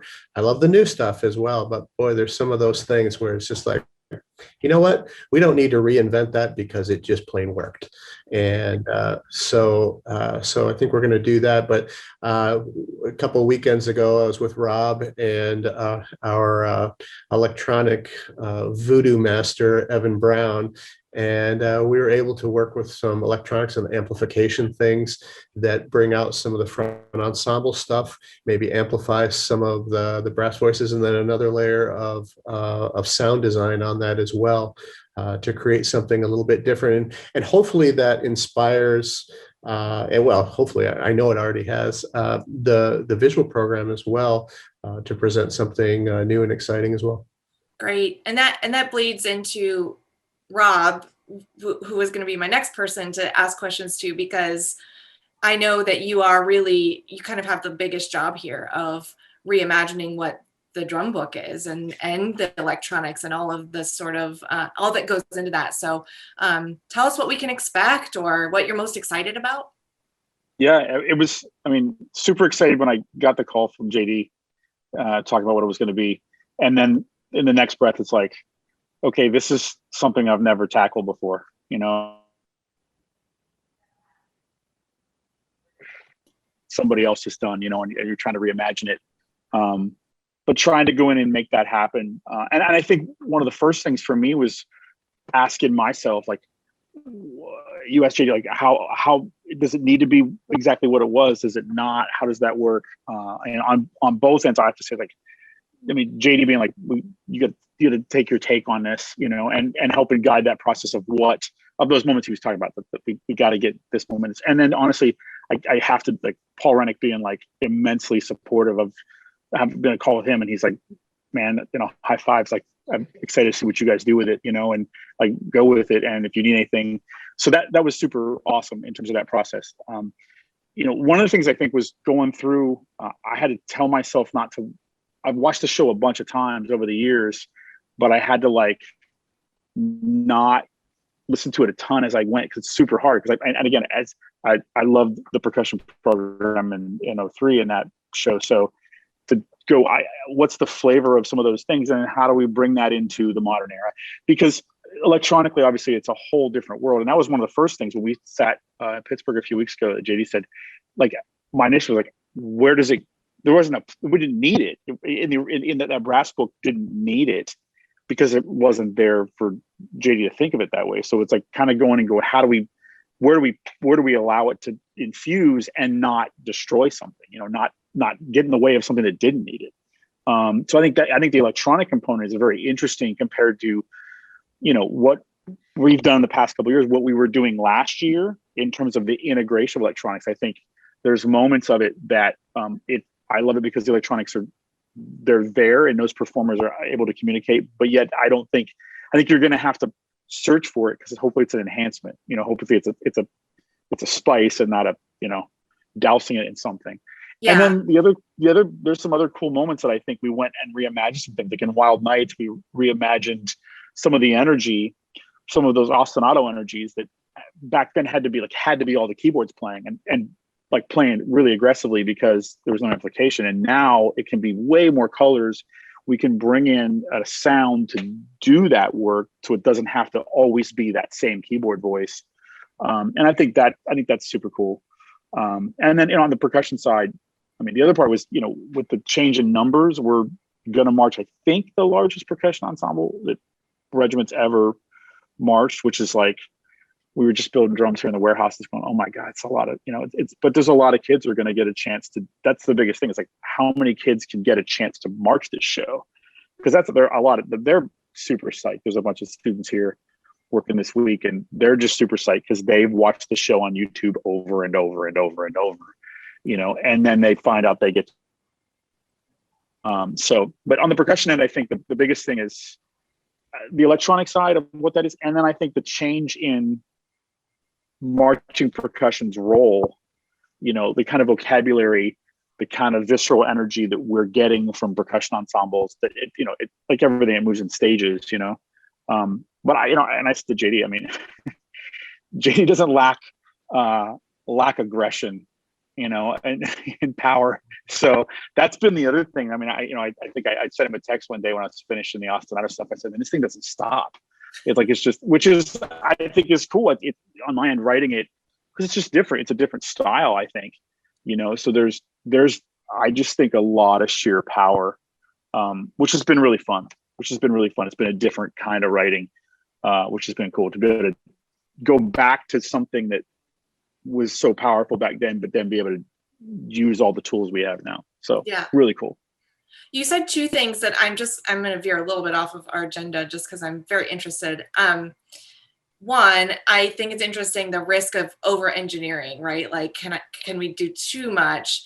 And how much does the lack of competitive standpoint this year influence that? Or does it make it easier or harder to? For me, nothing. Yeah. Like, clean is cool, and dirt's not. So, like, I mean, and the guys, like every kid in a percussion ensemble and drum corps wants to play notes.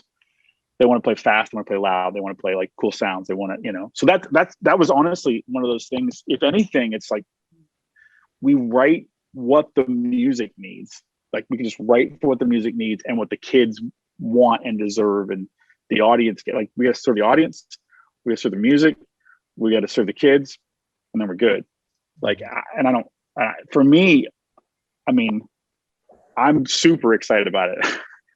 Because it's just about that. There's nothing else that can confuse it. But it hasn't changed anything. The ability to like have more kids, to march six people in the quad line because of the decisions that were made to have more, all those other things that are factored in to let us have more kids. Awesome. Like that. So it's affected that inevitably, but it's not affected the writing, or, any of that. I mean, JD and I have talked about that. Again, if anything, it's empowering. I don't think our philosophy at Drum Corps is necessarily competition oriented to start with. It's always been my belief that if you go for excellence and you try for a great experience and you try to connect with the audience, then competitive success will be symptomatic of that. And I think we can build we can build that with the kids on a more artistic level, that without kind of every night getting a score and then kids wondering, hey, I've been practicing all day, why is my score not going up? We don't have to worry about that. Our whole goal is to go out there and entertain people with a show that they love in a time period where they're ready for something after the last year and a half, just to actually see something cool. And we want the kids to experience getting out from under the pandemic stuff and being able to perform. And we want to share that with audiences. We want audiences to feel good. So that's the number one idea. Now, as Rob said, that doesn't mean we're not going to be going out rehearsing very, very hard and trying to be excellent every single day. That's the goal. And it's also, we're looking not just at 2021, but 2022. So how are we developing our program for the future as well? And remind me, we have 160 kids this year? 165, I believe it is. And what have we had previous years? I'm terrible at remembering this. 154. And I think a lot of that has to do with this amount of people you can now fit on modern buses, and actually getting more income into the Corps as well, which every Corps needs money. Nobody's sitting there financially pretty at this point. So I think that's one of the main things. Plus, it allows us to develop, like, get more kids that might not otherwise make it, and we can, and like, okay, yeah, you're not the best player. Come spend a summer with us, and you're gonna be. You know, that is a great point, but I also think it helped not eliminate spots, because we had 2020 kids able to march an extra year that would have aged out. So, you know, there would have been some new members that would not have gotten a spot because of that. And this eased that an awful lot. Let's transition a little bit more to the visual side of things. Jeremy, obviously going to be new drill and new staging and all of that, but what's the approach this year from a visual perspective? How's it going to be different from 2003, and what can we expect now that we know drum corps is very different now? It's so interesting. One kind of a side note to that is Johnny Sanchez wrote the drill in 03, and a number of years before that, before coming to Phantom, I was in a drum corps where Johnny wrote the drill. So I've known Johnny almost 30 years. So I've had interactions with him already, kind of talking about it and his experience with that. So it's this cool kind of lineage, and Tony's known Johnny forever. So we got to talk about it a lot. One thing I think is cool is we've all seen like retro shows, or we've seen part 2 shows, or like there's Tim Burton's Batman and there's Christopher Nolan's Batman. This doesn't have to be in any of that. This can be kind of lifting it out and bringing it to now, and sit kind of as a reflection of the time, and not have to be necessarily completely reimagined. It gives us like a brief moment in time where we can live it again, in this time, because there's not a competition part. And I don't know, I think there's something really magical and interesting about it. I have my notebook here where I've been working on wedges already. This is from April. I've been working on wedges. It's like the first thing I was toning wedges. I think one thing for me is, at that time of drum corps, that late 90s, early 2000s, drum corps was going through this like minimalistic moment where less is more, lots of Philip Glass. And I know this has John Adams in it, but there's a little bit of this missing kind of long phrase idea. And I think that's why this show kind of jumps off the page for people and is so important to people, is because there's these monster long phrases. I mean, I've seen the scores, and I think because of that, people can sing the tune. They can go home humming the song. And I think that's part of those magical moments, those 5-6 moments that make people remember, that I think those are the moments we're going to lean into and make sure to check those boxes as a reflection, not necessarily as a reimagining, but reliving kind of, more than anything. So yeah, it's not our spin, it's our kind of honoring that year. So I'm very, very excited. The one thing is the horn line numbers were different, so these wedges are different. So it takes me a little bit more time to figure them out. So, but it's very, very exciting. It's been really fun. I know I'm excited to see it. It's like I have all kinds of ideas of what could happen on the field, everything from like something totally new to something incorporating some old and new. So I'm sure everyone's gonna be a mess when they see it first. Well, one thing that Rob said, another thing then, like there were some people have done a little bit of props. There wasn't printing yet. You couldn't do any of that printing stuff. Yeah. So I think those things alone allow us to paint with all these new brushes without necessarily changing the body of what it is. which is a fantastic transition into what I was going to ask Adam about. Because I know, Adam, your job is to really sort of pull the visual elements of all of this together and give it some cohesiveness. And as a former guard girl myself, I'm in it for the visual, right? Like, so tell me how we're bringing this to life this year. What can you share about the visual design of the show? Yeah, well, I like, Jeremy, how you were explaining that. It really is. It's reliving, I think, the emotion and the passion of what that music did. How many years ago is that? 18 years ago? Is that really 18 years ago? Oh my God. And I taught a different drum corps on the West Coast that year, and I'll never forget being at warm up. I was with Santa Clara, and I heard the music and I'm like, oh my God, who is that? Because, we were on tour for about a couple of weeks with just the Blue Devils. And I'm like, oh my God, that's right. Phantom Regiment on the West Coast throughout the show. And I know the music, and I just remember just musically what that did. You know what I mean? For me, not even seeing the drum corps, being somewhere else on the other side of the university, warming up with SEV, right?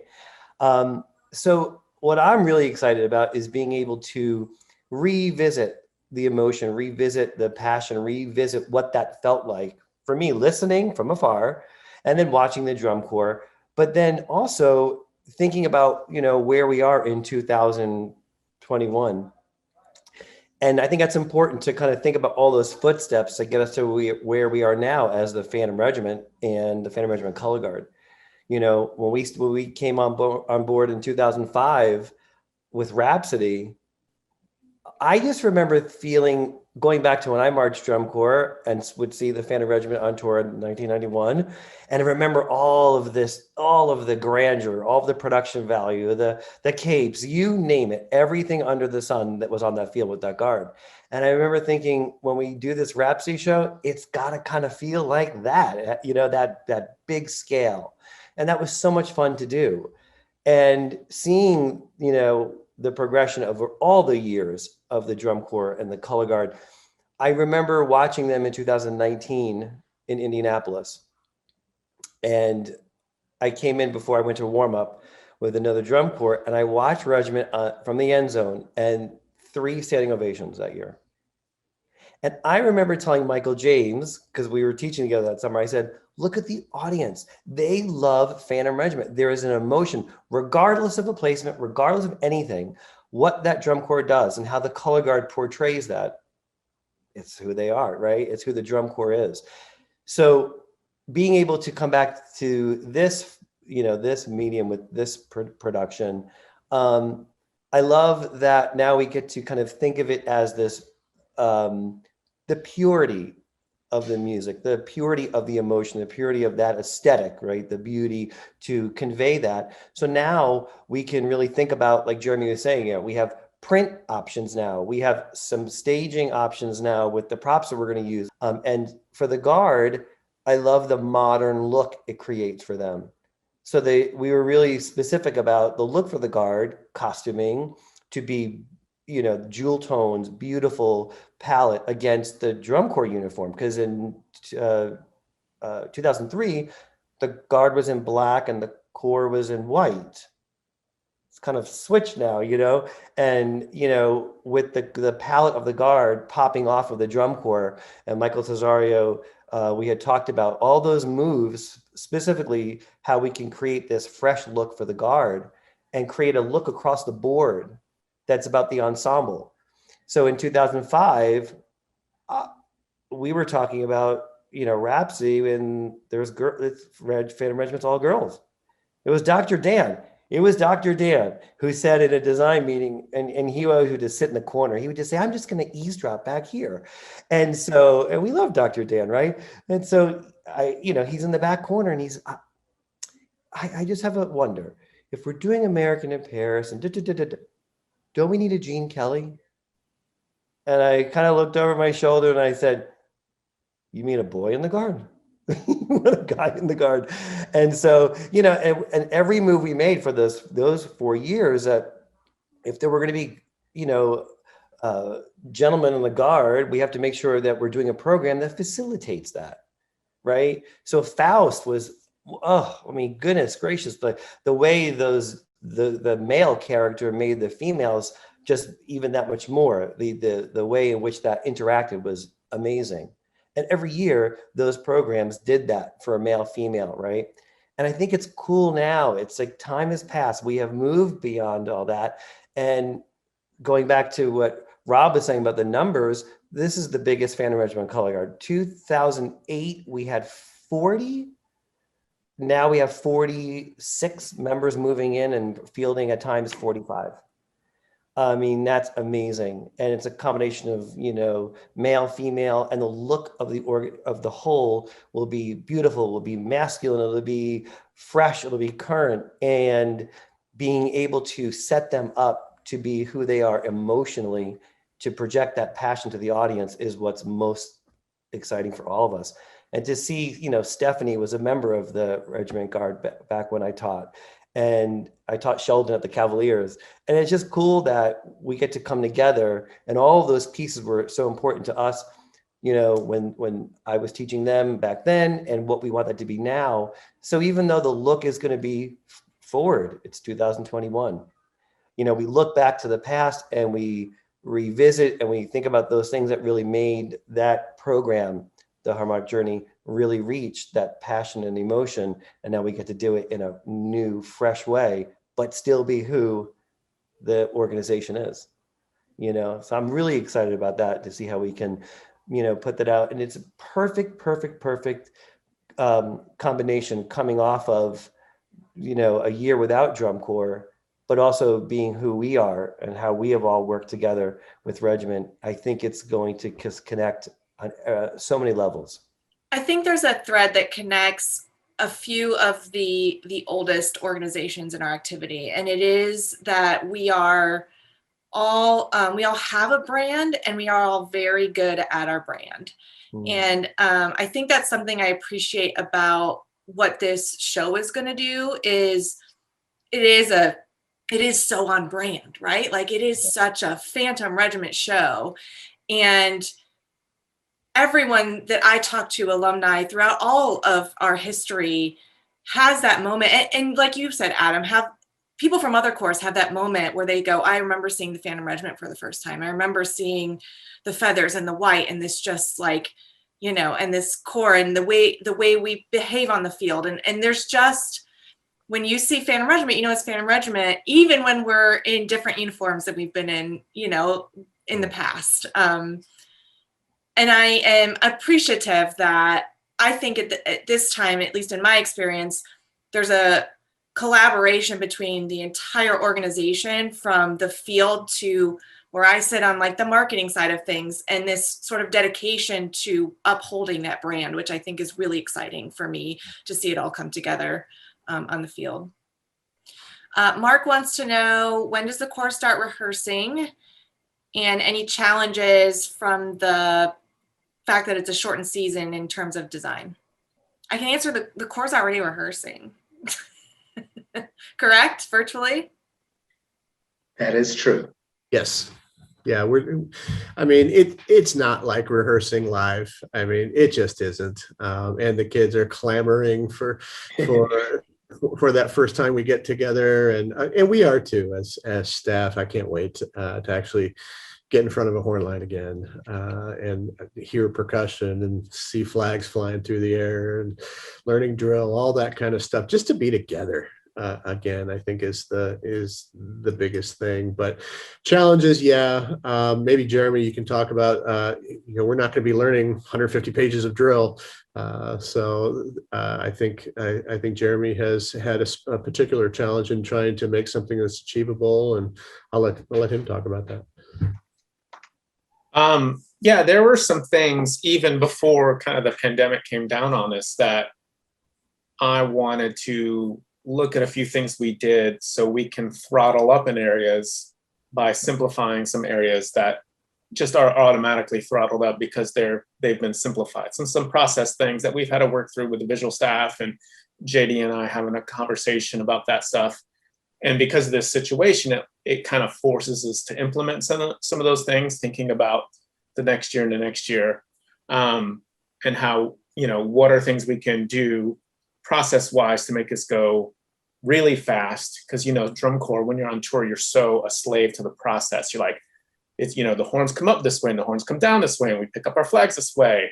What are some things that maybe we can adjust so we can get more out of the performers? Because the performers every year just gets so much better than, I know I ever was. And as far as the drill goes, you have to kind of pick your moments. When I work, I write drill as a living, and designing, having things be compatible is really important. Like, if they learn it and it works, it's usually designed appropriately. Now with drum corps, you have a little more time, so you can kind of lengthen it out a little bit. Kind of, okay, this is our goal, and we know we can build them to that.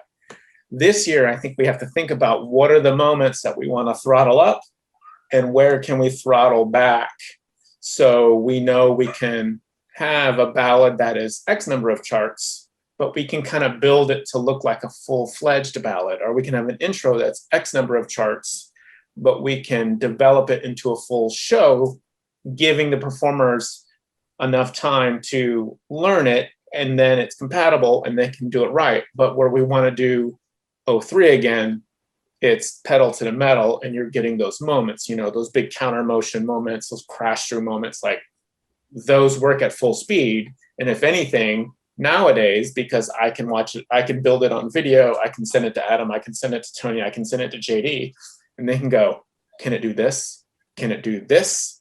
Can it pierce this way? Can it do this? And we can, put our money where our mouth is and get those moments even more, knowing that we're able to throttle back. So picking those moments, I think one thing that helps a lot now is there's less drilling now.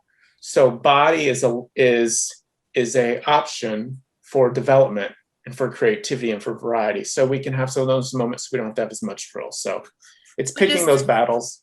That's a really good, you're kind of getting into one of the questions from one of our audience members about considering that there is no competitive aspect. Does it open you up to taking some design risks that we might not otherwise take, some experiments we can run as we sort of look toward the future? I think that it definitely does that. I think there's some things instantly, like right off the bat, you go, oh, this, because there's no worry about X, Y does this, Z does this, and X, Y, Z does that, and do we have a counter to that? We can kind of go, well, maybe this is a brush and a color we want to paint with. Maybe this is something we want to start putting our, toe in the water with. And I think there's some really great options that way. And I think there's some iconic moments that we kind of turn on their head with the way maybe we present them visually, that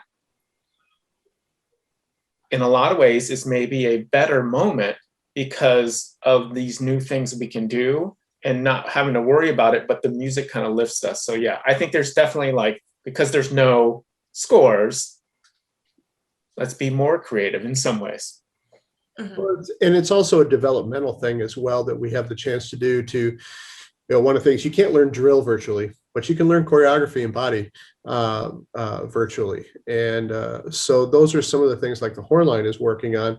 But we're trying to develop fundamentals and vocabulary in that regard, so that when we get back to the 2022 or the 22 and 23 and beyond, that we're developing those fundamental things as we move, as we look to the future. Yeah, that was a question that that Ed had. One of our, he's a board member and a booster. He was wondering, can you walk through maybe high level what that 2-year plan looks like? Well, it's more than just a 2-year plan. It goes way beyond. And the fact that this design team is together right now, we're not just talking about the 2003 show or the 2021 year. We're talking about the Phantom Regiment brand and where we want this corps to be 10 years from now. And what does it take today to make sure that we're getting there?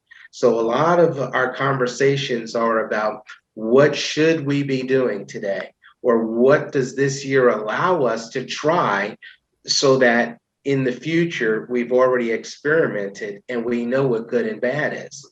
The fact that we're already talking about a 2022 show that possibly, I won't give it away, but possibly we've been talking about for the last 12 months, right? That it gives us an opportunity to even experiment with what 2023 and 2024 will be. We haven't been in this, we haven't had the ability to look that far in the future with the same design team in years. You know, we're taking us back to Jim Wren and Marty Hurley and, you know, that team of people that were here forever. Well, we're trying to build that once more. And, you know, when we're talking, it isn't just about what's going on in the field this year or what is our show for next year. It's who is the Phantom Regiment? We have an opportunity to set the pace for where we're going to be 10 years from now today. And we take all the opportunity that we can to make sure that what we're going to put together right now isn't just for right now. We're building for our future. And I think when you talk about that branding, what's really key in that is understanding the synthesis of the elements. In that you can think of good corps that have a great brass line, or you can think of good corps that their visual program is great, or their color guard is great, or their percussion is great. You know, I think when people think about the Phantom Regiment, it is not one of those particular things.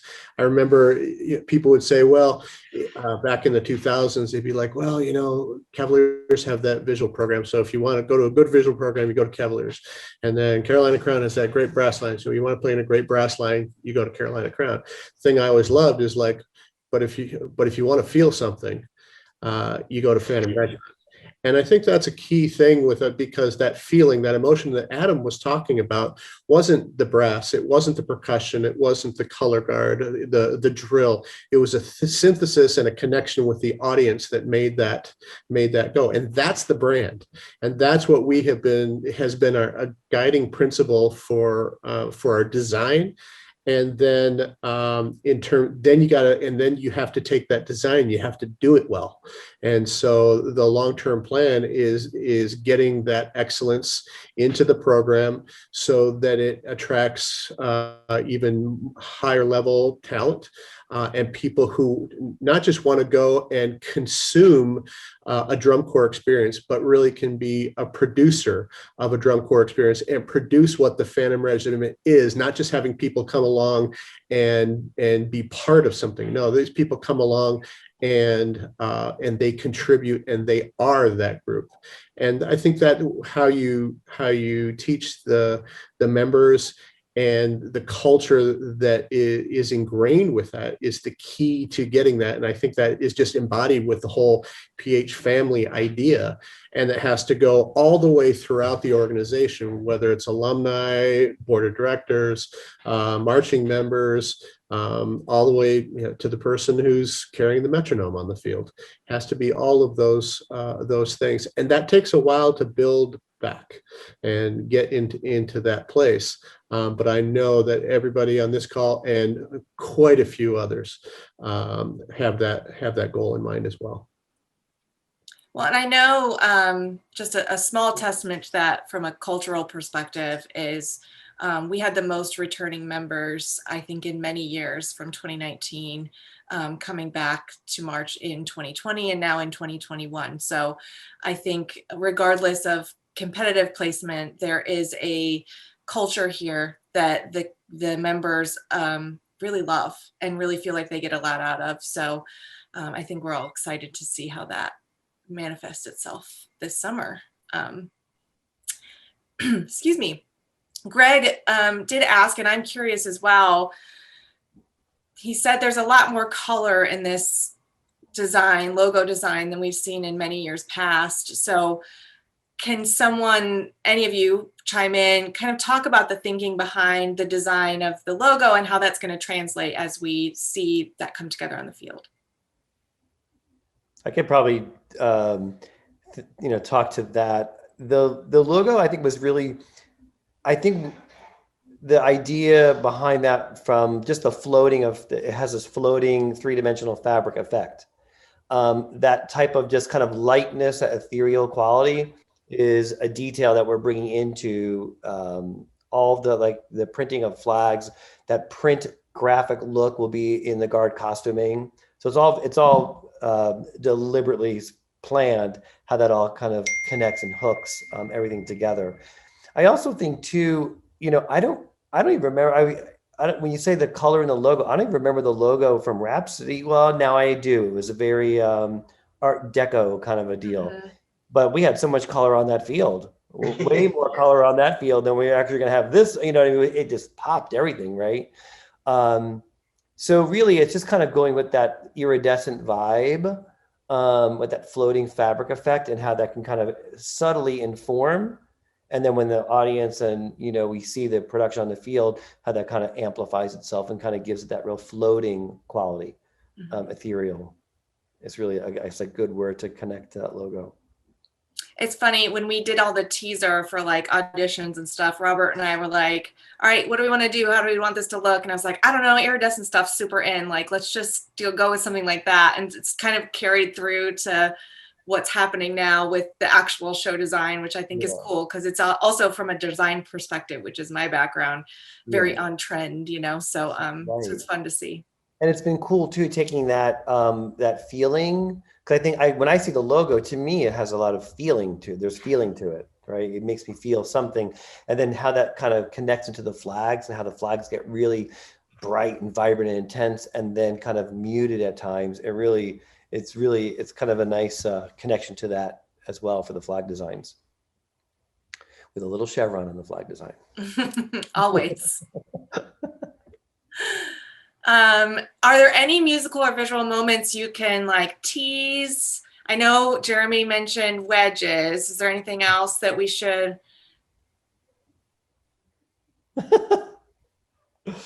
I think that opening hit of Cannon will be very familiar. And from what our discussions are, I think the end of the show will also be very familiar. There might be a percussion thing that happens to smash a little bit through something, but yeah. I will say the first set I wrote, the first chart, before I even figured out where it lined up, is the first arrival. And then I was like, how do I get to this set? And then I backed up. So I think you're going to get what you want from that. And it's very exciting. Well, I'm excited. I can't imagine that anyone attending isn't as excited as I am. And thank you all for joining us tonight, for being a part of this. We really like to think of our donors as investors in our organization rather than just giving us money. They are trying to build something along with us. And on that PH family point, once you're part of the family, you're part of the family here. I literally had a conversation with one of our donors today where I was like, hey, I'm giving you first dibs because I know you want to do this on some of our fundraising stuff. So we really try to go out to make them feel like they are a part of this. And so you all participating in this is really huge to help them feel like their investment is worthwhile. So thank you all very much for all of your insight and your time tonight. And thank you all for joining us tonight. This was really fun, and thank you again. I get so excited and never know what to say at the end. So it's always hard to close, right? So you all have a lovely rest of your evening, and we will see you hopefully in a couple weeks with a little bit of a 2003 reunion. We'll talk soon. Thank you all. Good night. Bye, everybody. Night.